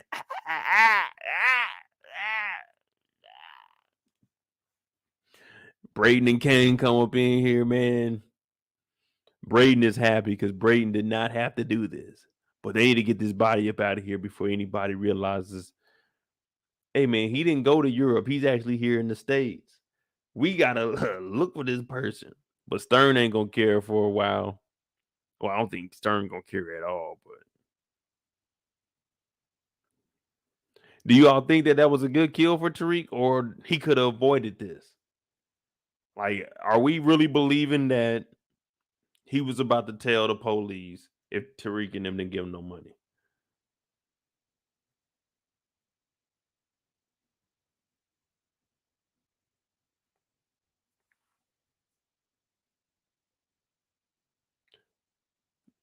Also, everybody, I thought y'all was gonna disagree. Y'all was like, man, I think he needed to die. I thought y'all was gonna say, nah, he could have did without killing Bash. Good kill, Bash had to go because we need him out the way to get the back. Hey, that's how I'm thinking too, man. We in the game right now. We got to take off our moral thinking cap. We got to take it off. We got to remove it. We watching these shows, man. We look. Man, don't relate this shit to y'all real lives, man. This shit is a TV show, man. Don't fool yourself thinking that this shit is real, y'all. Now, as somebody with years in the game, man, I used to complete all the biggest heists. Man, on GTA, I was the best. People used to hit me up. Hey, well, we need you to help us get through this heist. All right, I got you. Let me tell you, this shit that these boys are doing, don't do this shit in real life, man. Your ass is going to end up dead or in jail. You're not going to succeed. Just don't do it. But this had to happen. I feel that way, but this had to happen. We had to get him out the way in order for Tariq to thrive. Because as long as this dude just kept running his mouth, he was eventually going to get Brayden a break.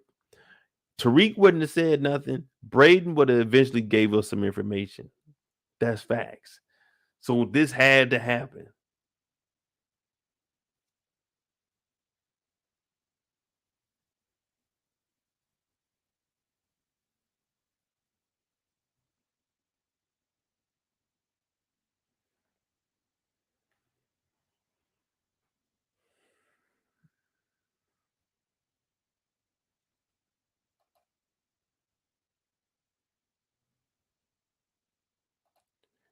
So Tariq gets rid of him. One less thing we got to worry about.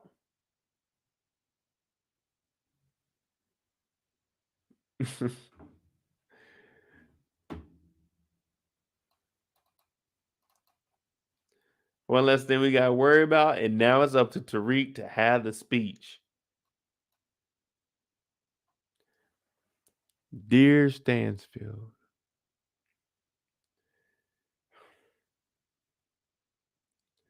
Zeke was a brother, a son,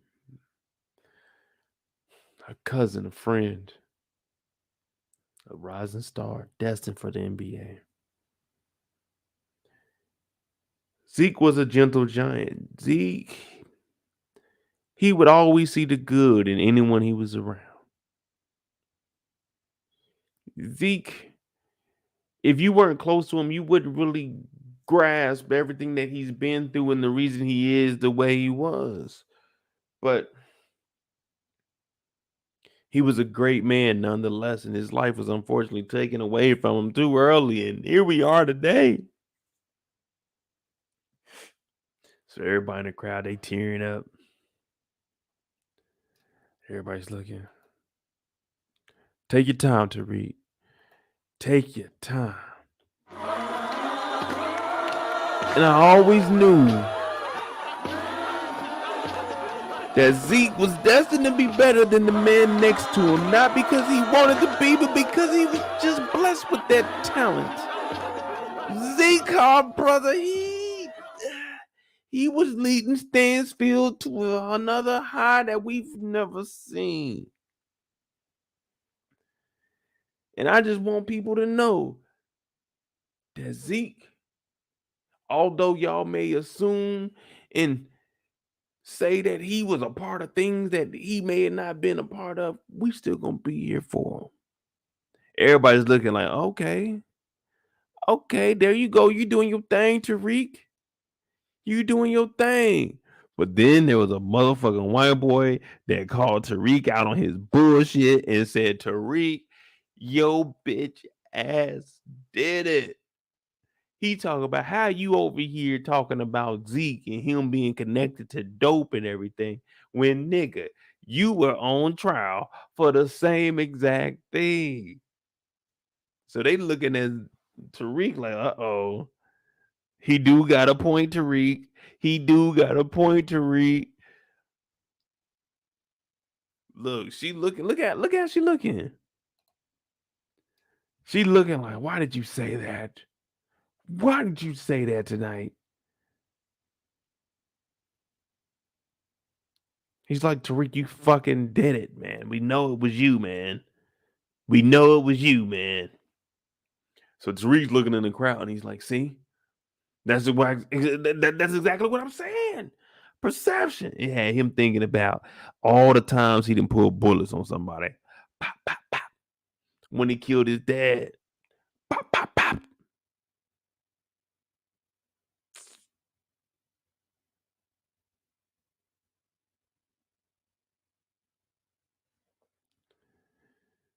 He has to change the narrative about Zeke. And not only Zeke, but himself.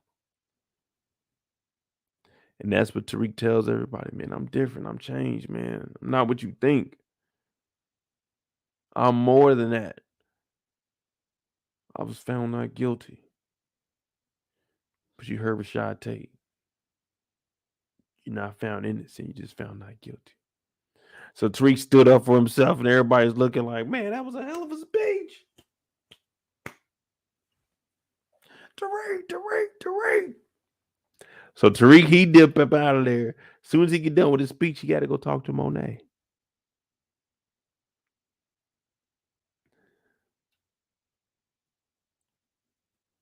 She's like, Tariq.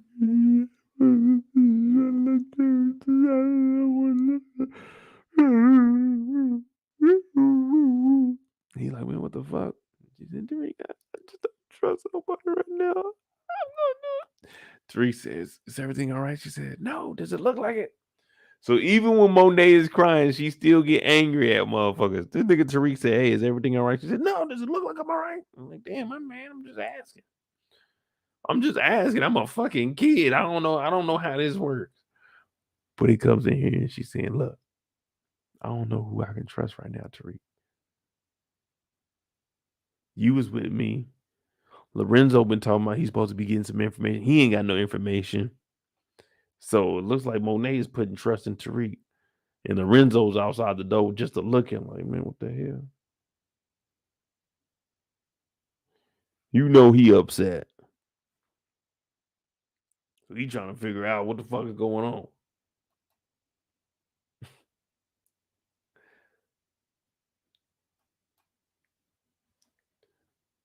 Now Tariq is lying, talking about she can trust him. And then after that, they had to work. They got to work. Now we got to figure out how to move it. We're going to talk about Monet. We're going to talk about Monet next. And by the time we get to the end, I hope you guys figured it out. The lottery numbers.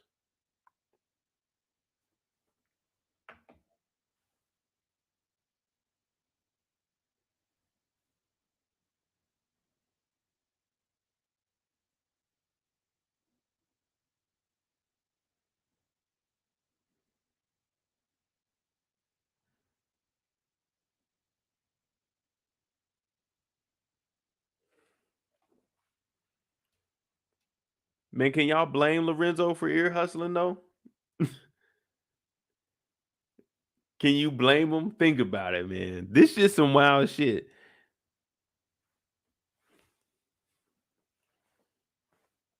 Man, I hope my baby mama ain't listening.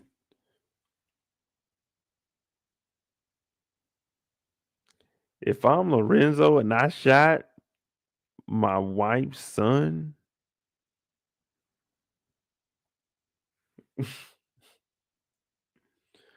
hey, Lorenzo, it's over with, bro. I don't see any way that he gets out of this. I can't even put me in no situation like that. That's some wild shit. That's some wild shit right there. That's some shit you hear on the news too. I can't even portray that kind of character. No, hell no.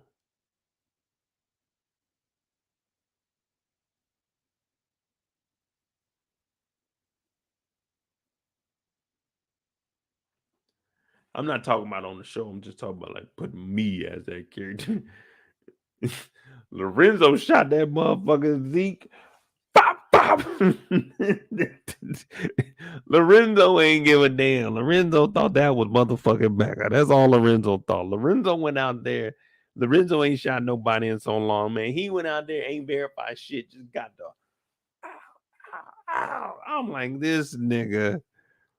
Lorenzo was out there busting. You know, when people were talking about, man, ooh, when I see him, ooh, I'm gonna get him. Like, nigga, no, you're not. Lorenzo wasn't playing. Lorenzo popped out. Pop, pop, pop. Unfortunately, it was Zeke, but man, the streets need a body.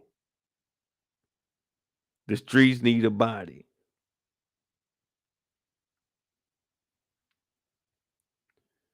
The streets need a body. God damn it. Don't look at me, man. I don't make the rules. I don't make the rules. Hey, I'm just saying. The streets need a body, right?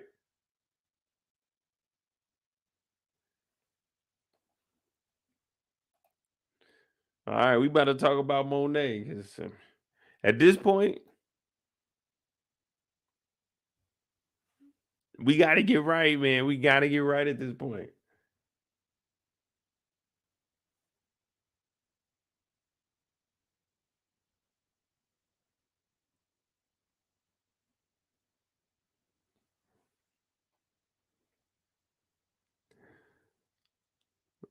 Chrissy said Lorenzo knows Mo found out he done. Well, that's true. That's true. And she's saying she trusts Tariq now. So where's the first time we okay. Hey, this whole episode, there was no smile from Monet. But what is she doing, y'all? What's the first thing? The first time we see Monet on screen, what is she doing?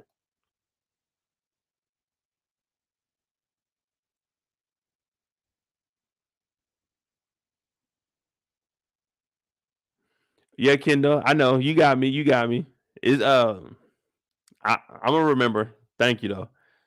But yeah, I got it. I got it. We good. Thanks for reminding me though. Hand on head.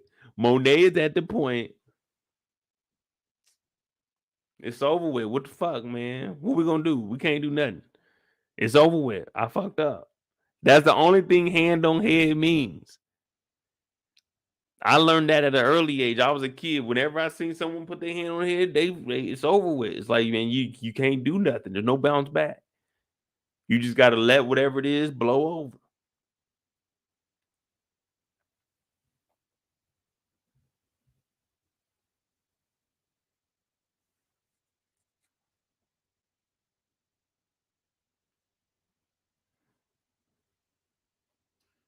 So she got the hand on her head. She frustrated. She got the nails done though. Okay, I see you, Monet.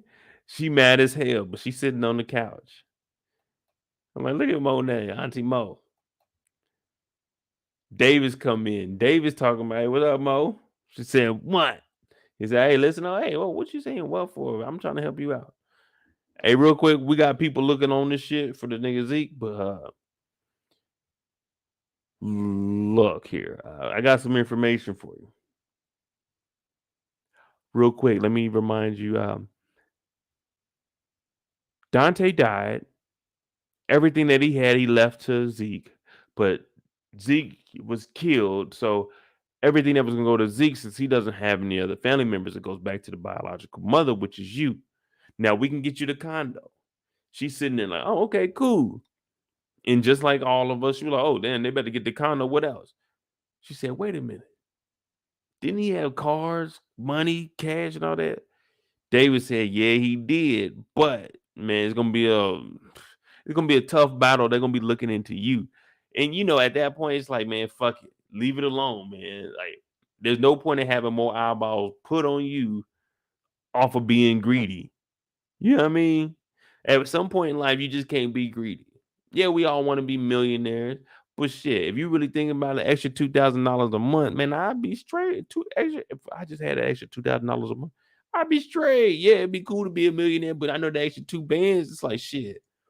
I'm already living well up under that, so I'm good. You know what I mean? My expenses ain't 2,000 a month, so an extra 2,000, I'm stacking a little bit. I'm doing a little bit more. I'm like, shit, I can live comfortably. You know what I mean? But David said, nah, let's not go after none of that because at this point, David's is like, I gotta help y'all out. Y'all motherfuckers is wilding out. There's a lot of shit I gotta cover with. Kane, fucking Lorenzo, Monet, the Zeke shit. That's a lot of shit I gotta make sure is in order.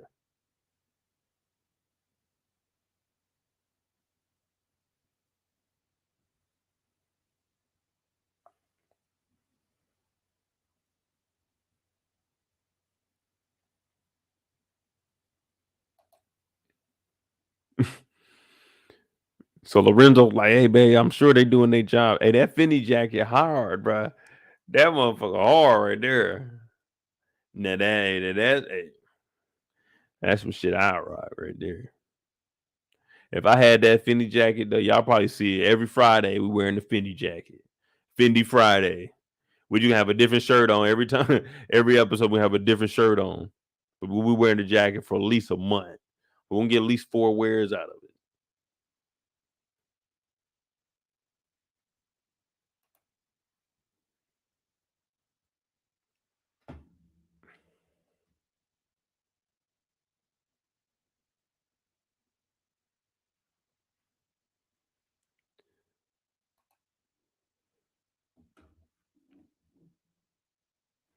Then Mo ends up cussing out Lorenzo. He said, hey, man, you can't talk to me like that. She said, I'll fucking talk to you any way I want to. Shut your ass up. Now, he's sitting, he kind of confused. He like, God damn. Mo, you can't talk to me like that. You can't talk to me like that. See, I'm going to buy that Fendi jacket. I'm going to look for that Fendi jacket in like 2 months. In 2 months, I'm going to look for it. It should be on sale. It should be able to get like 65% off. Hopefully. I'm not going to buy it. It got to be like 80% off for me to buy that motherfucker. I'm not about to spend over no $200 on no damn jacket. Unless it's like leather or something. I ain't got it like that, y'all, man. But that motherfucker hard as hell. But it don't matter how tight that jacket is. That jacket cold as a motherfucker. Monet is talking so bad to this nigga. Just shut your bitch ass up. I'm going to talk to you however I want to talk to you. She talking bad in front of the boys. She talking bad in front of Davis. She then told the boys after fucking Lorenzo was hated. He said, huh? How did that happen? What do you mean how did that happen? Nigga, shut up. Y'all about to get a condo for free, nigga. Now Monet ain't gonna when someone buy that condo, Monet ain't about to split that profit with fucking Lorenzo. Man, you hear how she talking to this nigga? You think she about to split the profit of a condo with Lorenzo? Get the fuck out of here. Monet was just about to try to go for the cars, the planes, the cash. She was about to cash out on that nigga Mecca. You think she about to sit around with Lorenzo ass?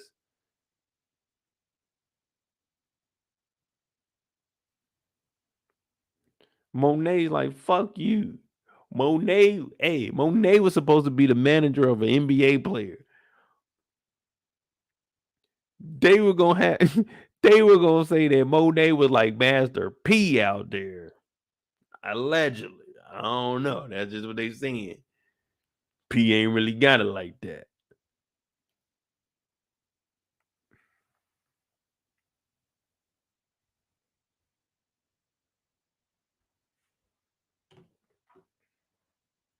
He said, Mo, you're not gonna talk to me. She said, I'll talk to you any kind of way I fucking feel like. And boys, go live in the condo. I'm looking at Renzo like, come on, really, Renzo? This is how you going out?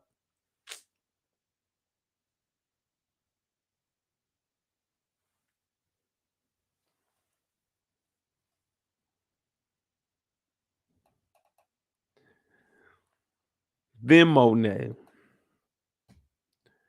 We're going to do the Tejada family kind of wrapped in together. Then Monet is sitting in the living room still. Diana comes in there. Monet sitting in the chair. Monet sitting in the chair like, after your mama done told you to do something, or you sitting there, they saying you can't do something, you sitting in the chair, you slouch like that. You upset. Monet been in here. She ain't ate in a day and a half. Just watching TV. Just upset. And you already know she don't like Diana, especially Diana in her face. But Monet ain't feeling it. Monet's like, what are you bringing that in here for? She's like, Ma, you got to eat. She said, Ma, you got to eat. Monet's like, get that out, my family. I'm like, damn, Monet. She just trying to bring you some food, man. Why you got to treat the girl like that? Monet is terrible, man. Monet ain't smiled this episode. Monet didn't walked out the ceremony this episode. Monet talked bad to Lorenzo this episode. Monet talked bad to Diana this episode. Monet talked bad to the family this episode. I said, God damn, I don't want to be around Monet, especially right now. This shit it's extreme. That's as much as I can say of it. It's extreme. When you go back and tell somebody, man, Auntie Mo was tripping, bro. Like the whole time we was there, she was going off. Every time you look up, she yelling at Diana. Hell, she was going off on Lorenzo. I'm like, damn, how they live like that? But that's just how it is. So she tells Diana to get the fuck out of her face. This makes Diana so mad. Diana goes in the kitchen. Diana breaks the plate. Lorenzo ass, he quiet because they were just talking about looking for the niggas that shot Zeke. Whole time, Sticky Fingers is over here in the kitchen with the motherfucking trigger finger itching. Yeah, this nigga in the kitchen talking about, hey, Diana, come here. Let me holler at you. How would you like to go to Stansfield? So everybody's behind everybody's back. And we're like, all right, who can we really trust here? But this is a part of the reason why Monet said that to Tariq. Because she hear all this shit going on in the kitchen. Y'all think Monet can't hear that shit? Come on, man. Monet she know more than what we thinking. But now we got to get on Lorenzo. Now I told you there was one person I wanted to get on. I was rocking with Lorenzo when he got out. But this nigga Lorenzo might be the CI. This nigga Lorenzo, when he got out of jail, he made a phone call. Okay, he made a phone call. Who'd he make that phone call to? Then, this is the first day of school. Diana is transferring. He said, I got the tuition and everything taken care of. I always got you. She said, how did you make that happen? He said, I put in a call. Who he put in a call with? Lorenzo ain't connected with nobody like that. Who he put a call in with? Because he put in a call back in the day when he first got out. Then he put in a call here, and he got his daughter into a Weston's room. Is he working with the police? Is he working with the police? Think about it. I mean, we can just throw theories out there. I mean, look, Noma's a dope dealer. She a queen pin. Who was she messing with? A rat? A R-A-T? She said, oh, I loved him. He was telling on all of my ops. Like, what? So it couldn't be too far-fetched that Monet doing the same thing because Monet was falling in love with that same snitch. Could that just be what Monet's attracted to? People that work with the police? We got to throw these theories out there. We just throwing them out there. Hey, look, that's not solid. We just throwing that. If it stick, then we're like, oh, damn, that was crazy. That was a wild one. That was a wild guess, but it hit.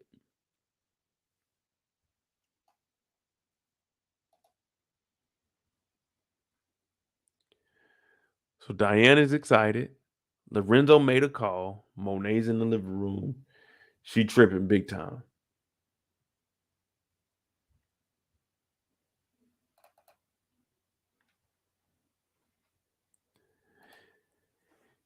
Now, the Tejada family, they're all tied in together.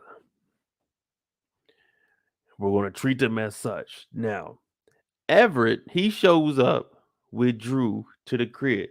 We just heard Monet tell the boys, hey, y'all get to stay in the condo until we find a buyer. Then, you know what I'm saying, you move out of there. That's a sweet deal. If my parents had that kind of bread, they had a condo, me and my brother can go stay in. Oh, we're going to go stay in it. We about to go, hey, man, we about to live it up a little bit. You know what I'm saying? I don't mind people. Hey, if your parents, they worked hard, man, enjoy what they did. They did it for y'all. Enjoy that shit, man. I don't knock nobody. That parents did good. Now they show up. I'm in this motherfucker. I'm in the party kicking it. Y'all already know I passed out in the back. Well, I ain't really passed out. I just went to sleep. You know what I'm saying? You know what I'm saying? I was good. I went to sleep. I'm good wherever I'm at. Went to sleep, woke up. Some crazy shit was going on. Now, Everett talking about, hey, look, I don't want to be here. I'm trying to get drafted. Now, I was thinking, Everett ain't good enough to get drafted. That was the first thought that went to my mind. Everett ain't good enough to get drafted. So everything he said after that, I wasn't really rocking with it. I wasn't really paying no attention to it. Because Everett said, I'm looking to get drafted. And in my mind, I'm like, man, the best person at the school was Zeke. And Zeke was kind of shaky. So I know you're not getting drafted. But then if you listen to what our boy says, he says, man, look, I can't be around here because some of your brother's friends are sus. Nigga, you sus. What do you mean some of McClain's homeboys are sus? Yeah, they drug dealers, okay. You're gay, okay. You're sus too, but okay, who cares? How you gonna call somebody else sus? You sus. Like, hey, Kane trying to make some money, but Drew just showed up with his boyfriend. Now, we've said if we get rid of Everett, we can see Drew boss up. But hey, right now, who cares? Nothing against Everett. It's just, hey, man, you slowing down Drew's process. Drew got to meet you next lifetime. Drew got to take over the Tejada family. Listen, we have a bloodline here that's very rare in the 2020s. It's very rare. And the Tejada family have a potential to become one of the biggest families in New York City. Everett. If you're going to go to the league, man. Do what you got to do. Go to the league. Leave this nigga Drew alone because Drew got to get focused. Drew got to get focused. So they show up to the crib. Everett's like, man, I thought we was going to do this together. I didn't know it was going to be a party. And I'm trying to show y'all where I'm at. It's a little crazy over here. But you see this dude on the stairs right here? That's me over there. I can't zoom in because, you know. But yeah, that's me over here on the stairs right there. I'm chilling. I'm kicking it. They come in the crib. Kane like, what's up, bro? What's good? He said, shit, chilling, man. I didn't know you was having a party. He said, yeah, man, look, I got a little business set up. We're going to meet with a new connect. He said, right now? He said, yeah, nigga, you got a new connect? You got a new plug or anything? Now, Kane sat down. Look at this big-ass smile that Kane got on.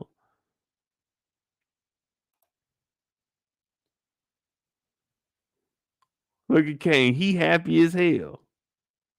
He like, hell yeah.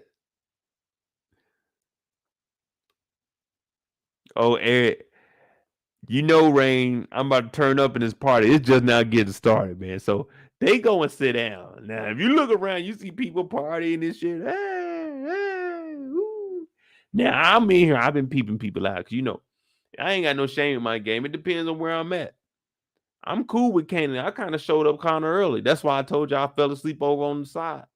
You see what I'm saying? All my stories always connect. I'm cool with them, so I showed up a little bit early anyway. And plus, I don't mind, man. I'll be chilling anyway. So I just showed up, but I'm peeping the whole scene. I'm like, okay.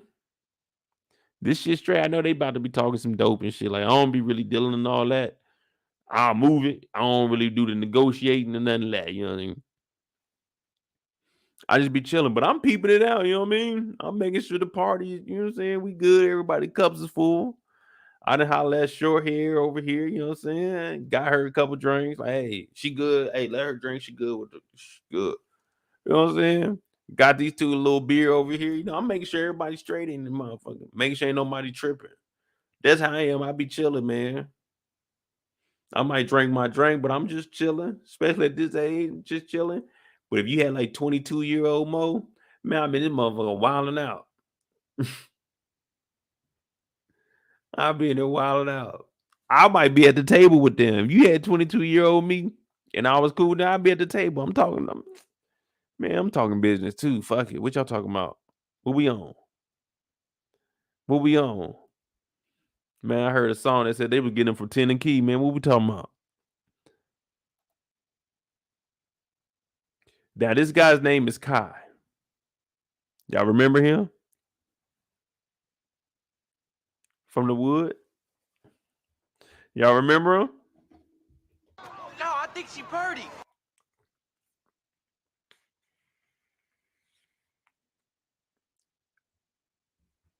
No, I think she birdie.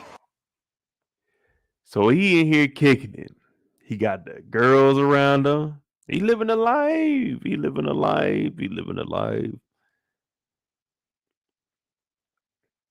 Now, he's like, all right, look. We got the muscle. We got the workers. And we're proven in these streets. If you call the Better Business Bureau, they'll know about us. We got an A+ on there. He's like, okay, that sounds interesting. And they like, look, we can do all of this, but you got to front the work. We know you got to work. You work with us, we can make it happen. He's like, man, all right, if we do that,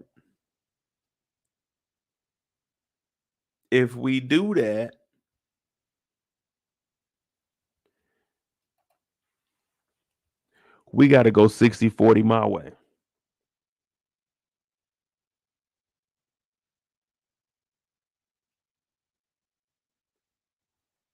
Excuse me, come again? 60-40? So wait. Everything I sell, if I sell something, I get 60 cents. No, wait. I don't get 60 cents because you said 60-40 your way. You get 60 cents, I get 40. Wait. So I got to give you 60 cents out of every dollar. I get 40 cents, and I still got to pay to get the work from you.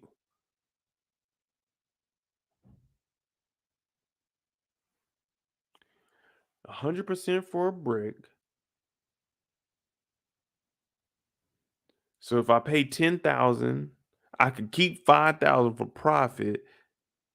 If I did 50-50, so I can keep $5,000 for profit, give you $5,000.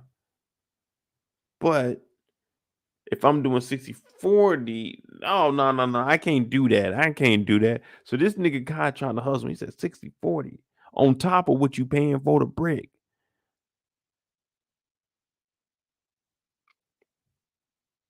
$60-40.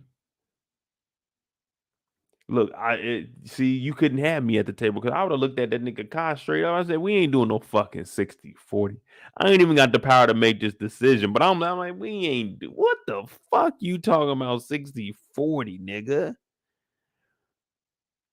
I'm telling you, hey, you ain't even gotta talk. Hey, Kane, I got this one. 60-40, nigga.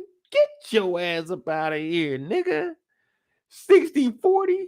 We got to do all the work, plus we got a cop from you, nigga. Hell no.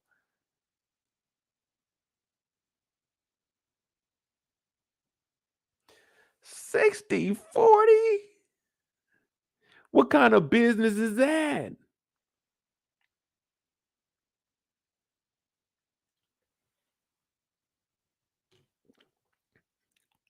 Y'all with the 60-40? Huh? Y'all with the 60-40 or no, man? Or y'all rocking with me? I'm not doing 60-40, man. That 60-40 split is crazy, man. If we doing all the work,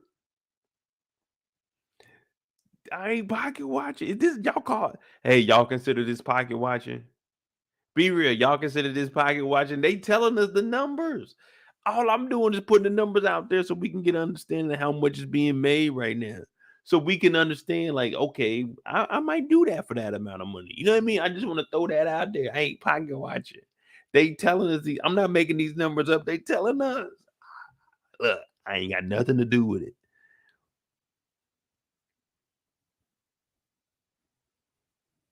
Okay, well, let me ask y'all this. If any of y'all ever come to me and say, hey, Mo, what would you do in this situation? I got to buy something from somebody at 100%. And whatever I sell, I get 40% and they keep 60, even though I'm doing the selling and I bought it for 100% from them. So that means I own it all to myself, but I only get to keep 40% of the profit. If you come to me with that scenario, I'm going to look you in your eye and tell you to get your pocket watching ass out my face. I ain't helping you, nigga. Because if I help you, they gonna say I was pocket watching and I become the bad guy for helping people out. Fuck you. Fuck your advice. That's what I'm gonna do. If you come up to me and you said I was a pocket watcher, all right. Mo, what you think about this? Nope, I ain't telling you. Y'all call me a pocket watcher. Y'all call me a pocket watcher. I'm trying to help out. This nigga Kai says 60%. All right, all you non-pocket watchers, put a 1 in the chat. Are you taking the 60-40 split after you bought it for 100%? Are you taking the 60-40 split? A 1 in the chat, a 2 in the chat if you're not taking it. Let me see where y'all at. A 1 in the chat, you taking the 60-40 his way, or you telling them no?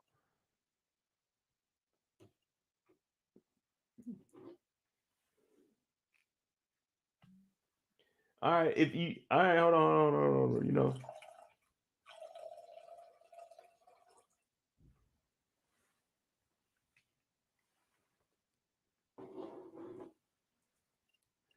All right, we got 2s. Hell no, already paid for it up front. They said no. 2, support 2.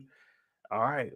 Now, the reason I asked that question is because I just wanted to know where you guys' mind was at. You know what I mean?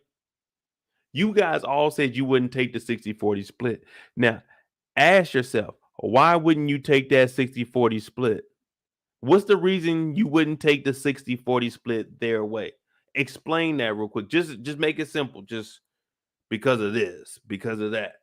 Why wouldn't you take the 60-40 split?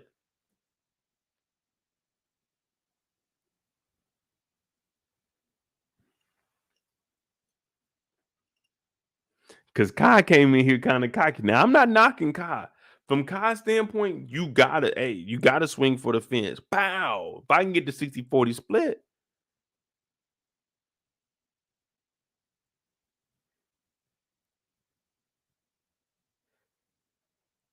Renee, you get profit. You just get 40% profit instead of full 100%. You only get 40% profit. I mean, you're not getting as much, but you're still getting a little bit of profit. And the reason I wanted to ask you all that, why you wouldn't do the 60-40 deal, is because if I'm pocket watching, the reason you didn't take that deal is because Kai is going to be getting 60% to your 40, meaning you were watching his pockets because you knew he was making more money than you. So, hey, if we talking pocket watching, if you turned down the 60-40 deal, you were a pocket watcher because you didn't want him to get more money than you. So that makes you a pocket watcher. Yeah, you counting his money compared to the money you getting. You see, I'm a tie it all together for your ass. I'm a tie it all together for you. I'm a pocket watcher, but hey, you said no because you didn't want to give him 60%. Why not? Don't watch his pockets. Let him shine. Let him rob you. Don't pocket watch. No, do the 60-40 split. Get screwed. Oh, it's not getting screwed. It's not pocket watching. That's why jobs tell you don't disclose your salary with somebody else. Because now they got that leverage. Oh, well, shit, you paying them 50. I'm doing the same shit they doing plus more. I need 65. You see what I'm saying? You see what I'm saying? No, that wasn't a trick question. I'm just saying. I'm here. I'm here. Look, we get on here, we joke around and shit. I'm trying to help. Now I can't give you no financial advice now. I don't do none of that. I can teach you how to save a little bit, but I mean that's just how I operate.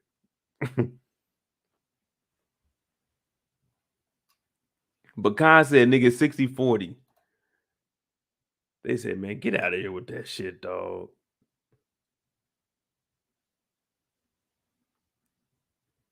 Get out of here with that shit. Dog, that shit didn't work at all.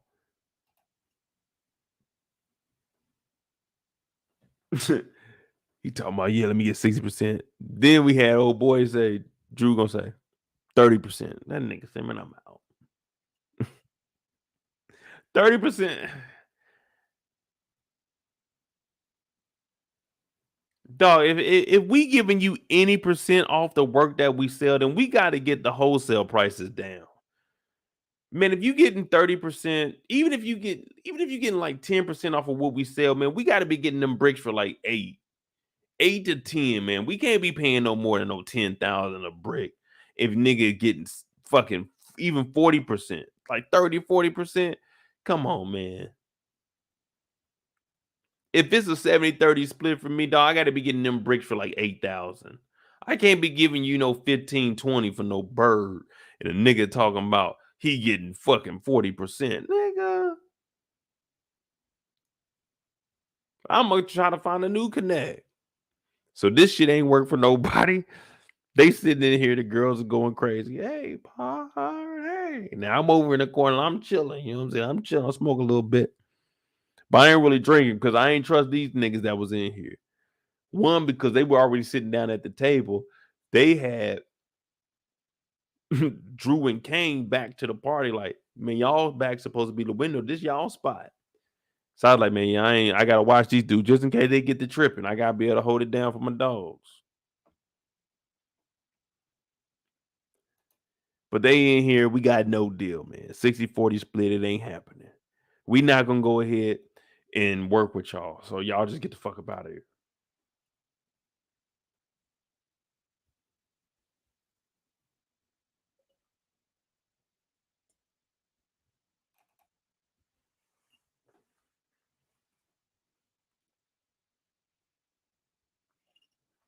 We get back over to the crib. Everybody chilling. Kane talking about, all right, look, here we go. I'm gonna keep it real with you, man. The other night, Drew was supposed to be there. He dipped. I don't know what the fuck he was on. I think I ain't even gonna say what he was on, but me, Tariq, and Brayden, we was up at the crib, you know, throwing one of them parties, man, the infamous Tejada party. You know, the Tejada parties used to go crazy back in the day, Poppy. My bad, no disrespect, Poppy. But yeah, we was just throwing a party and the new Connect found us. So Lorenzo, he thinking tough. Lorenzo talking about, all right, we need to find out who she is and kill her. King's like, nah, Noma, from what I seen, man, she looked too prepared for that shit. So we need to probably do business with her. Lorenzo said, man, fuck her, man. If she was dealing with that motherfucking Dante, we didn't already did some shit with that motherfucking snitch ass motherfucker.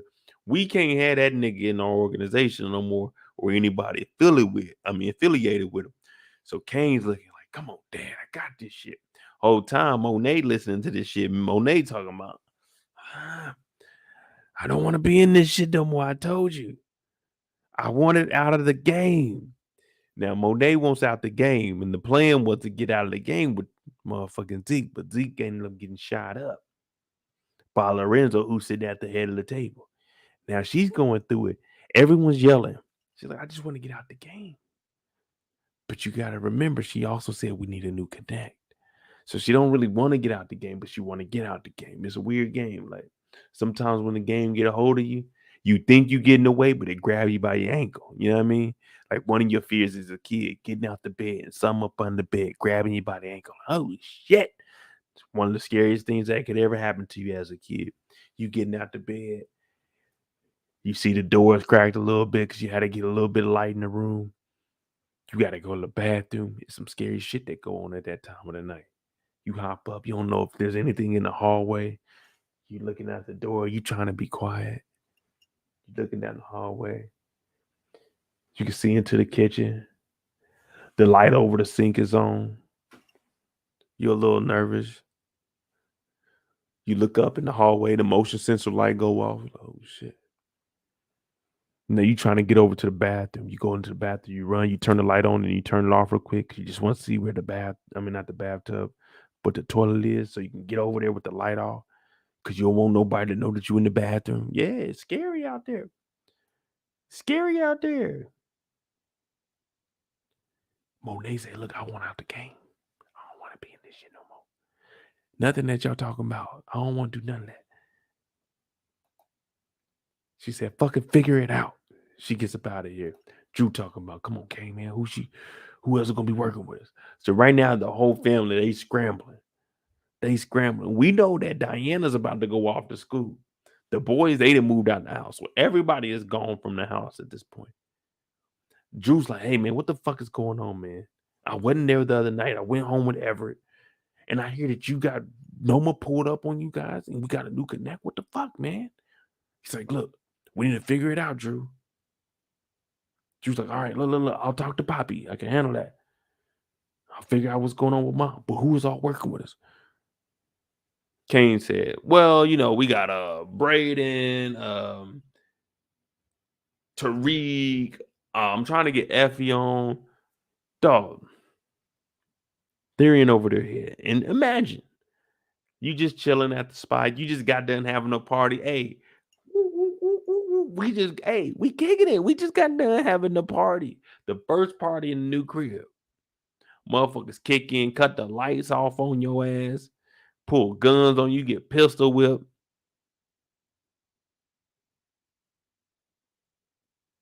What you doing? Like, hey, what you doing? Like, damn, hey, mom, dad, like this shit for real. These motherfuckers kicked in the door last night and they not fucking around. Lorenzo talking about let's fight them. Lorenzo, nigga, we can barely survive the shit that we be doing in the streets, let alone this motherfucker kicked in the spot. And they had some kind of accent. I'm not sure if they was from here or not. So Drew talking about, man, all right, let me know. I'm going to talk to Poppy.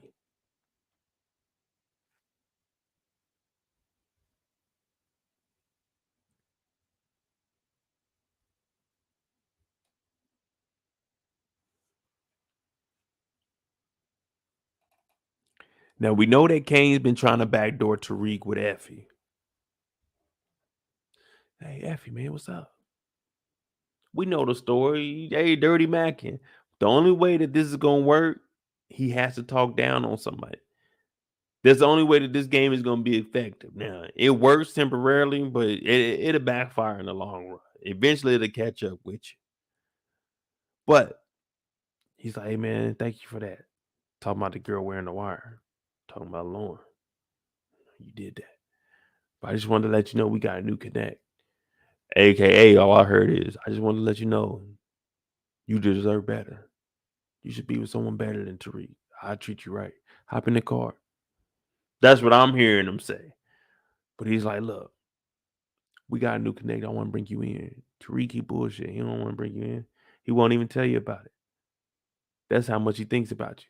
And we looking at Kane, we're like, come on, man. You don't need to do all this, bro. Yeah, Effie straight, bro, but you don't need to do all this. Come on, man. But this is Kane Tejada, man. I don't know, man. It's just something in the blood, man. It's like, fuck it. Kane Tejada gonna attack. He don't care. He ain't backing down. But Effie ain't hearing none of that shit. But Effie might be working with the police, so we don't even know what Effie's trying to do. But he pulled up on the range. She talk about, nah, I'm good. Me and my man on the right page. So he got to keep on moving. But like I said, man, Kane gonna be persistent. He gonna keep on trying. Now, if Effie working with the police, she eventually gonna give in.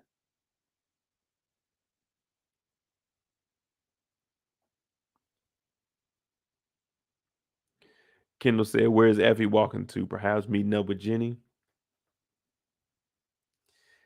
Man, That's why I put the whole Tejada family together, because we're gonna talk about Jenny and Sachs and Davis. That's it. Because I mean, Tate's storyline cool. You ain't really getting into much. Yeah, we'll run through it. If you're new to the channel, hit that subscribe button, hit that like button. What we got? 4 hours? Damn. We knocking this thing out tonight, ain't we? All right, man. Look, I'm MoedotJ. If you're new to the channel, hit that subscribe button, hit that like button, everybody. Thank y'all for tuning in. We've been having about 100 people in here. That's what's up. That's what's up. The season's pretty good. We're going to run through these last characters. We ain't going to hold you on here all night because I still got to watch The Swarm. But right now, man, the Tejada family, I think they got the most on their plate that they got to deal with. The Tejada family, I was going to draw a little diagram. I was going to bring up a little notepad. We're going to put like who is talking to who do we think is connected to who. But I was like, man, we ain't going to do that. We'll figure it out throughout the week.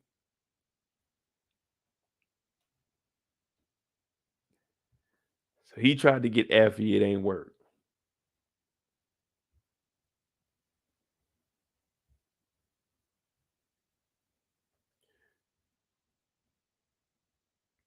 We know what happens when they went up in the spot.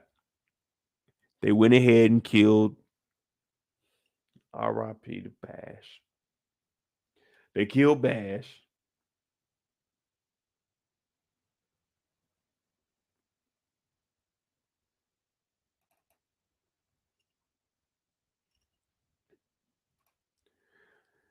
It's time for the speech for Zeke.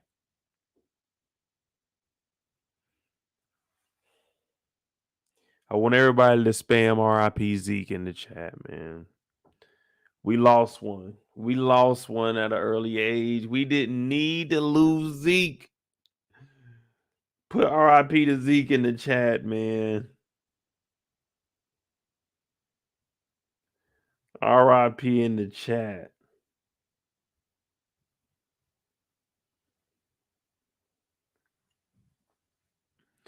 It's so hard to say goodbye. Ezekiel close.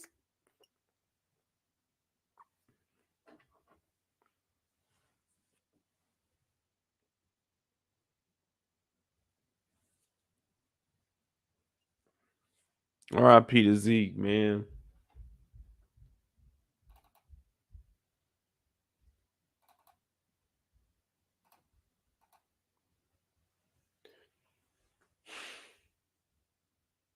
Not Zeke, man.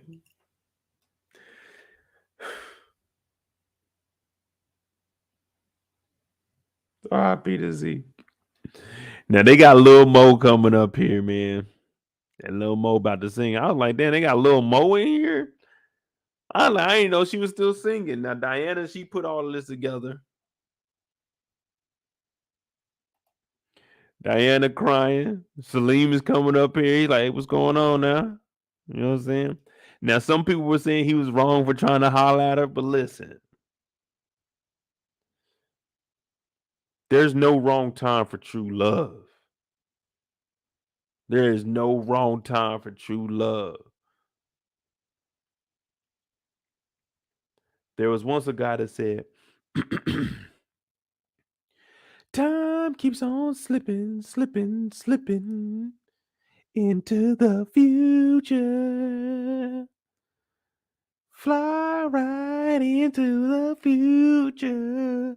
Yeah, man. Listen, if you want something, go and get it. My man's pulled up on Diana, seen her in here crying, said, what's up? Typically, people don't cry at these kind of things before it happens. Now, Becca's over there talking about, hey, she just lost her cousin brother. Like, why? You didn't even have to say all of that. All you had to do is just say she lost someone. That's all you had to say, but she was throwing a little bit of shade. Ain't no one else catch that.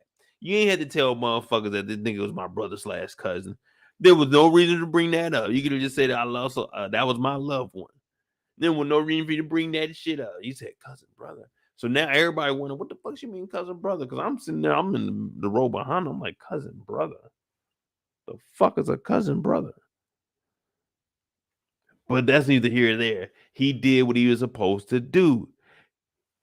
You don't hear the haters. I can't hear nothing. You tune them out.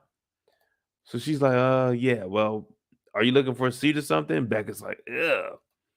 Becca trying to get close to Diana, but Diana's like, nah, I'm looking for some action. I'm looking for some love. So she was like, are you looking for a seat? I like how he did the got her ass the fuck up out the seat. This is me right here. This is me right here. I'm listening. I'm like, damn, this shit crazy as a motherfucker. I am not with her. She's with the dude that's sitting right here. This is just the seat that I got. I'm solo in this motherfucker. I don't know nobody. I'm in here though.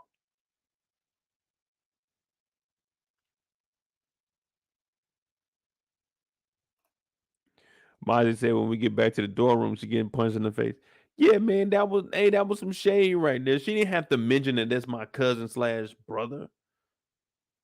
Hey man, just say that's her loved one that passed. Something of that nature. That was her cousin. That was her brother. That's all you had to say. One of them. You didn't have to say cousin / brother. Like, what the fuck is that? But he made her get up. That was good. The only thing is his game wasn't where it needed to be. A subpar game. The game was like at a 4. But he made her laugh. Because he was genuine. He was being himself. But he also proved earlier today in class, hey man, I know what the fuck I'm talking about. I can back that shit up. I know what I'm talking about. So he got Diana smiling. He told her, look, if you were with me, I'd have you smiling all the time. The universe wouldn't know what to do without your smile. Your smile lights up our solar system. If it wasn't for you, it wouldn't be no us. He over here in the ear now. He in the ear now. He's telling Diana everything she want to hear, and she loving it. She loving it. I said, man, that brother from Kansas City, you doing exactly what he's supposed to do. Yeah, you may fuck up. You may fuck up. But Aaliyah said, at first you don't succeed. Dust yourself off and try again. Dust yourself off and try again, try again, try again. You don't want to throw it all away. You might be shy on the first day. What about the next day? Yeah, that's what Aaliyah told us. Aaliyah told us, if at first you don't succeed, dust yourself off and try again. So he kept trying. Diana got to laughing. We like, oh shit, he in there. He in there. He in there. Little Mo comes out. She get the singing. I was like, oh shit, they got Little Mo. I used to listen to Lil Mo back in the day, man. Fabulous used to get on her shit and kill that, boy. I ain't gonna lie, man. That's when when I was listening to Fabulous back in the day, Fabulous would be on a Little Mo track, killing that motherfucker. Damn.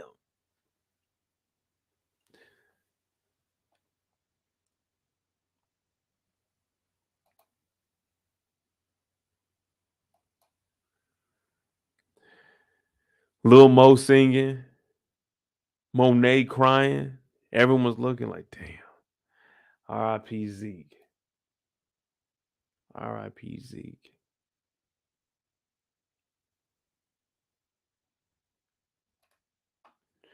Monet takes it. She got them big, what y'all call them? With them bug eyes? With the bug eye lens? You remember Birdman used to say with the frog eye lens? I will tell you one thing. Monet got that big ass motherfucking Fendi belt buckle on. I'm like, God damn, they getting money over there, ain't they?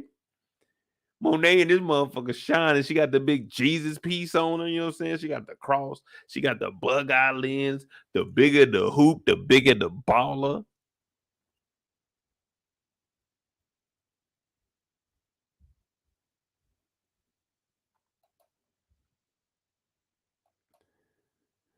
And we got Ezekiel Cross's number. All right, Kendall, here we are. It's lottery time. The first number I gave you all was Scottie Pippen, number 33. I told you to pick 4 numbers between 0 and 50. 4 numbers.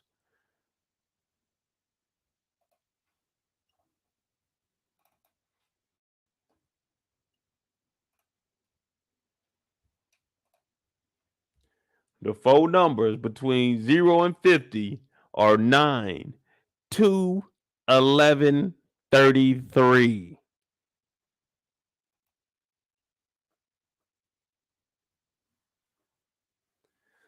The winning Powerball numbers for this week are 9, 2, 11, 33.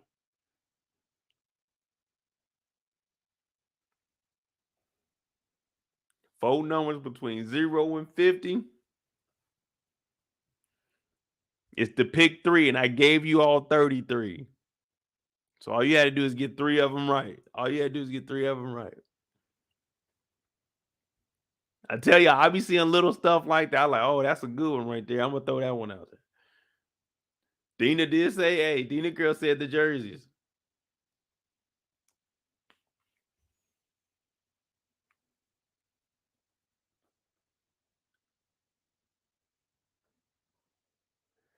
I told you that's how I watched the episode. When I was looking at that, I went back and paused it. I was like, oh shit.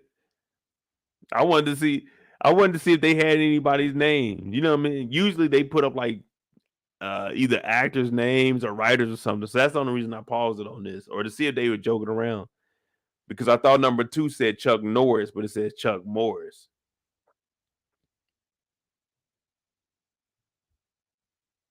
Nine to 11:33, man.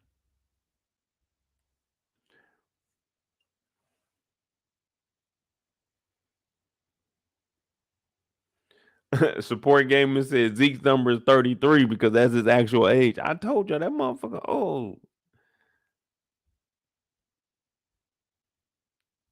What up, Erica Vane? Hey, shout out to Erica. She hit me up today. Was like, hey man, I got some screenshots. I'm like, damn, I just finished mine. I ain't gonna lie to you.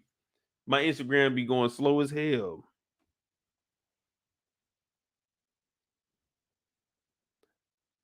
But they didn't retire all the numbers, man. We got Chris Volk.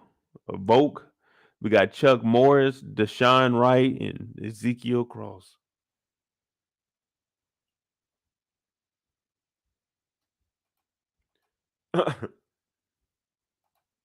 Whoa.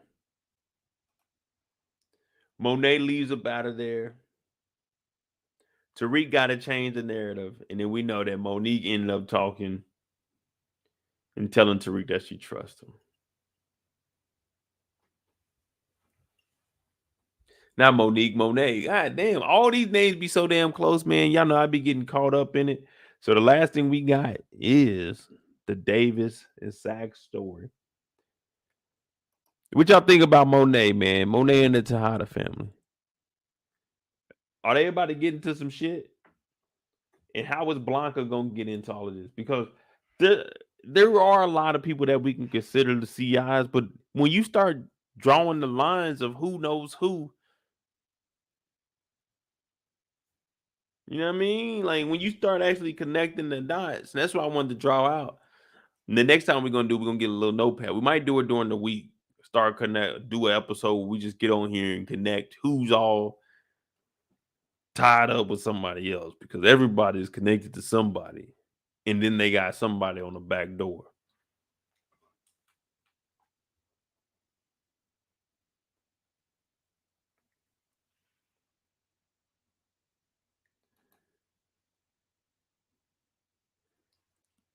Hey, support. I'm telling you, man, all these names I be getting mixed up. Like when I see y'all type Mo in the chat, I think y'all talking about, especially when we're watching BML, I think y'all talking about that Mo. But then I think y'all talking about me. Hey, man, listen. Y'all know I be fucking up. I'm on here. I'm trying. Okay. We not pros. We just trying to figure it out. Now, if I get Monique mixed up with somebody by the name of Mo and then Monet, and then everybody's name is like everybody's name, but we got like 9 shows, man. I'm sorry. I be fucking up, man. My bad. My bad.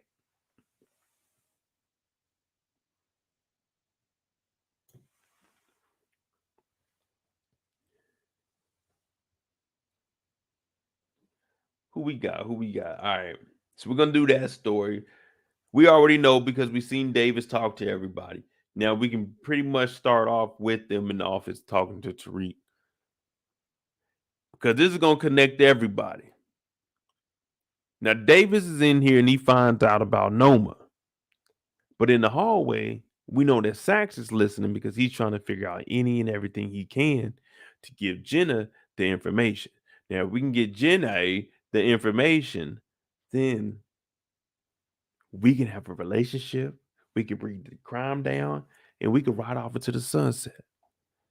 So Sax needs to get any information he can, but he ain't really hearing anything because he gets kicked out of the meetings. So he needs to get the trust back up with Davis. The only thing is, Davis, he got to cover his ass because this meeting is about Noma looking for the nigga that put the diamond in the auction. And how did he get a hold of it?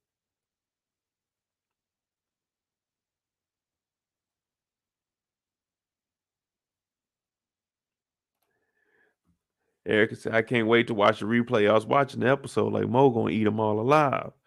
Great premiere episodes, but it had hella comedic beats as well. Yeah, true. I mean, I like what they did, man. The premiere was pretty good. Because everybody's story is, hey, we got to start working on it. You know what I'm saying? Nothing seems like it can be dragged out at this moment. So I like that they pushed it right out the gate. Let's go. Boom. Hit them with it.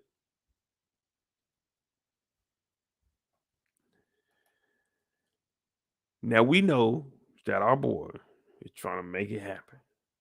He ain't trying to go down for none of this shit. So he's telling Tariq, look, we're going to figure that out. After this, we find out that Davis's brother, Theo, he needs a new liver.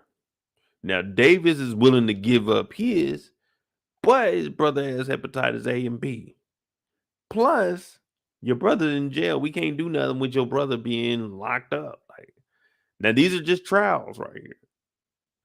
These are just trials right here.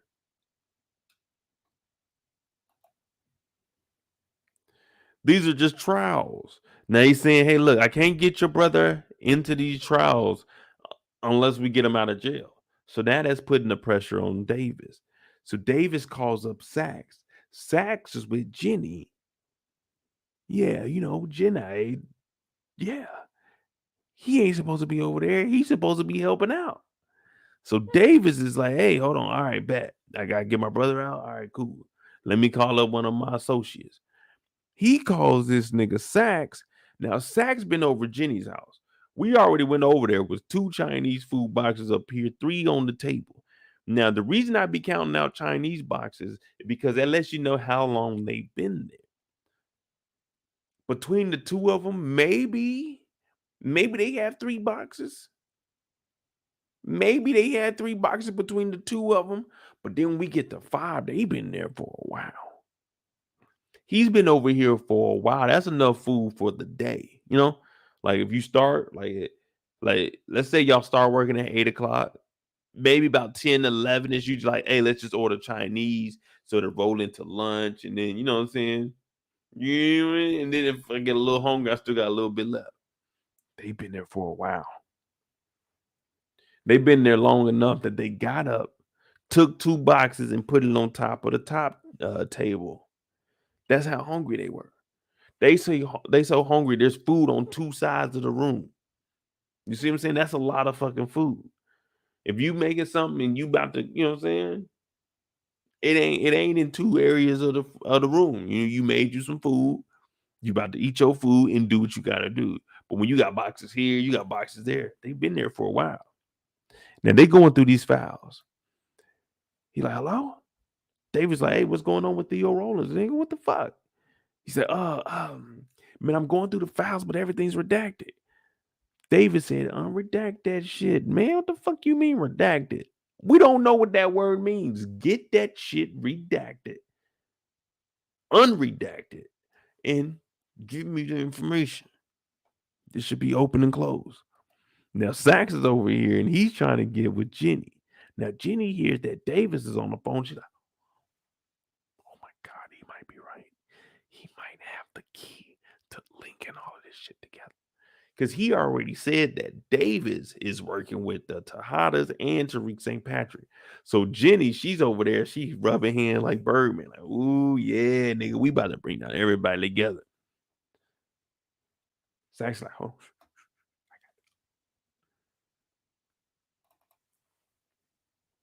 Now Sax is like, hey, all right, hey, Davis, I got you. I'm gonna get the work done, bro. Davis like, all right, good. That's what I want to hear. I don't want to hear nothing else from you. Oh, one last thing. Davis say, hey, who watching Dante Spears' condo? Shit, someone's watching it? Said, yeah, find out about that. Do some work and find out about that. He's like, all right. Now Jenny's sitting here. And you already know Jenny was rubbing hands like Birdman. He's like, what's going on? He said, look, I got some information. He's so strung out over this Theo Rollins case, his brother or whatever. But hear me out, Sheila. Hear me out. Said, okay, well, you got to give me some information. So Sax is trying to flip it. So she told Sax already, listen, Sax, you give me some information and I'll start giving you some. So Sax is sitting here. He ain't really got no information. We just seen him sitting in the hallway. He didn't hear anything. All he knows is that Davis is working with them in some shape or form. So he ain't got shit. He ain't got nothing. He said, look, matter of fact, you give me some information and I'll give you some information. So this nigga Sax flipped the whole thing on her. And he about to get everything he need, but he ain't really giving up nothing right now.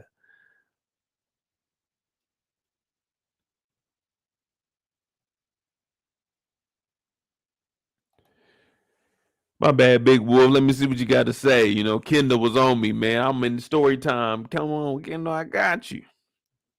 Big Wolf said, Sax going to follow Jenny to the house. See Lawrence slip up, and Davis is going to tell Tariq and discuss getting rid of her.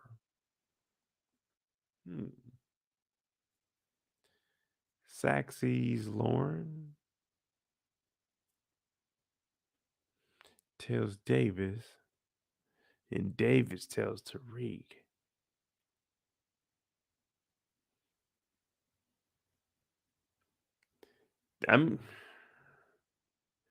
I can see that, but I don't know. I think Tariq still likes Lauren enough that she didn't really have anything to do with this. You know what I mean? So I don't think that will work. As far as like if we wanted to see Davis succeed, I don't think Tariq would take out Lauren.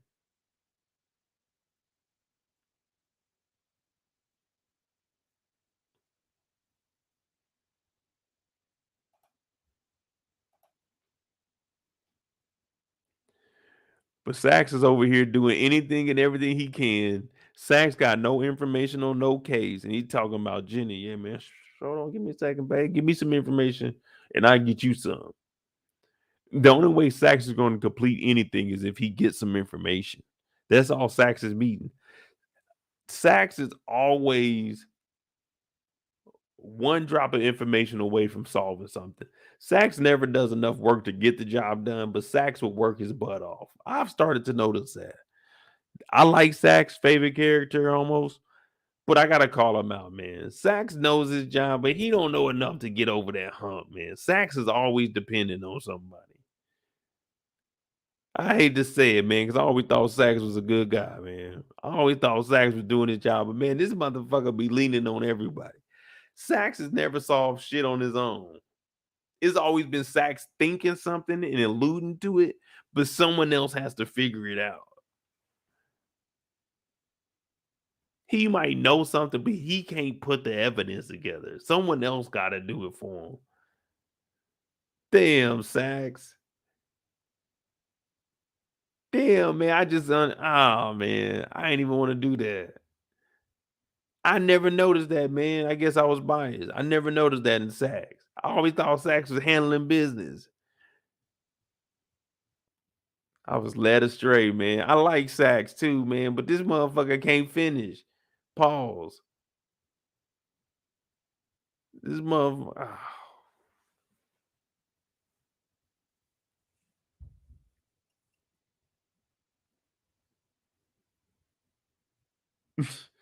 This nigga Sax is literally the guy. Whenever you go and talk to Sax is the type of guy. Every time you see him, he gonna tell you, "I heard."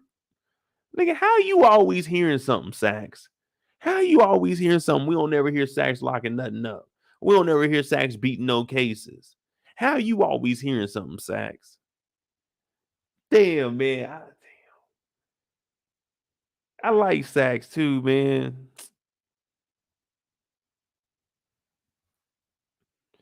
It's a damn shame he didn't let me down, man. This whole time I thought Sax was a real motherfucker. This nigga don't know a goddamn thing. This motherfucker just be running around. This nigga legit bullshitted himself all the way up the chain to come in.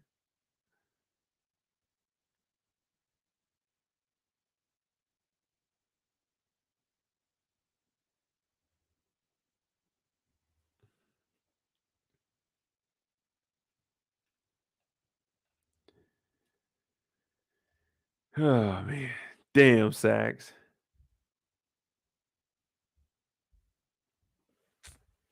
Hey man, I like Sax, man. Damn, Paul, man. Come on, man.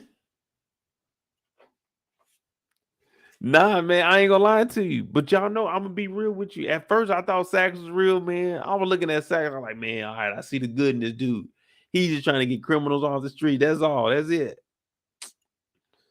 Yeah, he was playing a little bit dirty, but he wasn't playing outside the rims. He wasn't too far-fetched. Whole time. Sax ain't completed shit, man. I'm trying to think back. I mean, I don't never see Sax doing nothing good. Man, I thought Sax was a true American hero.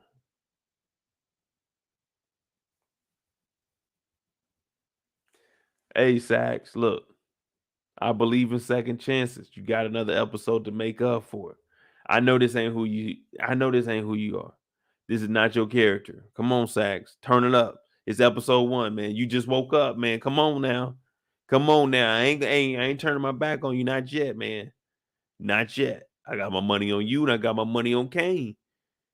So y'all gotta make it through, man. This ain't a white or black thing. This is a money thing. I got my money on you and Kane. Come on now, Sax. We got another season to get through. Come on. Come on, Sax. Get right. Don't lose it. Don't lose it, baby. I got you, man. We go get this money, man. Come on.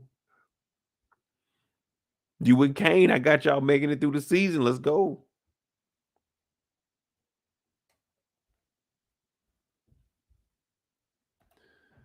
Torian said, I'm about to be on Mo trying to find the good in the most crooked people, Sax.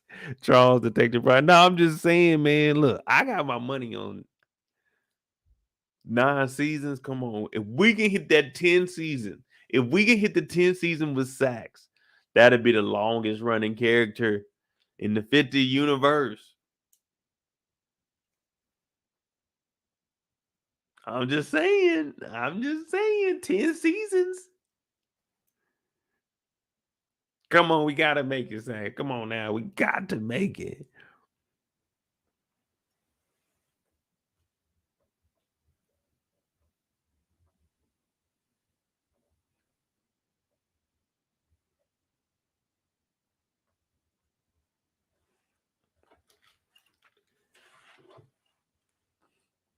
So they both giving up information. They trying to figure it out, trying to get through the night, man. You know what I'm saying? Chinese food everywhere. They living it up.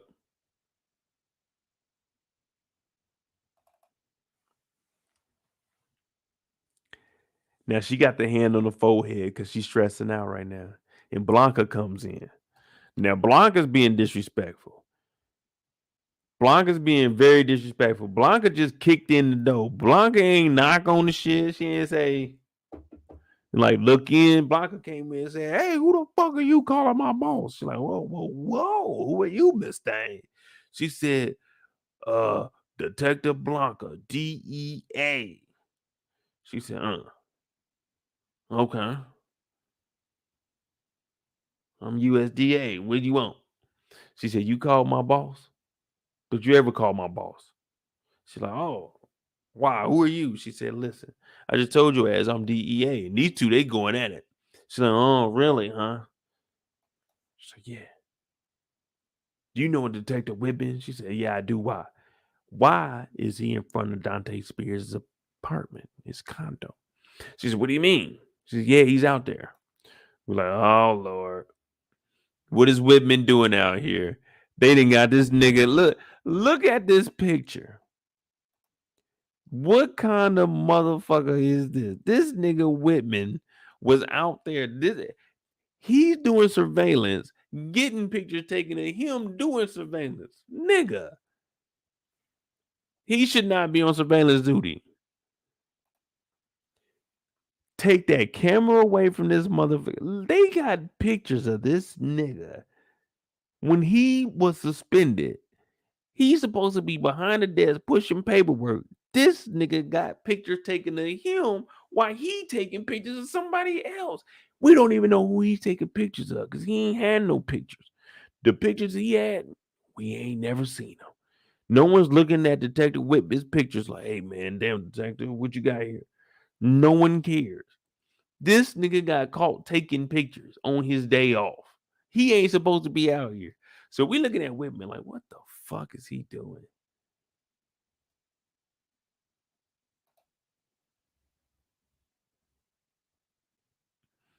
I ain't never seen no shit. And she's looking like, oh, this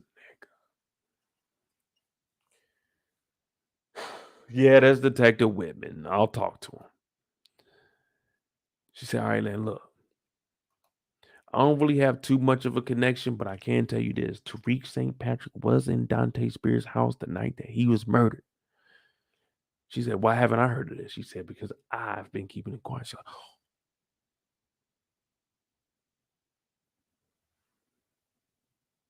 Wait. If you gave up that information, I got some information. Hear me out.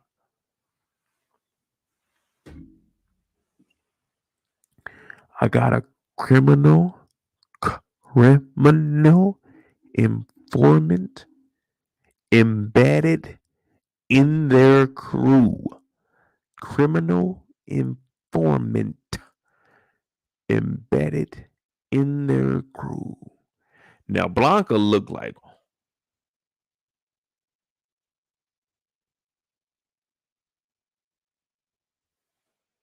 we all looking like, who is this criminal informant? Who could it be? And then out of nowhere, it's going to hurt me to say this, but this is the ultimate finishing move. Out of nowhere, all we heard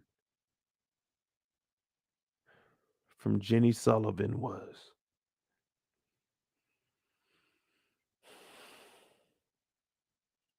you got the clout. Can we hit these niggas with a motherfucking Rico? She said, can we hit these niggas with a Rico? I said, oh.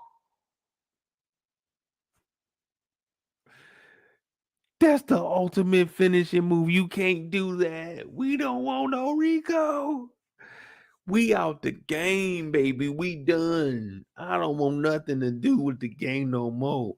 Jay-Z said, can't leave the game alone. The game needs me. Look, I can leave the game alone. The game don't need me. I don't need the game. No. She said, can we use your clout and get a Rico?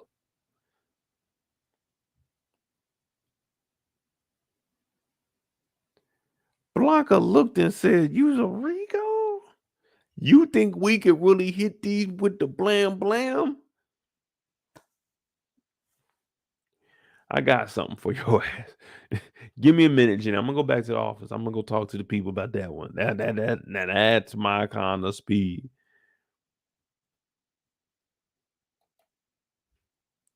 Dog, Jenny came out of nowhere and said, a Rico. What? Whoa. What are we talking about? A Rico? Jenny, no. No Rico.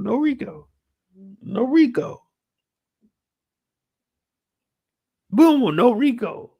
Just give her jail time. Possession. That's all we need. Just give us that. We don't want no Rico. She asked, did you have enough clout for that? She's like, yeah, you know it. It's whatever.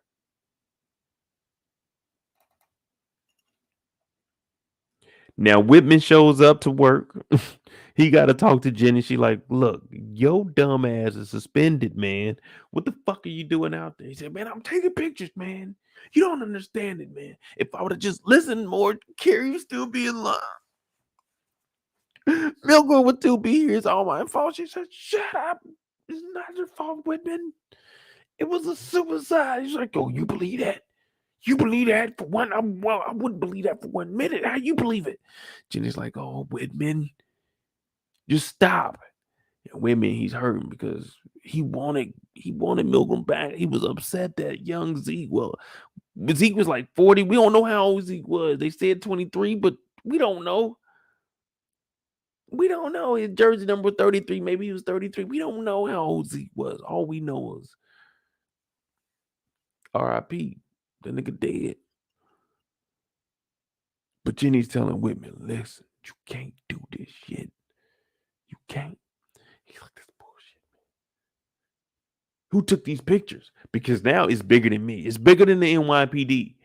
I'm the NYPD and I'm looking out for the community. Who took these pictures of me doing my job? Who took these pictures? She said, oh, don't you even do that to me. Don't you try to flip that. You are restricted from doing anything outside of the office.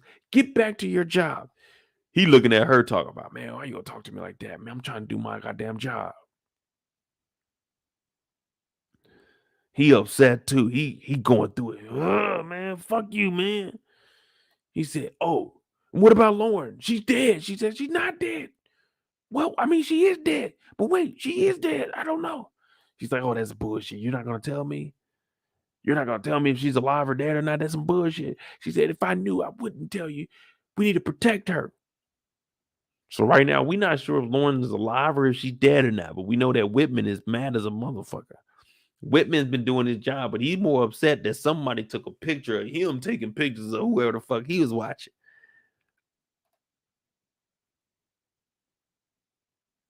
It's bullshit. She kicks him about the room, and that's the end of Whitman. And the last thing we see,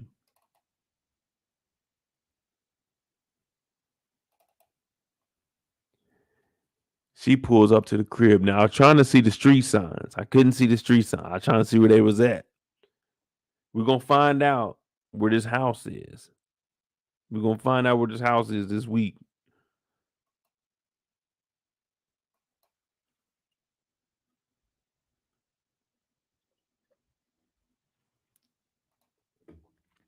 Support Gamer said, Mo, the reason why Kane told Tariq and Brayden to take the back of the penthouse through the garage is because he suspected that someone was watching.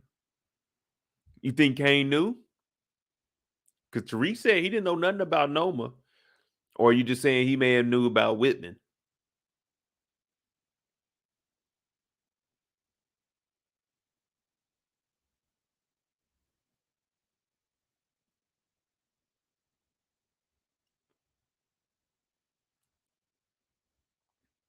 Kendall said it's NYC. All they got to do is pull up the security feed from any camera on any. Man, that's true. You know, I was talking to my brother the other day, and we drove past one of the new Fords. They got the lights on the side. I mean, not the lights, but the cameras on like the doors. And we was wondering, like, do police, can they just pull off of that? Like, can they just pull off the Ford Mustang feed from your car if you was in that area? Or they got it? I'm thinking they got to get a warrant for that.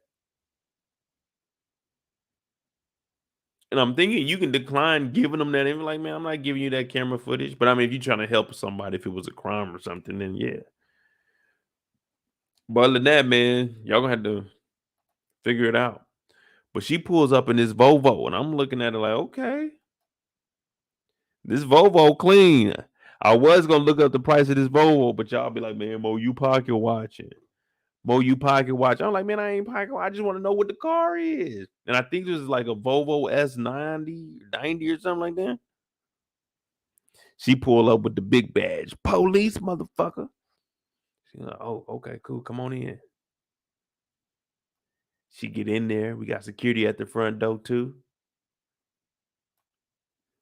And on the inside, we're looking. We're like, all right, who is this in this robe? Okay, who is it? Well, it turns out it's Lauren. and Lauren is pretending to be dead. So let me hear all of your theories about Lauren and how do y'all think she got here? I know yesterday on my first reaction, I thought that I didn't want to say Effie turned her in, so I did give a a scenario where she may have thought she pushed the car in there and it didn't fill up with water all the way. You know what I'm saying? We talked about that on the first reaction, and maybe Lauren got out, you know what I mean, and got help. Or did Effie turn her in? Did Effie turn her into Jenny Sullivan? You see what I'm saying? It could be all kinds of things. Kicking it with Carrie. I guess this is her family's house. Jenny Sullivan. That was Jenny on the table. It was Jenny's graduation photo, Jenny with a horse. So I guess she riding a horse. This is like her family's house, I guess. So Jenny is out here doing exactly like Detective Bryant and tampering with evidence and witnesses. Unless, what is she documented now? Is she on paperwork? Is she actually a CI? Or is Effie the CI for dropping her off over here?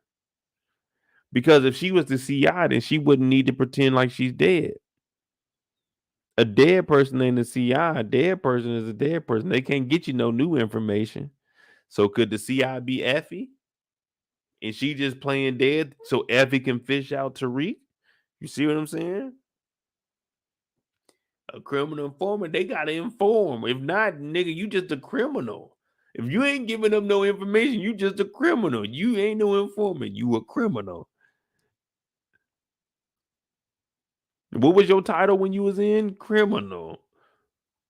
If you telling and doing what they do, then your title is a criminal informant.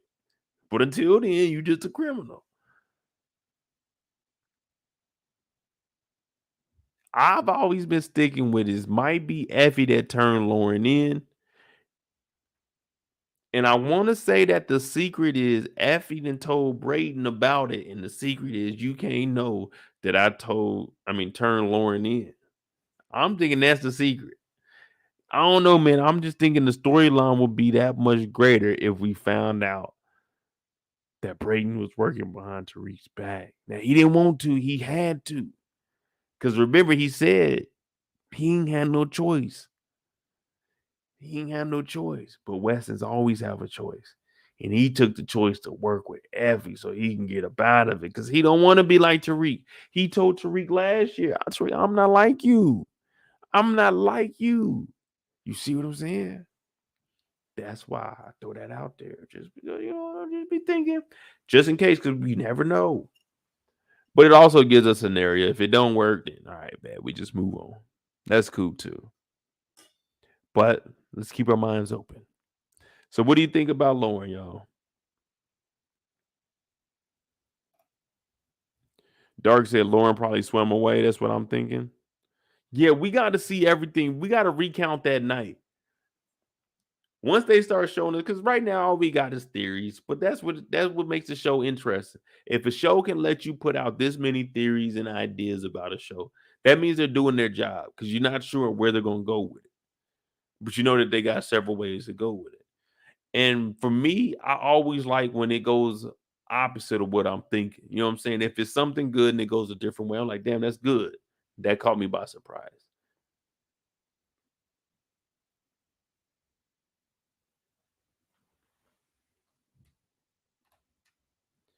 Because when I watch shows, I like murder mysteries and stuff like that too. So I kind of apply that. I ain't gonna lie, I kind of apply that to this.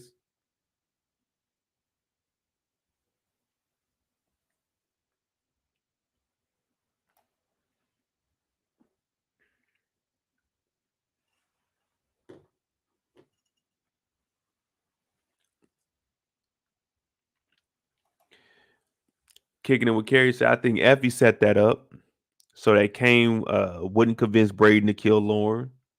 Okay. Chrissy said, when Jenny said her CI was deep in the organization, sounds more like Effie.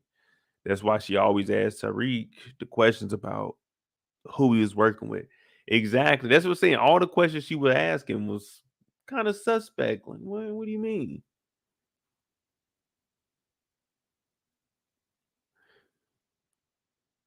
No, I can't answer all those questions. I don't want you in the dope game. If I don't want you involved in it, then I don't want you involved in it. Support Gamer said, imagine if they had written Lauren to have amnesia instead while faking her death and didn't know anything about Tariq or what happened.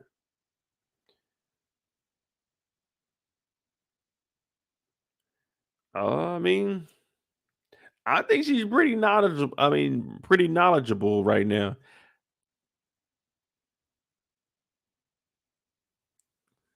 I don't know, man. The amnesia seems like that might be a little corny. You know what I mean? Like, oh, I got amnesia. I can't. It's like that. That's kind of the easy way out. You know what I mean? This way, because if we had the amnesia, like, okay, maybe she went out there, passed out, they got her out, they saved her life. Effie just left. You know what I mean? But if we taking this route, now it has us wondering: is she in on it? Was she turned over? You know what I'm saying? Now she's like a witness now. They just got her in witness protection. Is Effie the CI? You see what I'm saying? So with this story, I like that. The amnesia, I think, would have been an easy out. That had just been the generic. I mean, not saying it's a bad idea, but this makes the storyline a little more intense and gives a little more, hey, man, what do you think happened? You know what I mean? Because the amnesia is like, oh, okay, you died.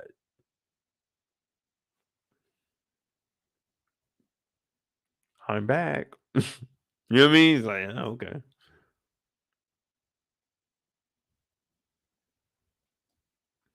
All right, I'm gonna put up one. I'll put up a poll tomorrow of who could the CI be.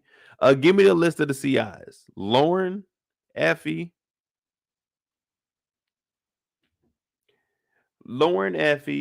I say Brayden.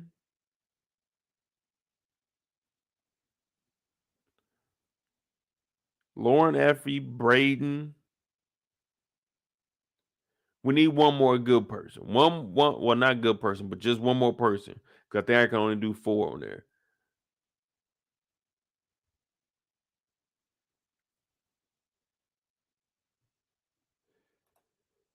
Eric said, I bet you Effie. Hold on, let me see. Wait a minute. I bet you Effie got caught on the camera that was around the area, and that's how Jenny knows Kane may be behind trying to kill Lauren. I mean, from what we seen where she pushed the car in the water, it did look kind of suspect. I'm looking around like, man, this ain't like no, it didn't look like no river, it looked like a pond or something.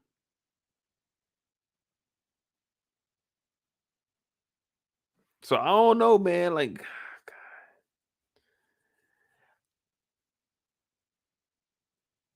I want to see how they pull this off. Now, the trailer did look like we're going to see in the beginning what happened to Lauren. We might not see fully what happened. But it kind of looked like, man, maybe that water wasn't deep enough, or maybe she like just passed out or something.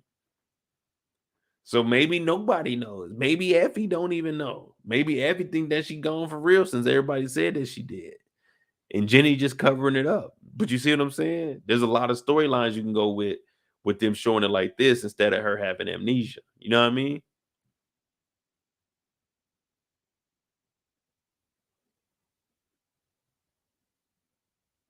I don't know, man. Good luck to him, though. Good luck to him, though. Oh, number 4, Lorenzo. Oh, yeah, I forgot about Lorenzo. All right, so we got Lauren, Effie, Brayden, and Lorenzo. Those are going to be the 4 I'm going to put up.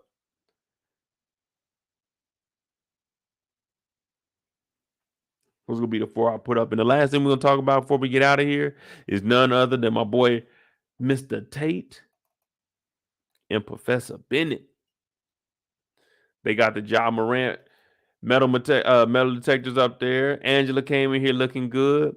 He bounced into her. She said, oh, hey, what's going on? He said, Harper. If my memory serves me correct, Harper was on a nigga back in the day.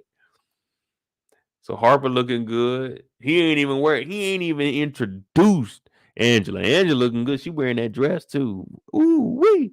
But guess what? He don't care because he seen Harper. The Harper that you? Harper's going.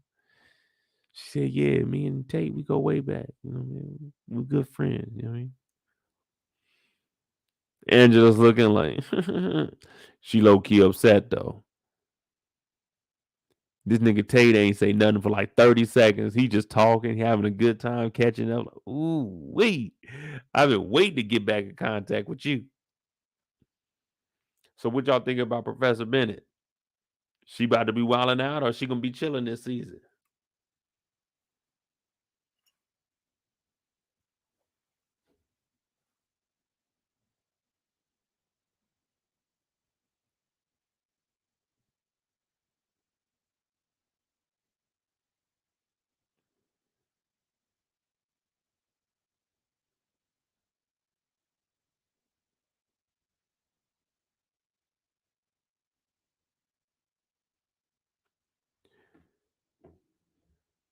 I'm gonna see if I can do 5. I think with the pictures, I can probably do. Can we do 4 or 5? Maybe I don't know. I'll check it. But if not, I'll do the 2 girls, and then we'll do the 2 guys, Brayden and Lorenzo, Effie and Lauren. It is what it is. Said damn. He said damn. Professor Bennett gonna be dead in episode 5 or by episode. That's fucked up. Now we gotta have one professor make it. Come on now, we gotta have a professor make it. We ain't got that many teachers on campus. If one more teacher dies from Stansfield, hey, you got to shut the school down. It's over with. There's no coming back from that. That's just too fucking far.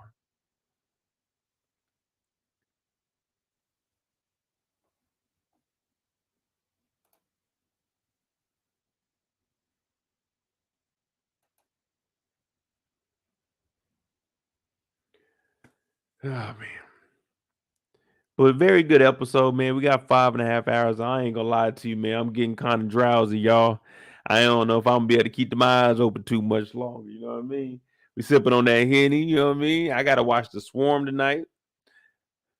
Overall, I like the episode. I'm definitely ready for this. Next week, during the daytime, I don't know what time. I might just be hopping on here. We'll probably be doing some lives. We'll be breaking down characters, going a little more in depth.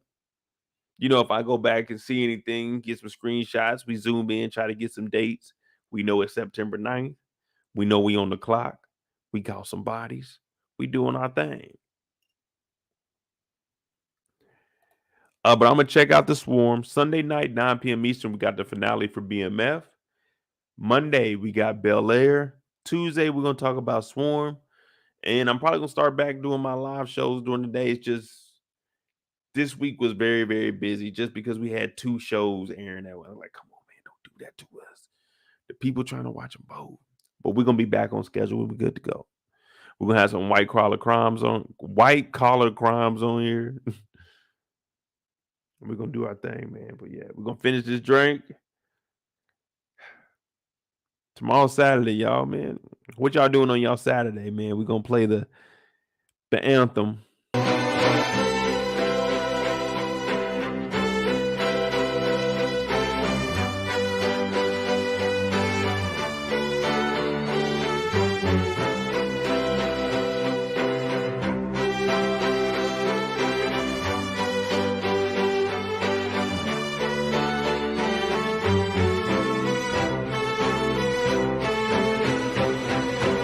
We doing this for Tariq, y'all. It's back. I love the show. I don't know, man. It's the best spin-off to me, y'all.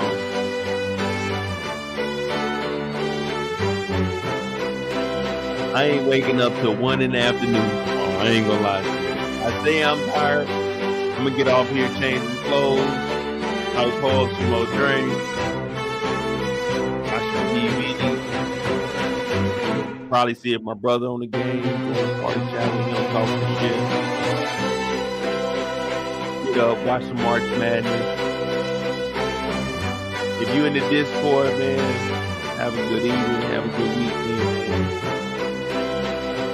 man. You can make it in New York, you can make it anywhere. Tariq St. Patrick, he back. Mo is back. We bigger, we better. Now, there's no disrespect to him. We just about to be working harder than everybody else. We got the best live. Y'all get the best series. We talk some shit. Y'all make fun of me. I love it. If you're new to the channel, hit that subscribe button, hit that like button. This song is just, it brings a tear to my eye. I feel like I just won the championship.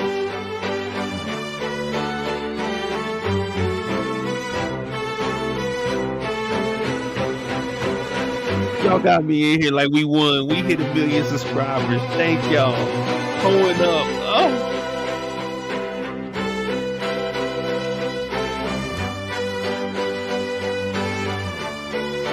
Champions were made tonight. Go. Book 2, Season 3, World fucking premiere. New York City. 50 Cent. Green Light Gang. We ain't gonna say STARZ because we don't know where 50 is at right now. We fucking made it. We did it. We back. The best show on air right now. Perfect timing. Take us on. Tariq St. Patrick. MoedotJ. The Moet. Hit the like button. Hit that subscribe button. Support the channel. CASHAPP is at the bottom of the screen. MoedotJ. Get the super chat. I'm going to sleep. Y'all have a good evening. I'm out. Because ain't nobody going to do it like Mo. Don't nobody break a show down like Mo break a show down, because Mo break a show down how a show's supposed to be broken down. I'm the realest nigga in this. Y'all know. Yeah, you heard it. I'm the realest nigga in this. Y'all know. I'm out this thing, man. Y'all have a good evening. Have a good night. I'll see y'all Sunday night. My voice is going out. Good live, y'all. Good live. I love y'all, man.